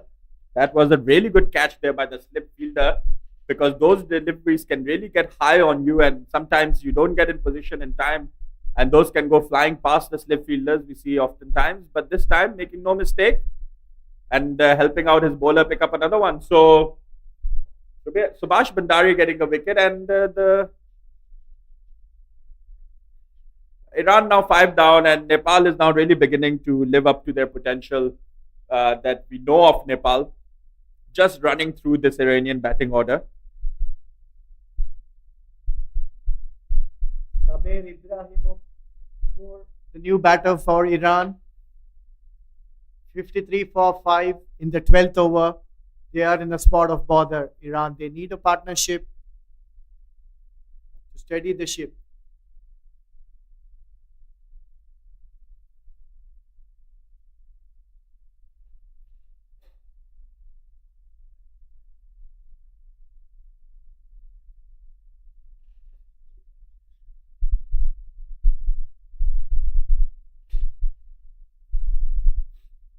So Subhash Bhandari over here looking very dangerous. Very, very impressive. Subhash in his fourth over just conceded 3 runs so far. That shows how accurate he has been, and he's been bowling to the field super steadily.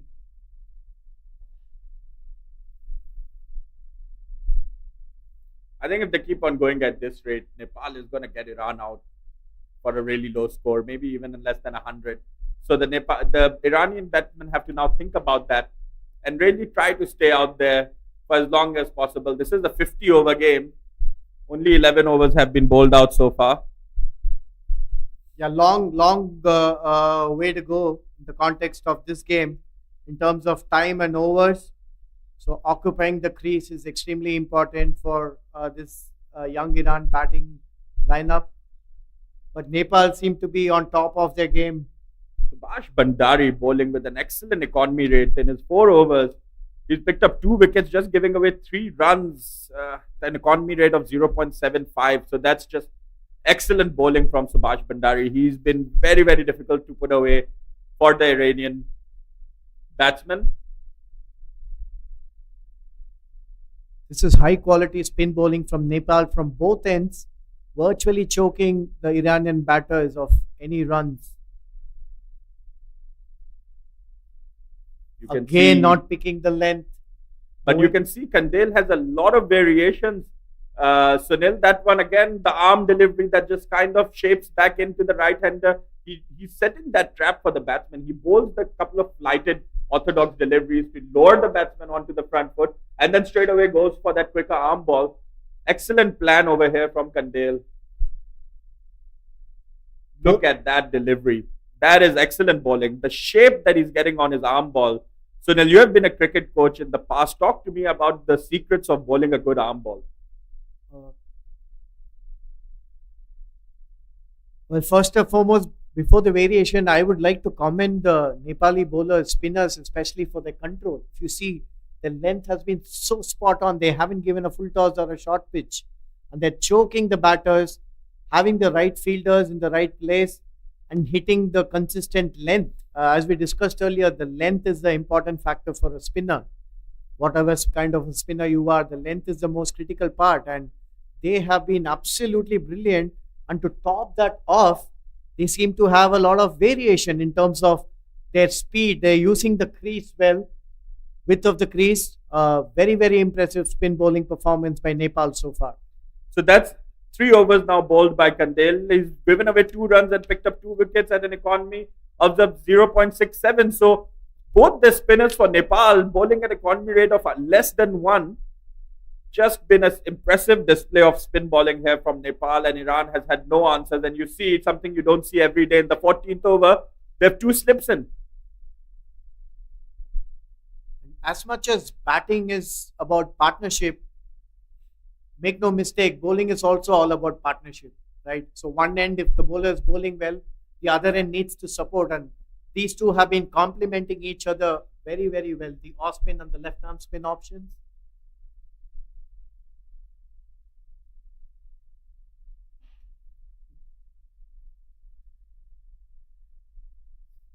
Again, look at the consistency. It's been brilliant. It's in his 5th over and just conceded only 3 runs. Yeah, some of these players from Nepal are looking like they're ready for international cricket already, especially the spinners. You have a look over there. Young guys, Subhash Bhandari only giving away 3 runs so far into his 5th over, picking up 2 wickets. So definitely looking like guys over here that are ready for international cricket for Nepal. That's the whole intent of this series, and as I said earlier, this is scheduled very well. We have the ICC World Cup qualifiers for the men's starting in Nepal in November, and I'm sure noteworthy performances here will be looked in for the senior team as well. And from what we have seen in Nepal so far, there is a lot of talent, and I'm sure some of them will be taking a claim in the senior team as well. Yeah, Nepalese team looking well set over here to qualify for that Asia Cup. They're certainly going to be the favourites to do so. Change in angle coming around the wicket, Subhash. Another Maisali over. Finishes his fifth over. 14 overs gone. 53 for 5. Iran.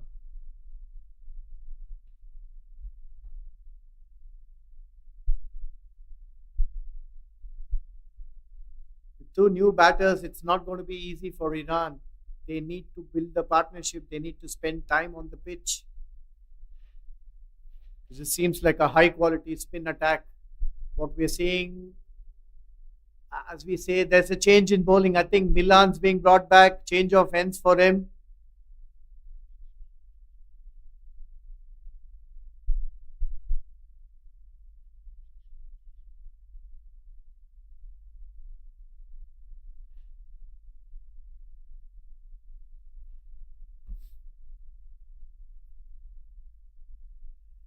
Steady start from Milan as well.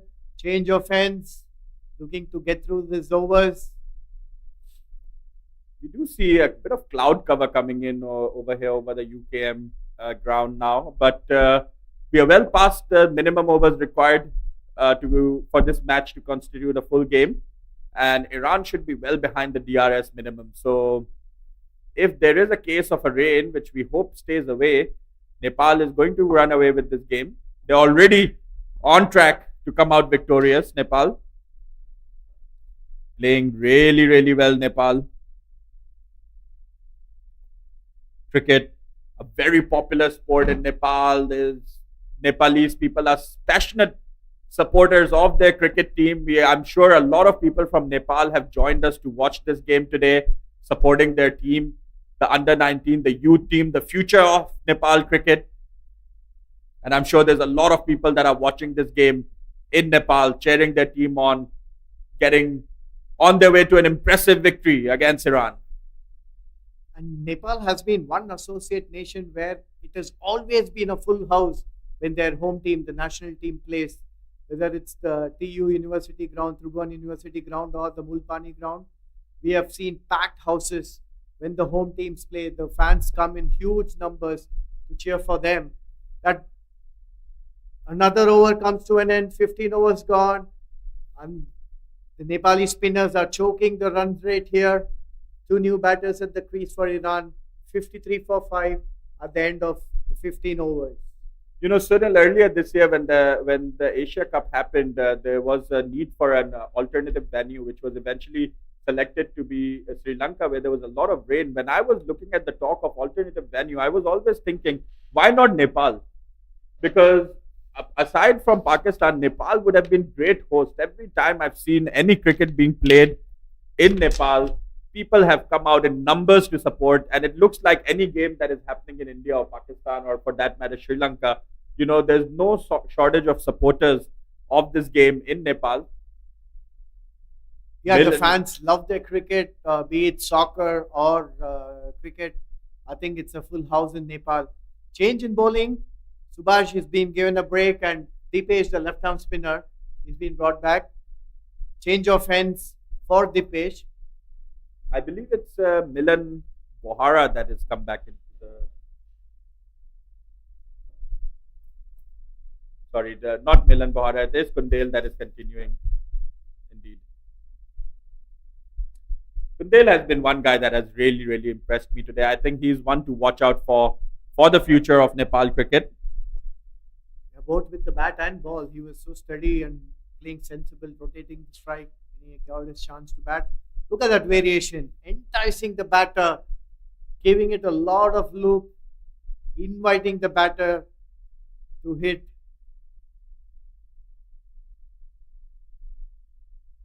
Another teacher there, flighting it out.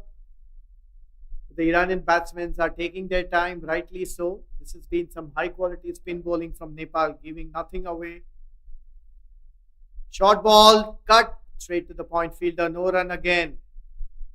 Nepal are quickly getting through their overs with left arm spin from both the ends. 16 overs gone, 54 for 5.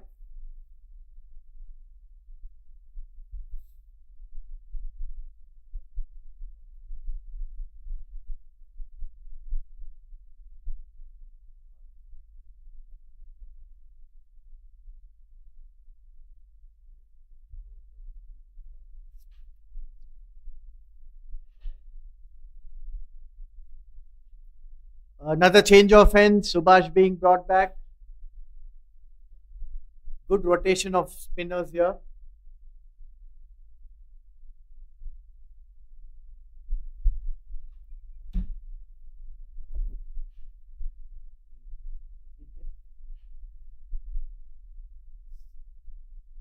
Subhash starts off from the other end, and if you notice, he bowled this ball from way behind the crease as a variation.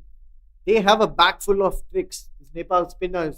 How about this from Dadman Raisi? Yet to get off the mark, he's faced 17 deliveries. In the air! That one was a chance there, but no fielder in that region. So that's just going to be a single. But I really like this from the off spinner. As you said, he bowled the last one from way before the crease as a variation. The last delivery, he stopped a little bit to check the feet movement of the batter. It's interesting to see the variations of the Nepali spinners again from delivered from behind the crease, way behind the crease that time by Subhash. But the line has been so accurate and consistent through his spell. He's already on to his 7th over. Have a look at this from Subhash Bandari. He's only given away 5 runs so far and picked up 2 wickets, bowling at an economy rate of under 0.67. So great bowling over here from Subhash Bandari.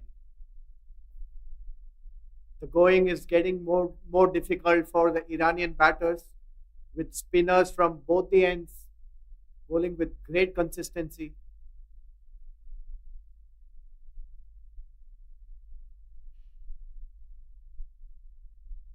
Another dot ball to end the over. Nepal are getting through their overs really fast. End of the 17th over. 54 for 5 Iran.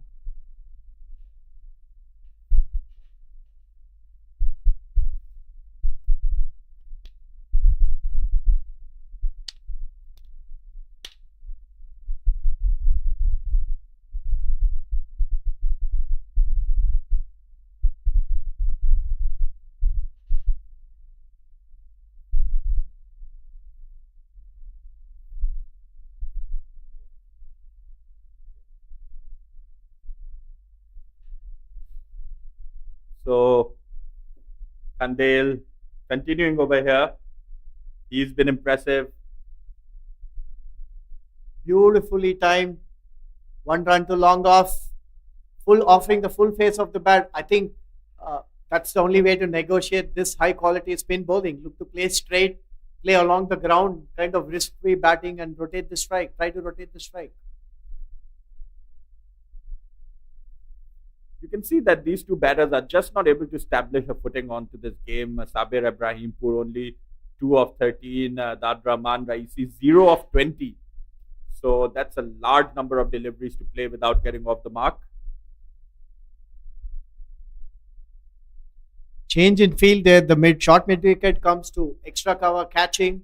This is good planning from Nepal. The bowlers have been bowling to their field very consistently.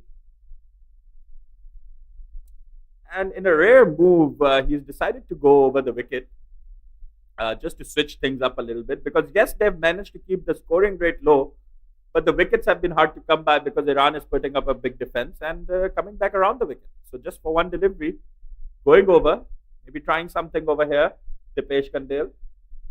He's been impressive. Only 3 runs given away off him, picking up 2 wickets.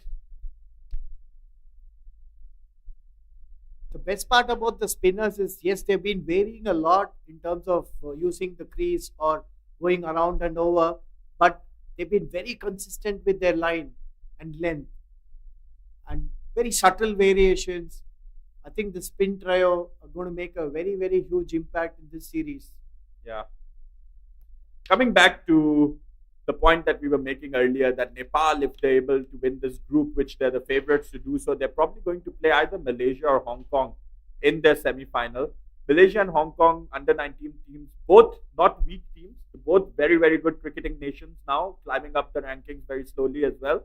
And that's going to be a big test for Nepal. And I think they're favorites to go all the way to the final, Nepal over here.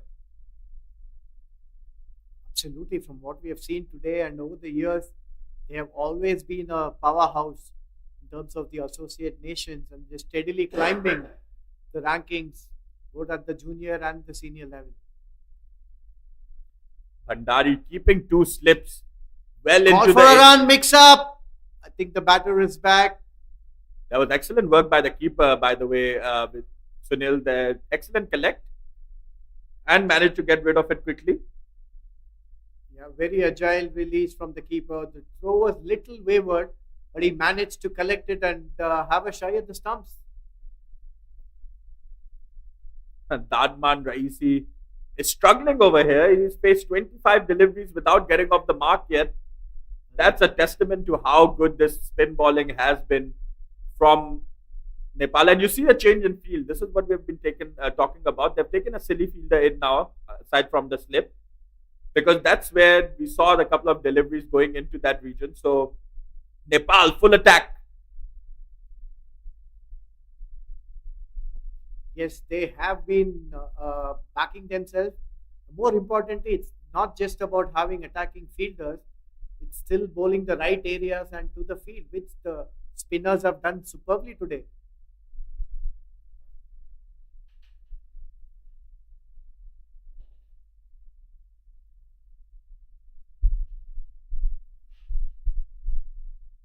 Rahman Raisi finding it very difficult to get off the mark against Bhandari. And that's what that fielder is in for. You see that ball slightly uppish for a second. That's good thinking from the captain and the bowler's part, having three fielders on the catching, putting immense pressure on the Iranian batters.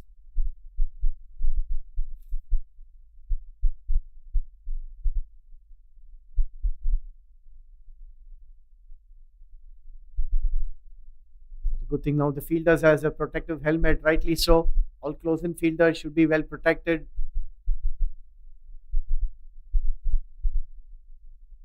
Oh, that seemed like an edge, but no reaction from the bowlers. Miss from the keeper. Yes, the bat hit the ground though.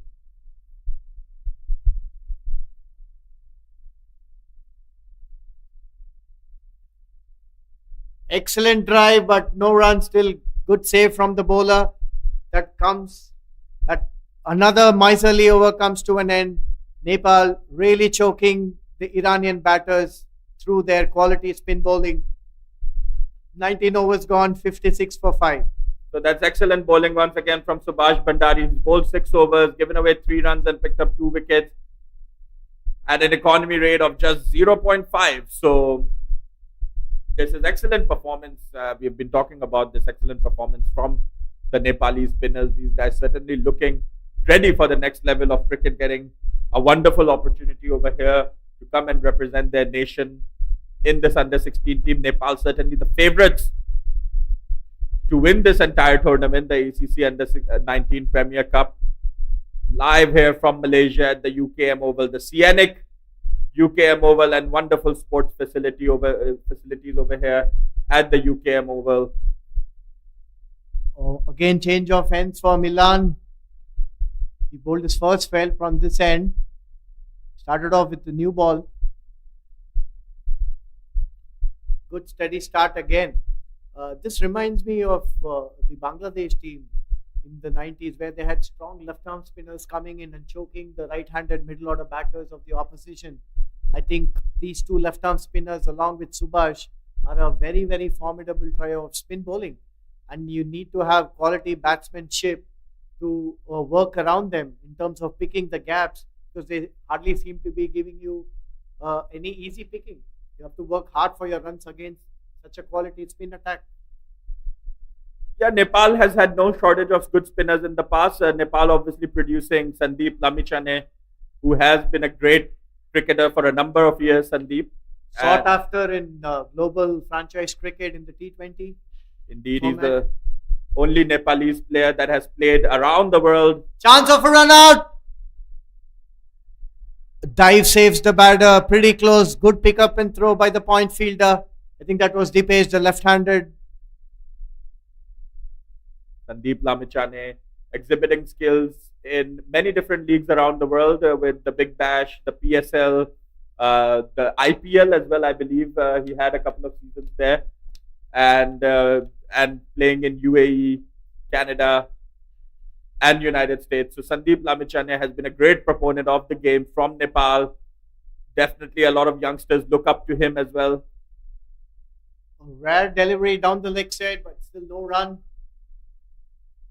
Yes, I'm sure he's been an inspiration and role model for many in Nepal. And make no mistake, the Nepal team has won hearts after their excellent show in the Asia Cup. They have a huge fan following now across the globe. Yeah, they've definitely been impressive. And we saw in the early 2000s, there was a phenomenal rise of an associate nation in Afghanistan. Afghanistan came through the ranks and became a premier team in world cricket. And now in 2010s and 2020s, we are seeing a similar rise in cricket from Nepal. They are really coming up the ranks. Absolutely, they are becoming a force to reckon, and that's a change in bowling. I think spin gives way for pace. Subhash has been given a break, and what an exceptional spell that was.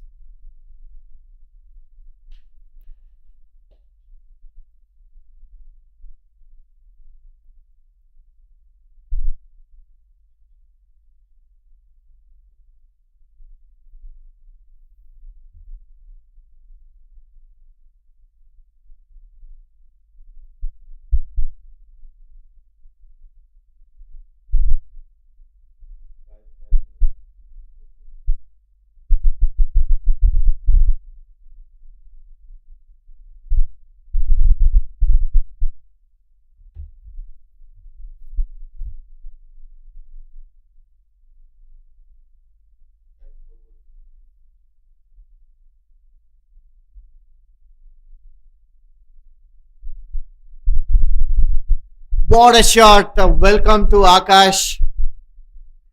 Beautifully driven straight past the bowler for an elegant boundary. Much needed boundary and momentum for Iran. Akash starts off its second spell with a boundary.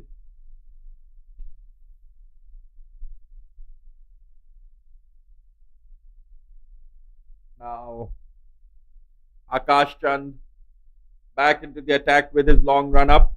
He's definitely been brought in to get some wickets because even though the spinners kept the scoring rate low, there was a bit of a lull period in between and great pace over here from Ankit. He's given him. Change in bowling has done the trick for Nepal.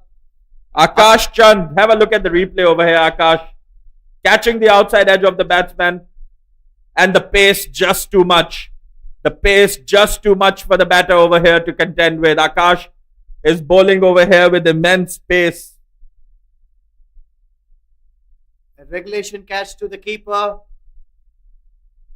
And the Iran captain's inning comes to an end. Tried to stick it out. He's trying to fight it out. 30 balls for his 5 runs. Has to depart now. Good quality bowling and a good change by the Nepal skipper.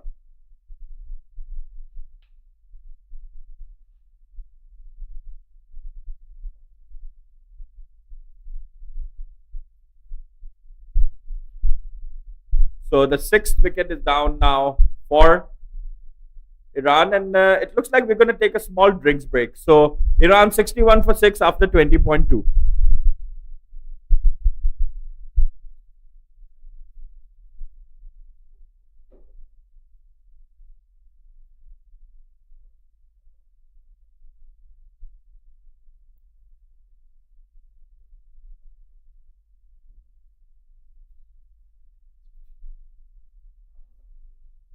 Sorry?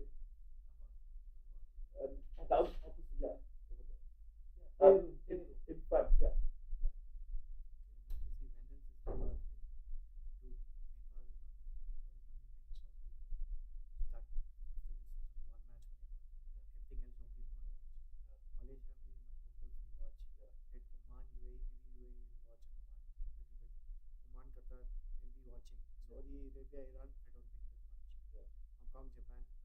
Hong Kong actually has a few wickets because I think the biggest in terms of and 22. Look at the comments is non-stop.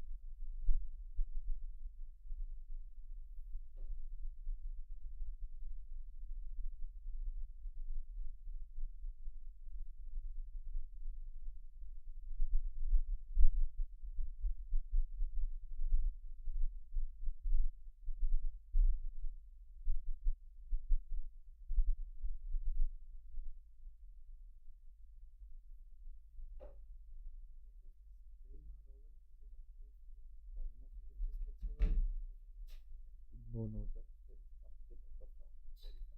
Very far. When I get dropped in KM. If you want to go to Biomass over, so that's where we'll be.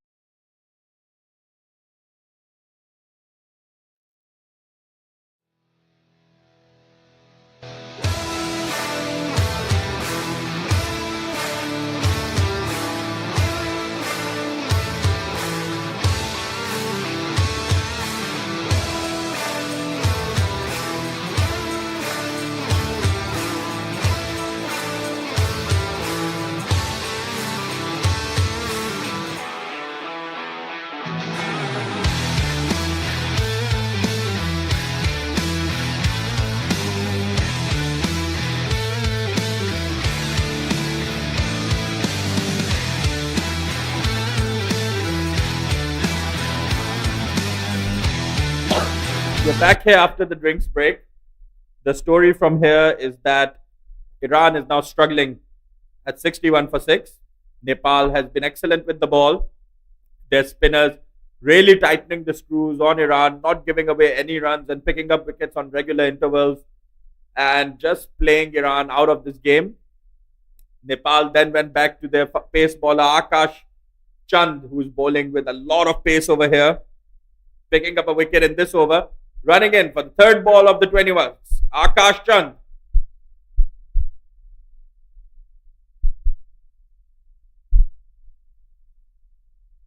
You see here Akash.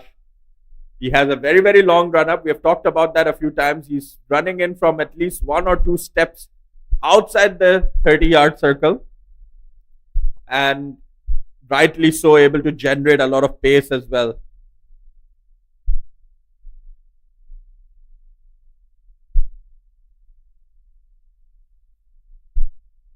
Zaid Raisi, who was excellent with the ball earlier today and excellent in the field as well, is out there at the moment. Facing at a rare misfield over here from Nepal. They have been very good in the field otherwise today, but on that occasion, just a casual effort from the fielder is slipping out of his grasp and giving away a single run. And it's very important for these youngsters to learn that even though the game is all but set in their favor, it's very important to stay focused. It's very important to make sure that you don't make those kind of mishaps in the field. Yep, you can never relax on a cricket field. Akash Steaming in, hitting the right lengths. You can see the rhythm is getting better and better. Akash, especially after that wicket, is running in hard and has 2 slips. Rightly so. A very attacking mindset now. With 6 wickets down, they would want to wrap this up quickly.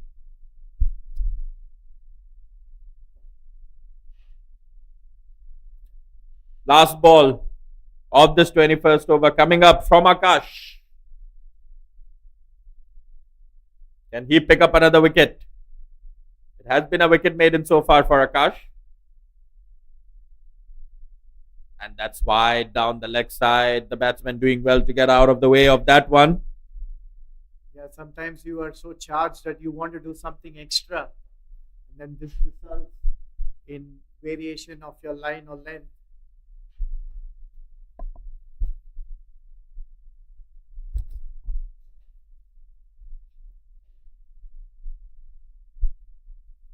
Akash Chand for the last ball of this over. He's going to have to re-ball that. Once again. Sabir Ibrahimpur on strike. And that's played straight down the ground. Straight as an arrow for 4 from Sabir. Smash straight back. That was unexpected by Akash. Pitching it up. Smashed beautifully straight back to the ground for a boundary. A much needed boundary for Iran. Brings the end of the over. Iran 67 for 6 at the end of 21 overs.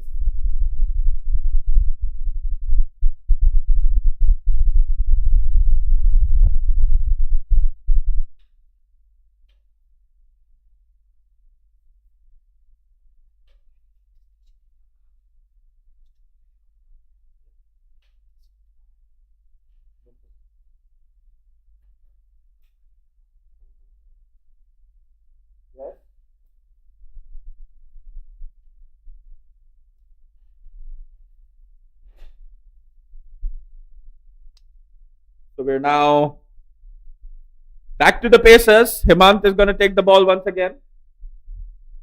And interestingly, it's change offense for Hemant.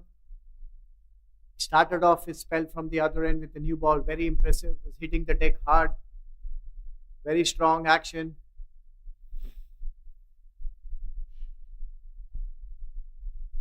Two slips, catching position and a shot.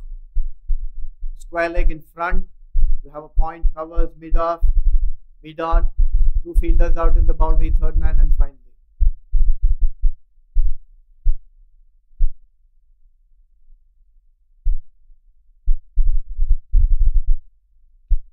Nice pace and bounce over here from Hemant. Excellent start this from the other end. Seems to be starting off from Harry, left off his first spell. No signs of a warm-up delivery there. Coming in and hitting the deck hard. Good bounce and carry to the keeper.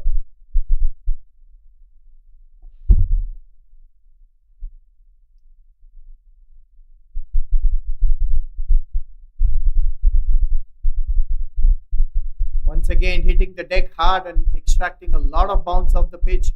Look at the way he carried to the keeper. Yeah, really good pace and bounce over here from Hemant. And the batsman at the moment content to just let that one go to the keeper. But I think there's a plan in play over here from Hemant. I think he's going to start bringing a couple of ones full and fast and try to get the wickets over here.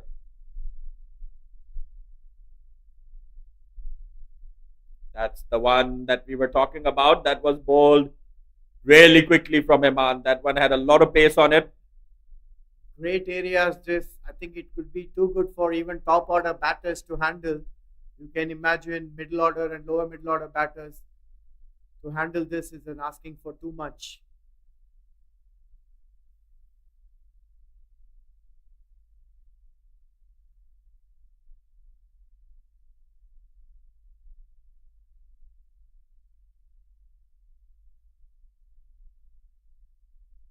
Performance to be proud of, nevertheless, for Nepal. They managed to get 353 while batting first in their 40.1 overs, not managing to bat out the quota of 50 overs, which would have been slightly disappointing for them. And over here, they are in full control of this match with Iran at 67 for 6 in 21.3 overs. So in full control over here, Nepal, as they should be, heavy favorites coming into this match and coming into this tournament.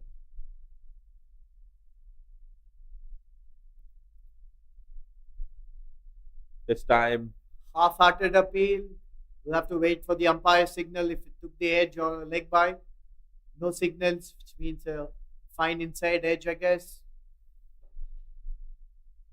Yeah, Hemant generating a lot of pace over here. He would feel that he missed out a little bit to not pick up wickets. More wickets over here, Hemant. He's currently wicketless. And in the early on, he actually took the brunt of the hitting that we saw from Amir Khorsand as well. So he would be really keen to pick up at least one over here. Hemant running in for the final ball of this over. And that's a huge appeal. That looked close over here. That looked very close. I think the umpire judging that was maybe going down leg, but definitely looked close on first look. 22 overs gone, 68 for 6 Iran. That's the Nepal team dugout, a happy dugout. They've had a good start to the tournament so far.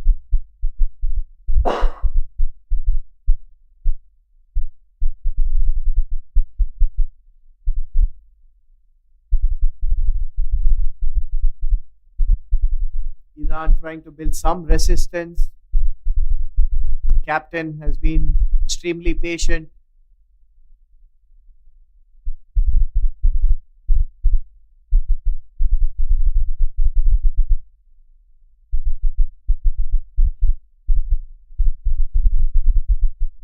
Take outside edge. Straight to third man for a single. As much as we were impressed with the spinner's length, I must say the pacers line, all the pacers from Nepal have been spot on as well. They both largely stick to their fields, kept it in the channels, have had attacking options. More often than not, a slip or a gully, slip and a gully, or two slips. So overall, a very clinical performance, a professional show by the bowlers so far. Very, very disciplined and consistent effort. Yeah, we see two slips right into the 23rd over here. Now that slip field has moved slightly to the gully position, but still a very attacking field nevertheless set by Nepal over here. And Sunil over here, anything outside of off, the batsmen are very content to let it go to the keeper. I think the plan over here from Nepal is to bat out 50 overs.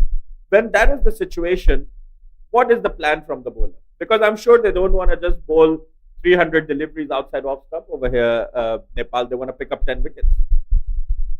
Definitely, they'll have to look at just 4 good balls, which means constantly moving the field around, creating doubts in the batter's mind. The biggest enemy for a batter is their doubt or tentativeness, and as a bowling team, you need to create that at times. Maybe have a short leg catching, or have a deep square leg and bring in a Yorker. So you'll have to have a bag full of tricks, and I'm sure the Nepal bowlers are going all out in terms of their variations, and they definitely want to wrap this innings up as early as possible. Both the pacers, Akash and Hemant, have been very impressive. I think a silly short leg or a silly leg is definitely a good plan over here, because it doesn't look like these batters are going to be able to pull the ball with fluency. So definitely test them out a little bit with the shorter deliveries. A little bit of change of plan rather than just bowling outside the off stump channel and the Iranian batsman just leaving it all the way to the keeper. This time, Akash has been called for a no ball. You overstepped. Trying to get that extra yard, extra pace to get through the batter here, Akash, and in the process, overstepping. Good opportunity for Iran here to get a boundary or a six in terms of some momentum, considering the Nepal bowlers have been very miserly in terms of giving away boundaries and loose deliveries. So a free hit coming up over here for Nepal, for Iran rather, and let's see if they can make use of this one.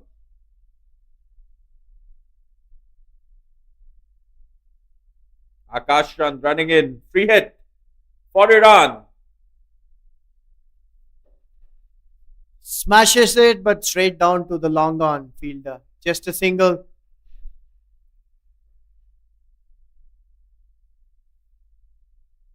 Another missed opportunity for Iran, and Nepal have been very formidable in putting the free hits away today. I think they scored about 4 sixers in around 6 or 7 free hits that they got in the first innings earlier when they batted, and all clean hits. There was no wild swings. That was very matured from the batsman's perspective, where you usually have the tendency to swing wild for a free hit. Rather, they saw the ball and played according to the ball's merit. Excellent ball pitched up, takes the edge. No, just a beat in, but the keeper fumbles, results in 1 by.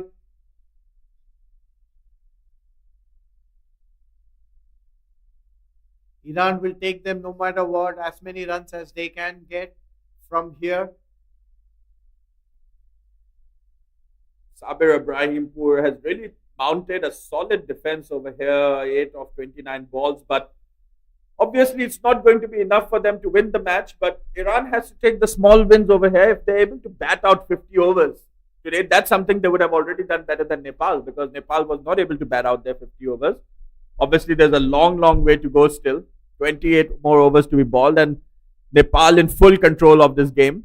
Change in field, deep square leg goes in, seems like a bouncer plan, or a fine leg is already deep, so I think he's setting him up for a bouncer.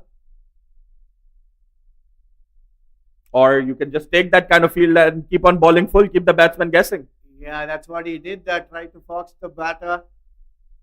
Overthrows resulting in an extra 2 runs on the board. The question over here is, Sunil, and as that over ends, Iran now 73 for 6. The question is that if you have a fine leg deep over there and a deep square leg fielder, if you test him with the short delivery, are the balls really going to reach that far? Because these batsmen are not looking very fluent at the moment. Maybe you need to be a little bit inside the boundary line. Yeah, absolutely. It's usually 5 yards from the boundary line. When you field on the boundary, it's not always on the boundary. You come 5 yards in so that you can save the twos as well. And as you mentioned, these batters don't have the intent to pull right now. So that bouncer ploy was just to kind of distract the batter. And maybe they would sneak in a Yorker or so, even with the field back. They're just trying to play with the batter's mind here. Hemant once again is going to continue over here with his right arm fast. Definitely at this level, Hemant is bowling with a lot of pace.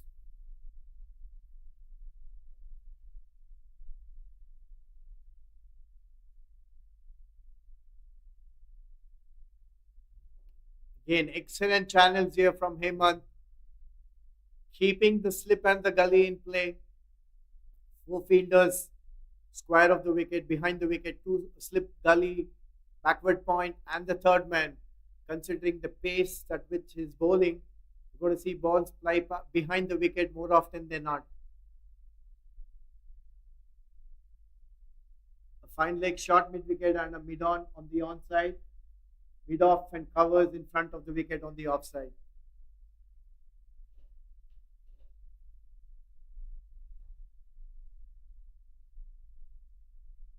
I think Hemant has to target for the stumps over here because the batters are not showing any intent to go for big shots. And if he keeps on bowling stump to stump, there's going to be situations where the batters are going to miss out and he's going to hit Hemant. I think there is really no need to ball short or ball outside off stump. I think the game is simple from here. Just ball wicket to wicket, ball stump to stump. The target is anyway at the moment out of the reach of Nepal, and it also doesn't look like Nepal is going for that target. I think Nepal is out here to play 50 overs. Sorry, pardon me. I'm talking about Iran batting over here. Iran is out here to play out their 50 overs. They're not showing any intent. As a bowling unit, you need to understand that if you're not going to bowl on stump line, 2 dismissals are straight away gone out of your window, the bold and the LBW. So it's best that you stick to stump line. I think that's an excellent suggestion, Umair, that keep stump line, keep these 2 wicket-taking options very much in play, and of course, odd balls that you're going to bowl outside, you still have 2 catches for that option too. Once again, that takes an edge between the keeper and first slip, races away to the boundary. Sunil, I think. Oh my God, I'm sorry, my bad. It's hit the stumps. In fact, he missed it. It looked like from here, because the commentary box is on the side angle, it looked like he might have edged that for 4. But that struck the stumps. He's bowled him. Umair, I think he listened to your suggestion on keeping it on stump line and paid the benefit of it. Excellent over from Hemant, rattling the timber. This is exactly what we were talking about a moment ago, Sunil, that they need to keep it full and wicket to wicket over here. And that's the only way they're going to pick up wickets. There's no reason. The Iranian batsman did not look like they wanted to play any shot to any delivery that was outside of off.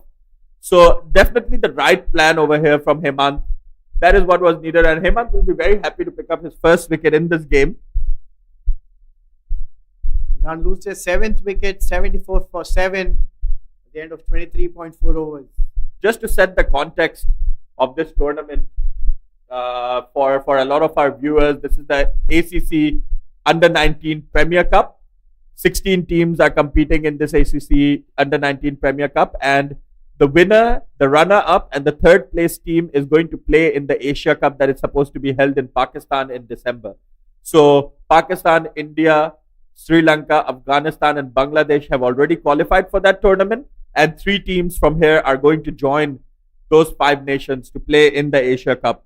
So that's what's up for grab over here for Nepal, as Hemant runs in once again with a lot of pace. Excellent stump line again for the new batter.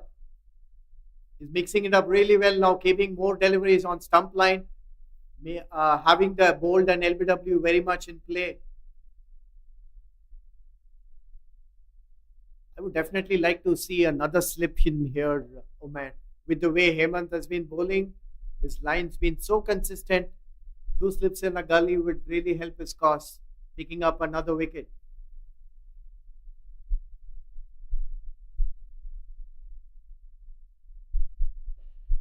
Kane probing the batter in the channel of uncertainty. Excellent over from Hemant.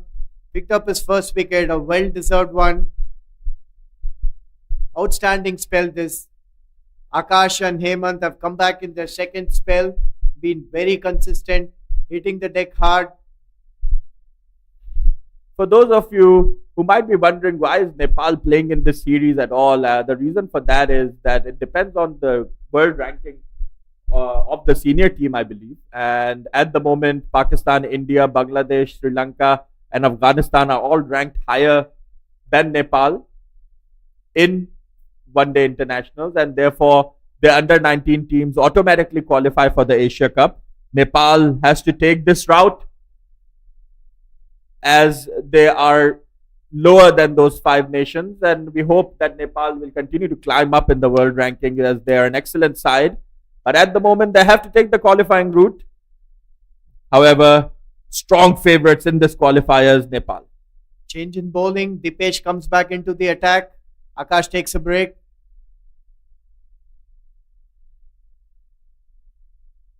Excellent start straight away. A loud LBW appeal, but the umpire is not interested. The Nepal bowlers have been spot on today, both in their first and second spells, have been very consistent and given very little away to the Iranian batters.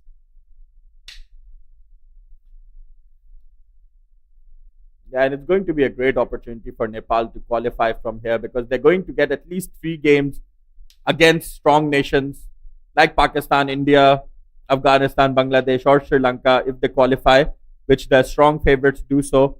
And looking at this team over here, Sunil, definitely they have the ability to pull up upsets against those big nations as well. Absolutely. They seem a very, very well balanced and well rounded side. We saw some quality batting earlier this morning, and they have been mighty impressive on the field with their quality, pace, and spin attack. I don't think the moment there is a gap in this team, they seem to be fielding well. They have a very good pace attack. They seem to have formidable spin attack, and the quality of their batsmanship and their attacking intent, they are going to be certainly making a mark. Yeah, what's also important to note is that the pitches in Pakistan definitely seem to favor batsmen. They're pristine batting pitches. A lot of people joke about how Pakistani tracks are like highways, are like highway tracks. You will see test matches being played deep into the 5th day, one-day internationals, 350, 360s being scored and chased down. And as we talk about that, there was a bit of an appeal over here, Dipesh Kandel, but that was probably way down leg side. So end of the 25th over, Iran 74 for 7. So coming back to that point in Pakistan, pristine batting pitches. And what we saw from Nepal today, there was certainly a very impressive batting display at 353. They were not able to bat out their 50 overs, but that's the kind of experience that these guys are going to learn from. And definitely a team with, on those batting pitches, having the kind of spinners that they have, the slow left armers that are going to bowl from a low angle, are exactly the kind of bowlers that can actually pick up wickets on those kind of tracks. So definitely a team that you're going to have to look out for in that Asia Cup in Pakistan.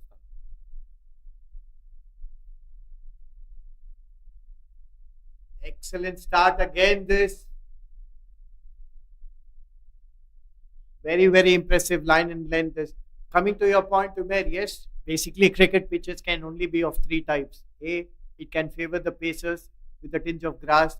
B, which is a complete flat out pitch which favors the batter. C, it could be a turner, slow turner that could help the spinners. And I think Nepal have all their bases covered. They have good attacking batters, technically sound batters as well, and a very formidable pace attack and quality spin attack. What we have seen so far been mighty impressive.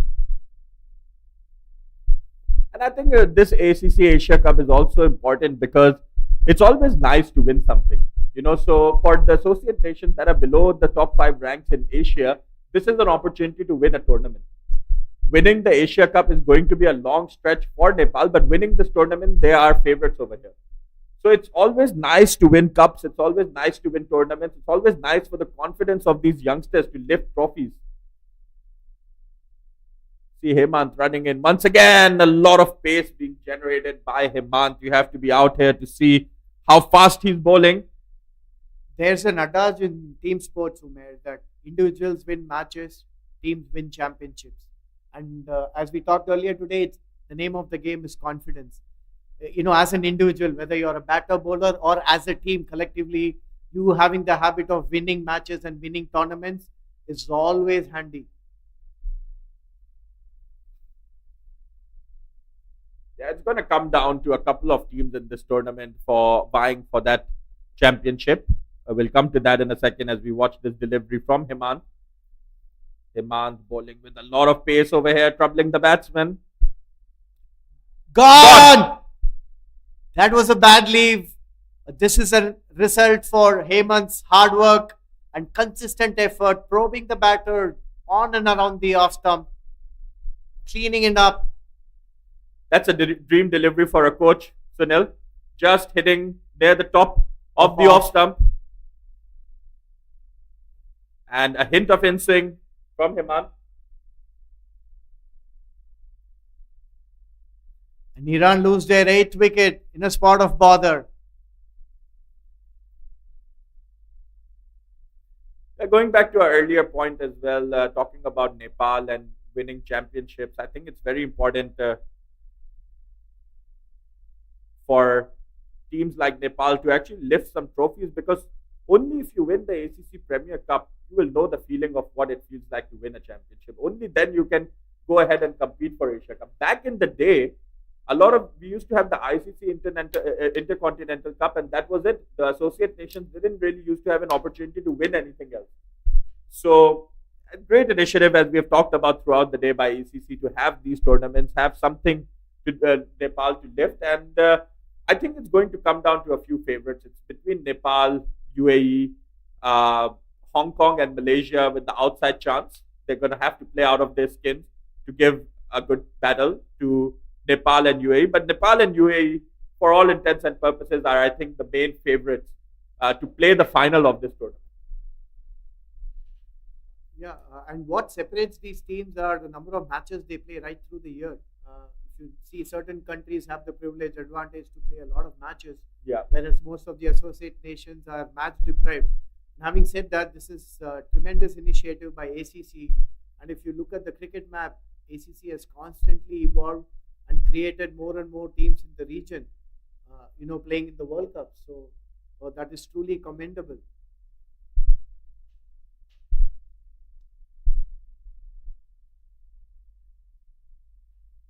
Hemant will be looking to pick up another one over here. Played on a miss. How close was that to the edge?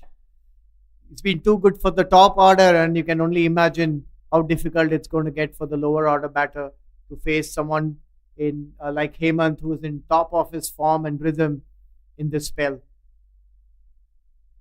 Hanzele, the new batter, left-handed option for Iran. They really need to stitch some partnership and look to go past and get into the 3-figure mark. That's in the air, and that's going to run past the slip fielder. And what's funny about that one, Sunil, is that they have had 2 slips all day. And when the number 10 batsmen come out, they've taken away the second slip. So that would have been gone for all money if there was a second slip in. We were just discussing about having 2 slips in a gully, especially because of the quality of channel, the areas that Hemant has been bowling in this spell. That could have been another well-deserving wicket for him. Nevertheless, it's 75 for 8 at the end of 26 overs. Yeah, 26 overs gone. Iran 74 for 8. This game all but over. Nepal needing just 2 more wickets to wrap this one up. They'll be looking to do that in quick succession.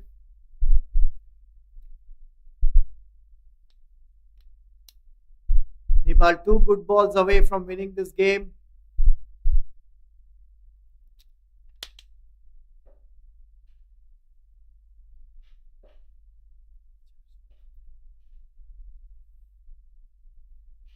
So Milan is going to continue. Milan, the slow left armer, going around for the left armer.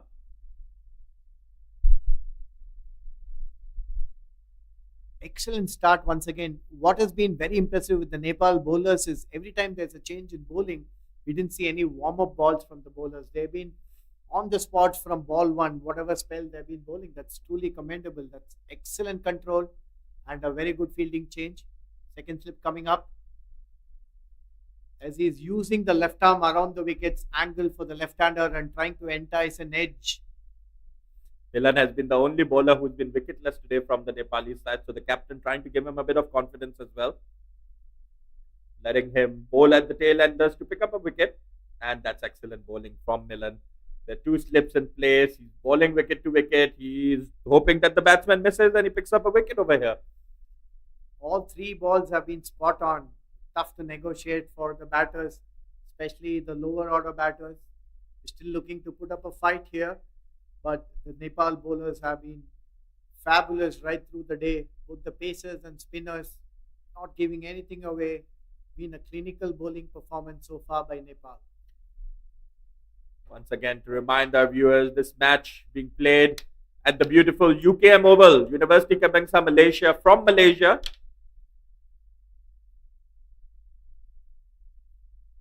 A rare full pitch delivery that not put away, the batter not capitalizing on that, straight to the extra cover fielder for no run. There are 3 stadiums in Malaysia that are going to be used for this tournament. We'll come back to that after this delivery and an appeal, and that's probably pitching outside of leg, nothing there. Just an appeal from Milan, who's been wicketless so far. 3 stadiums in Malaysia will be in use during this ACC Premier Cup Under 19.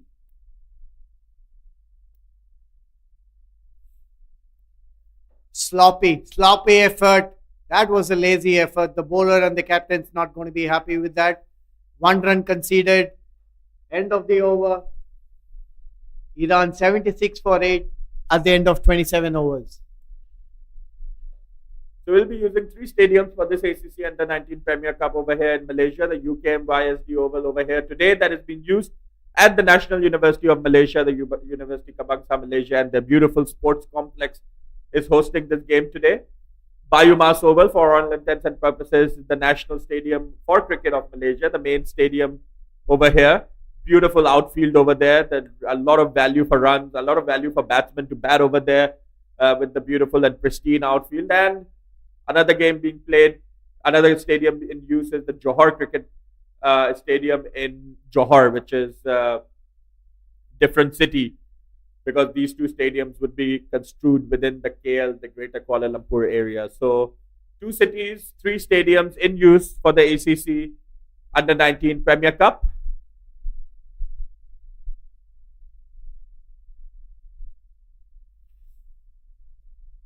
And that one just glanced away to the fine leg region. And just to talk about, once again, for those of you who have just joined us, there's 16 teams that are playing in this tournament. With 4 groups, and with this group, it's going to be, this is the first game between Nepal and Iran, which looks like Nepal is going to walk away with a clear win over here. The other 2 teams in this group are going to be Saudi Arabia and Bahrain. The winner of this group is going to play the winner of Group D in the semi-final, which we'll come back to in a second after this delivery. Hemant continuing to bowl with express pace. So Group D is made up of Hong Kong, Malaysia, Japan, and Indonesia. Most likely that group is going to be a competition between Hong Kong and Malaysia to see who finishes on top place. So that's going to be an all-important game. And then the Group Bs and Group Cs comprising of UAE, Oman, Qatar, and China in Group B, and Singapore, Kuwait, Thailand, and Maldives in Group C. Once again, Hemant appealing over here. There's a big appeal, but the umpire not looking interested. Full pitch right on the pads, but the umpire is not interested. Hemant is mixing it up well in terms of line, varying it, keeping it outside off stump, and then trying to get into the stump line, searching for his 3rd wicket. And this has been a fantastic spell from Hemant. It really has, and he was hit away for a few runs early on by Amir Khorsan, which he was really not happy about. He responded with a couple of bounces. But since then, he's been nothing less than impressive. Once again, Hemant. The pace is on offer is what's been impressive from Hemant, and definitely an international level cricketer already, Hemant. And coming back to the scheme of this tournament, I think Nepal clear favorites in this group. Nepal clear favorites in this group are going to play the winners of Group D, which is going to be between Hong Kong and Malaysia. Hong Kong slight favorites, possibly, but Malaysian team on the rise. Malaysian team with an impressive showing in the Asian Games recently. Sunil, did you manage to catch Malaysia's quarterfinal in the Asian Games? I didn't get to see, but yes, I was following their progress, and they have also been quite a strong climbing team in the associate nations, so to say. They've been playing a lot of series. Malaysian cricket has been very, very active in organizing quadrangular and bilaterals. So they play tournaments right through the year, and some very young enterprising cricketers like Virendip. I'm a fan of his top-notch attacking opening batter from Malaysia. Heartbreak there for Malaysia in the Asian Games as they needed only 6 runs of 11 balls against Bangladesh, but in the end falling short by 2 runs. So impressive bowling here from Nepal to end this over. Hemant Dhami, out of his 7 overs, he's given away 19 runs for a return of 2 wickets. So 28 overs gone now. Iran 77 for 8. Coming back to that Asian Games over there, Malaysia making it to the quarterfinal with ease, beating Singapore in their group stage games and beating Japan as well. And then in the quarterfinal, they came so close, Sunil. They needed 6 runs more of 11 deliveries and somehow fell short. Malaysia almost managing to qualify, set a date against India in the semi-finals over there. That would have been an incredible experience. Imagine being in the same park as the likes of Virat Kohli and Rohit Sharma. But make no mistake, there's one point here that the Asian Games is such a formidable performance by Malaysia. Why? Because there are no expats allowed to participate. Yes, definitely grassroots crickets from Malaysia has come up incredibly so, and local talent on display, born and bred up in Malaysia. Virendip Singh, as you mentioned, a star player from Malaysia. Virendip also plays in the Nepal T20 League. Come back to that in a second. Change in bowling, spin being brought back. Subhash Bhandari it is. Subhash Bhandari continuing. I think they're going for the off spinner against the left hand option.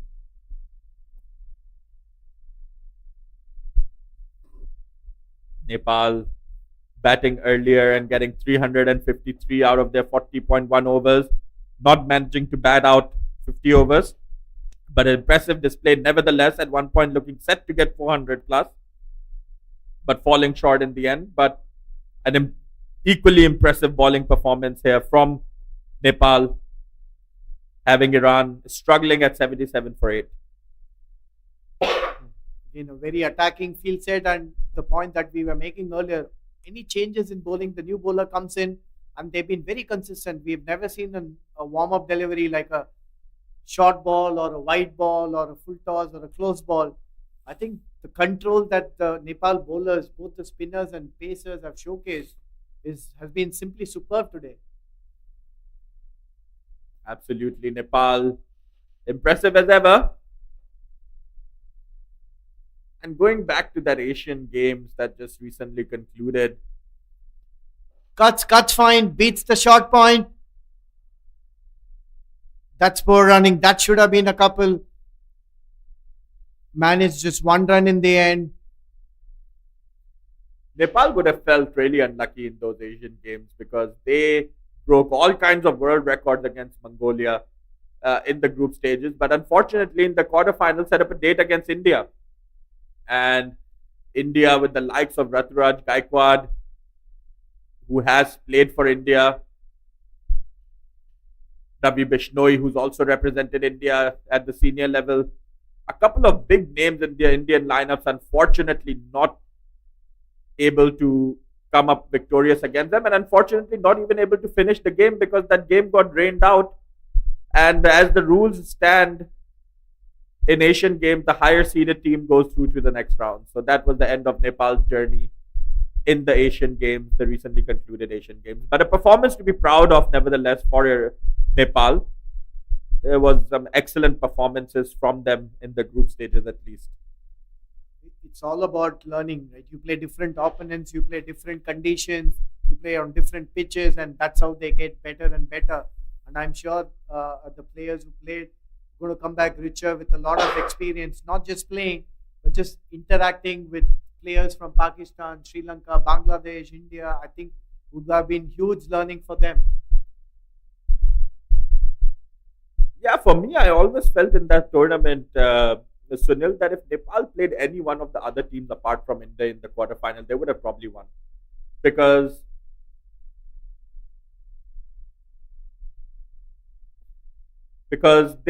Nepal was playing a very, very strong team with the likes of Karan Kesi, Sandeep Lamichane, Arif Sheikh.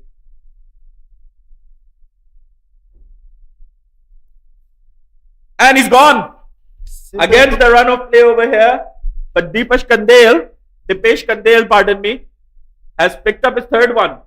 And how about this bowling performance? Let's have a look at this replay over here from Dipesh, just taking the top edge, diving forward and taking a catch, making no mistake. Very well done by Dipesh. And how about this bowling performance from him? He's bowled 6.3 overs, only given away 4 runs and picked up 3 wickets. So this has been an absolutely immaculate performance from Dipesh Kandel. He's been very, very difficult to contend with, and he's going to be a player to watch out for in this series for Nepal, because the kind of angle that he bowls from and the kind of variety that he possesses, any team on their day is going to find him very difficult to put him away. Yeah, you rightly said it, Umair. The first ball and the second ball, so much of difference in trajectory and speed that undid the batter. The first one was a flattish, good length delivery, but the second one was looped, enticing the batter to go for the drive, and a simple return catch in the end. Iran lose their ninth wicket, 78 for 9.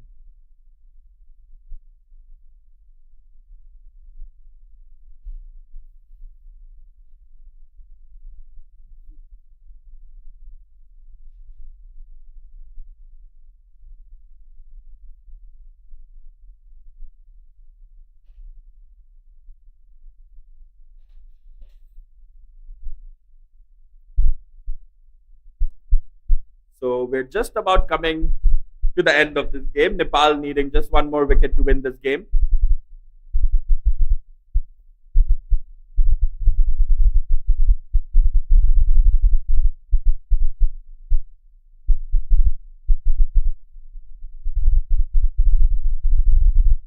Almost got the edge there, played on a miss again.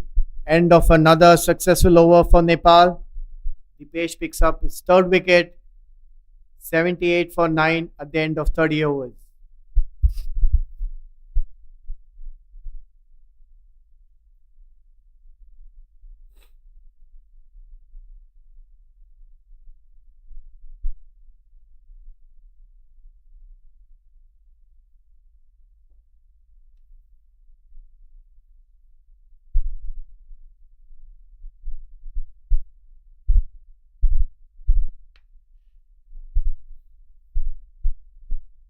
Subhash continuing his spell.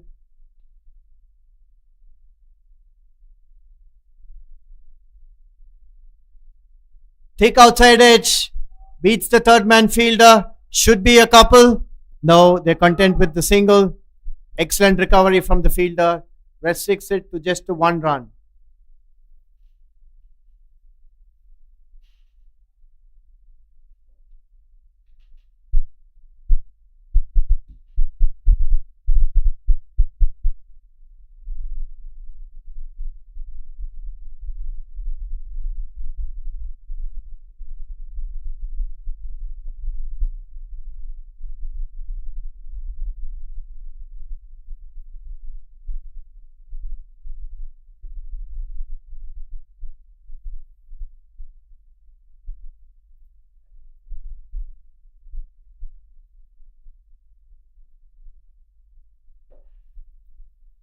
So once again, Subhash Bhandari continuing with his off spinners against the left-hander.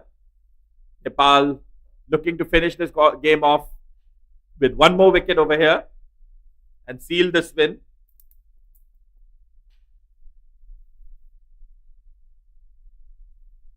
Inside it, straight to short square leg, no run on that occasion. Subhash has been very, very impressive, been very consistent in bowling to the fields along with the other two spinners. Nepal, he's got him! That's the end of the game. Cleans him up for his third wicket. Excellent spell this by Subhash. Iran all out for 79. Massive victory this for Nepal. Clinical performance with both the bat and ball.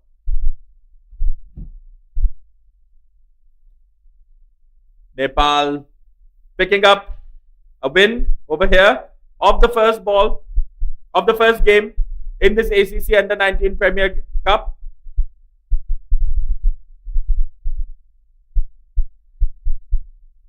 And what a performance it has been. Nepal batted first, got 353 out of their 40.1 overs, Nepal. And then an impressive bowling performance from Nepal, from their spinners specifically, getting Iran all out for 79. Handshakes all around, clinical performance, very happy Nepal dugout starting their campaign with a win. Sure, there have been a lot of positive takeaways for Iran as well from their win. The Pacers started off well, picking 2 wickets, but eventually Nepal outplaying Iran. So congratulations to all the Nepalese fans that have been watching this game today. Impressive performance from their team with the bat and with the ball. Nepal has always had large fans following their cricket. They've been a pillar of strength and support to their national teams, both senior and junior, and we are sure that the trend is going to continue.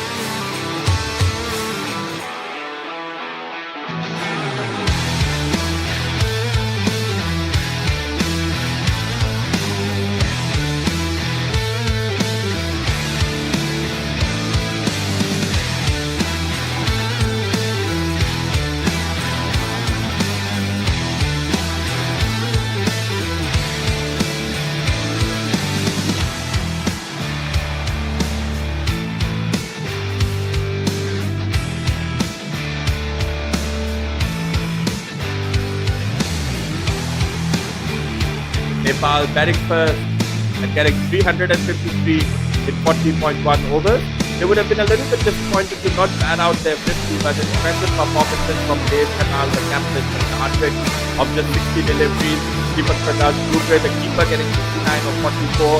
Keeper Bora getting 65 of 59, and Dipesh Patel getting 29 of 52. For bowlers for Iran, Salman Niazman had a weak start. He went away for a lot of runs in his first 3 overs, but coming back with 3 wickets for 62. Sada Rahman Raisi getting 3 wickets for 67. Zaid Raisi, the pick of the bowlers, getting only 2 wickets but very economical, only for 40. And Saman Sheikhi getting 2 wickets for 68. In return, Iran only managing 79 runs in their 30.5 overs. Amir Khorsan, the only batter really that managed to get some runs early for them, but look at that bowling card from Nepal. Dipesh Patel getting 3 for 4, Subhash Bhandari 3 for 6, Hemant Thakur 2 for 19, and Akash Chand 2 for 27. So that's the story from here today. Nepal registering a comprehensive victory in their first game. So thank you very much for everyone who joined us for the coverage of this first game. Join us momentarily for the presentation ceremony. Thanks for watching.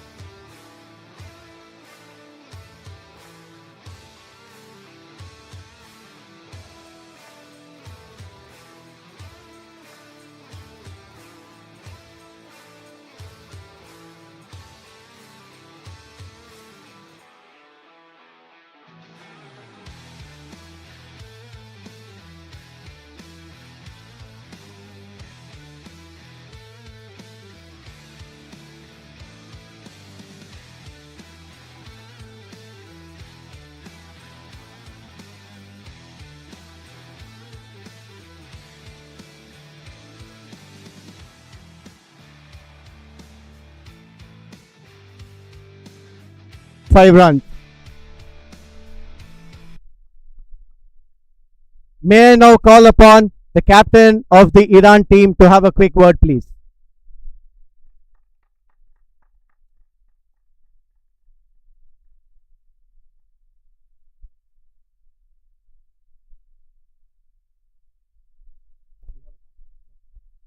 Hard luck today, but there have been some positives like your catching and your pace bowling. What do you reckon about today's game?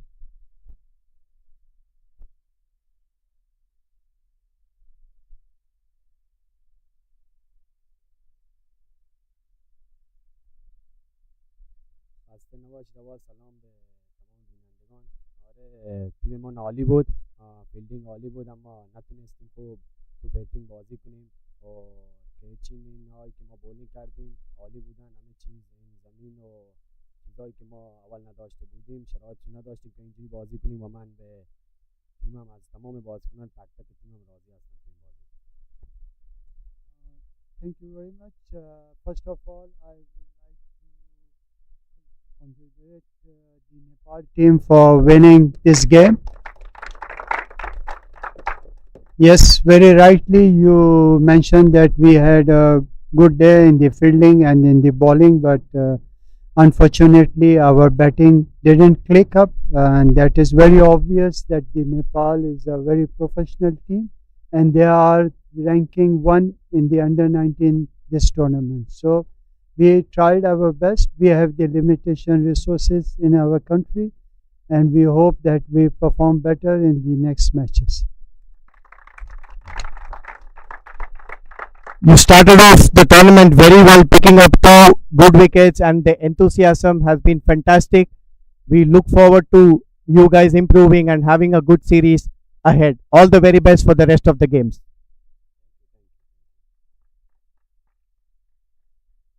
May I now call upon the Nepal captain to join us for a few words, please.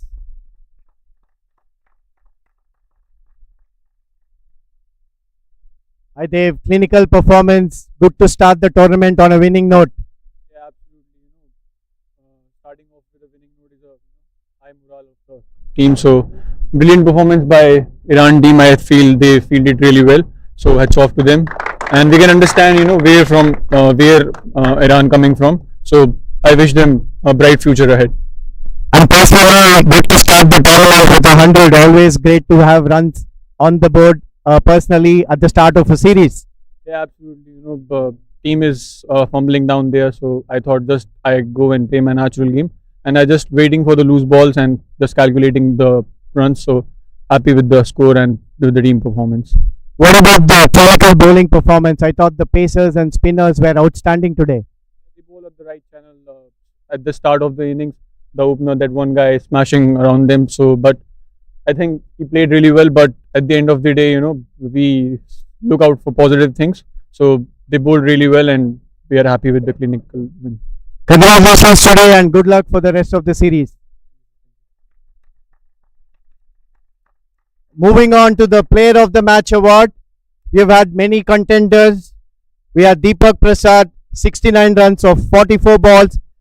Deepesh Kandel, 29 of 22 balls and 3 wickets in his 7 overs. But the choice for the Player of the Match is Dave Kanal for his 100 in only 60 balls. 4 sixes and 12 fours. May I please request the match referee, Mr. Iftikhar Ali, to hand over the award.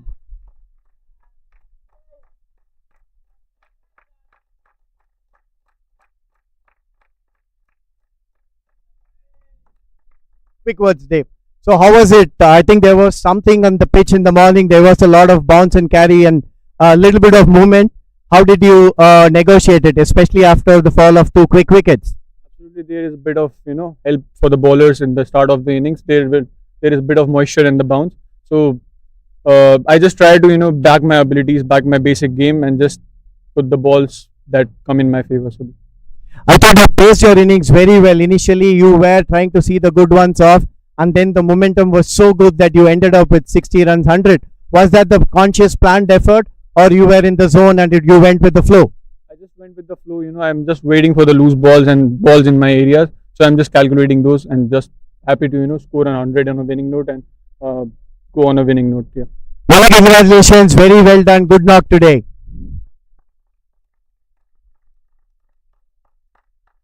That's all from the presentation ceremony. Thank you so much. Thank you for joining us. Good luck to both the teams for the rest of the series.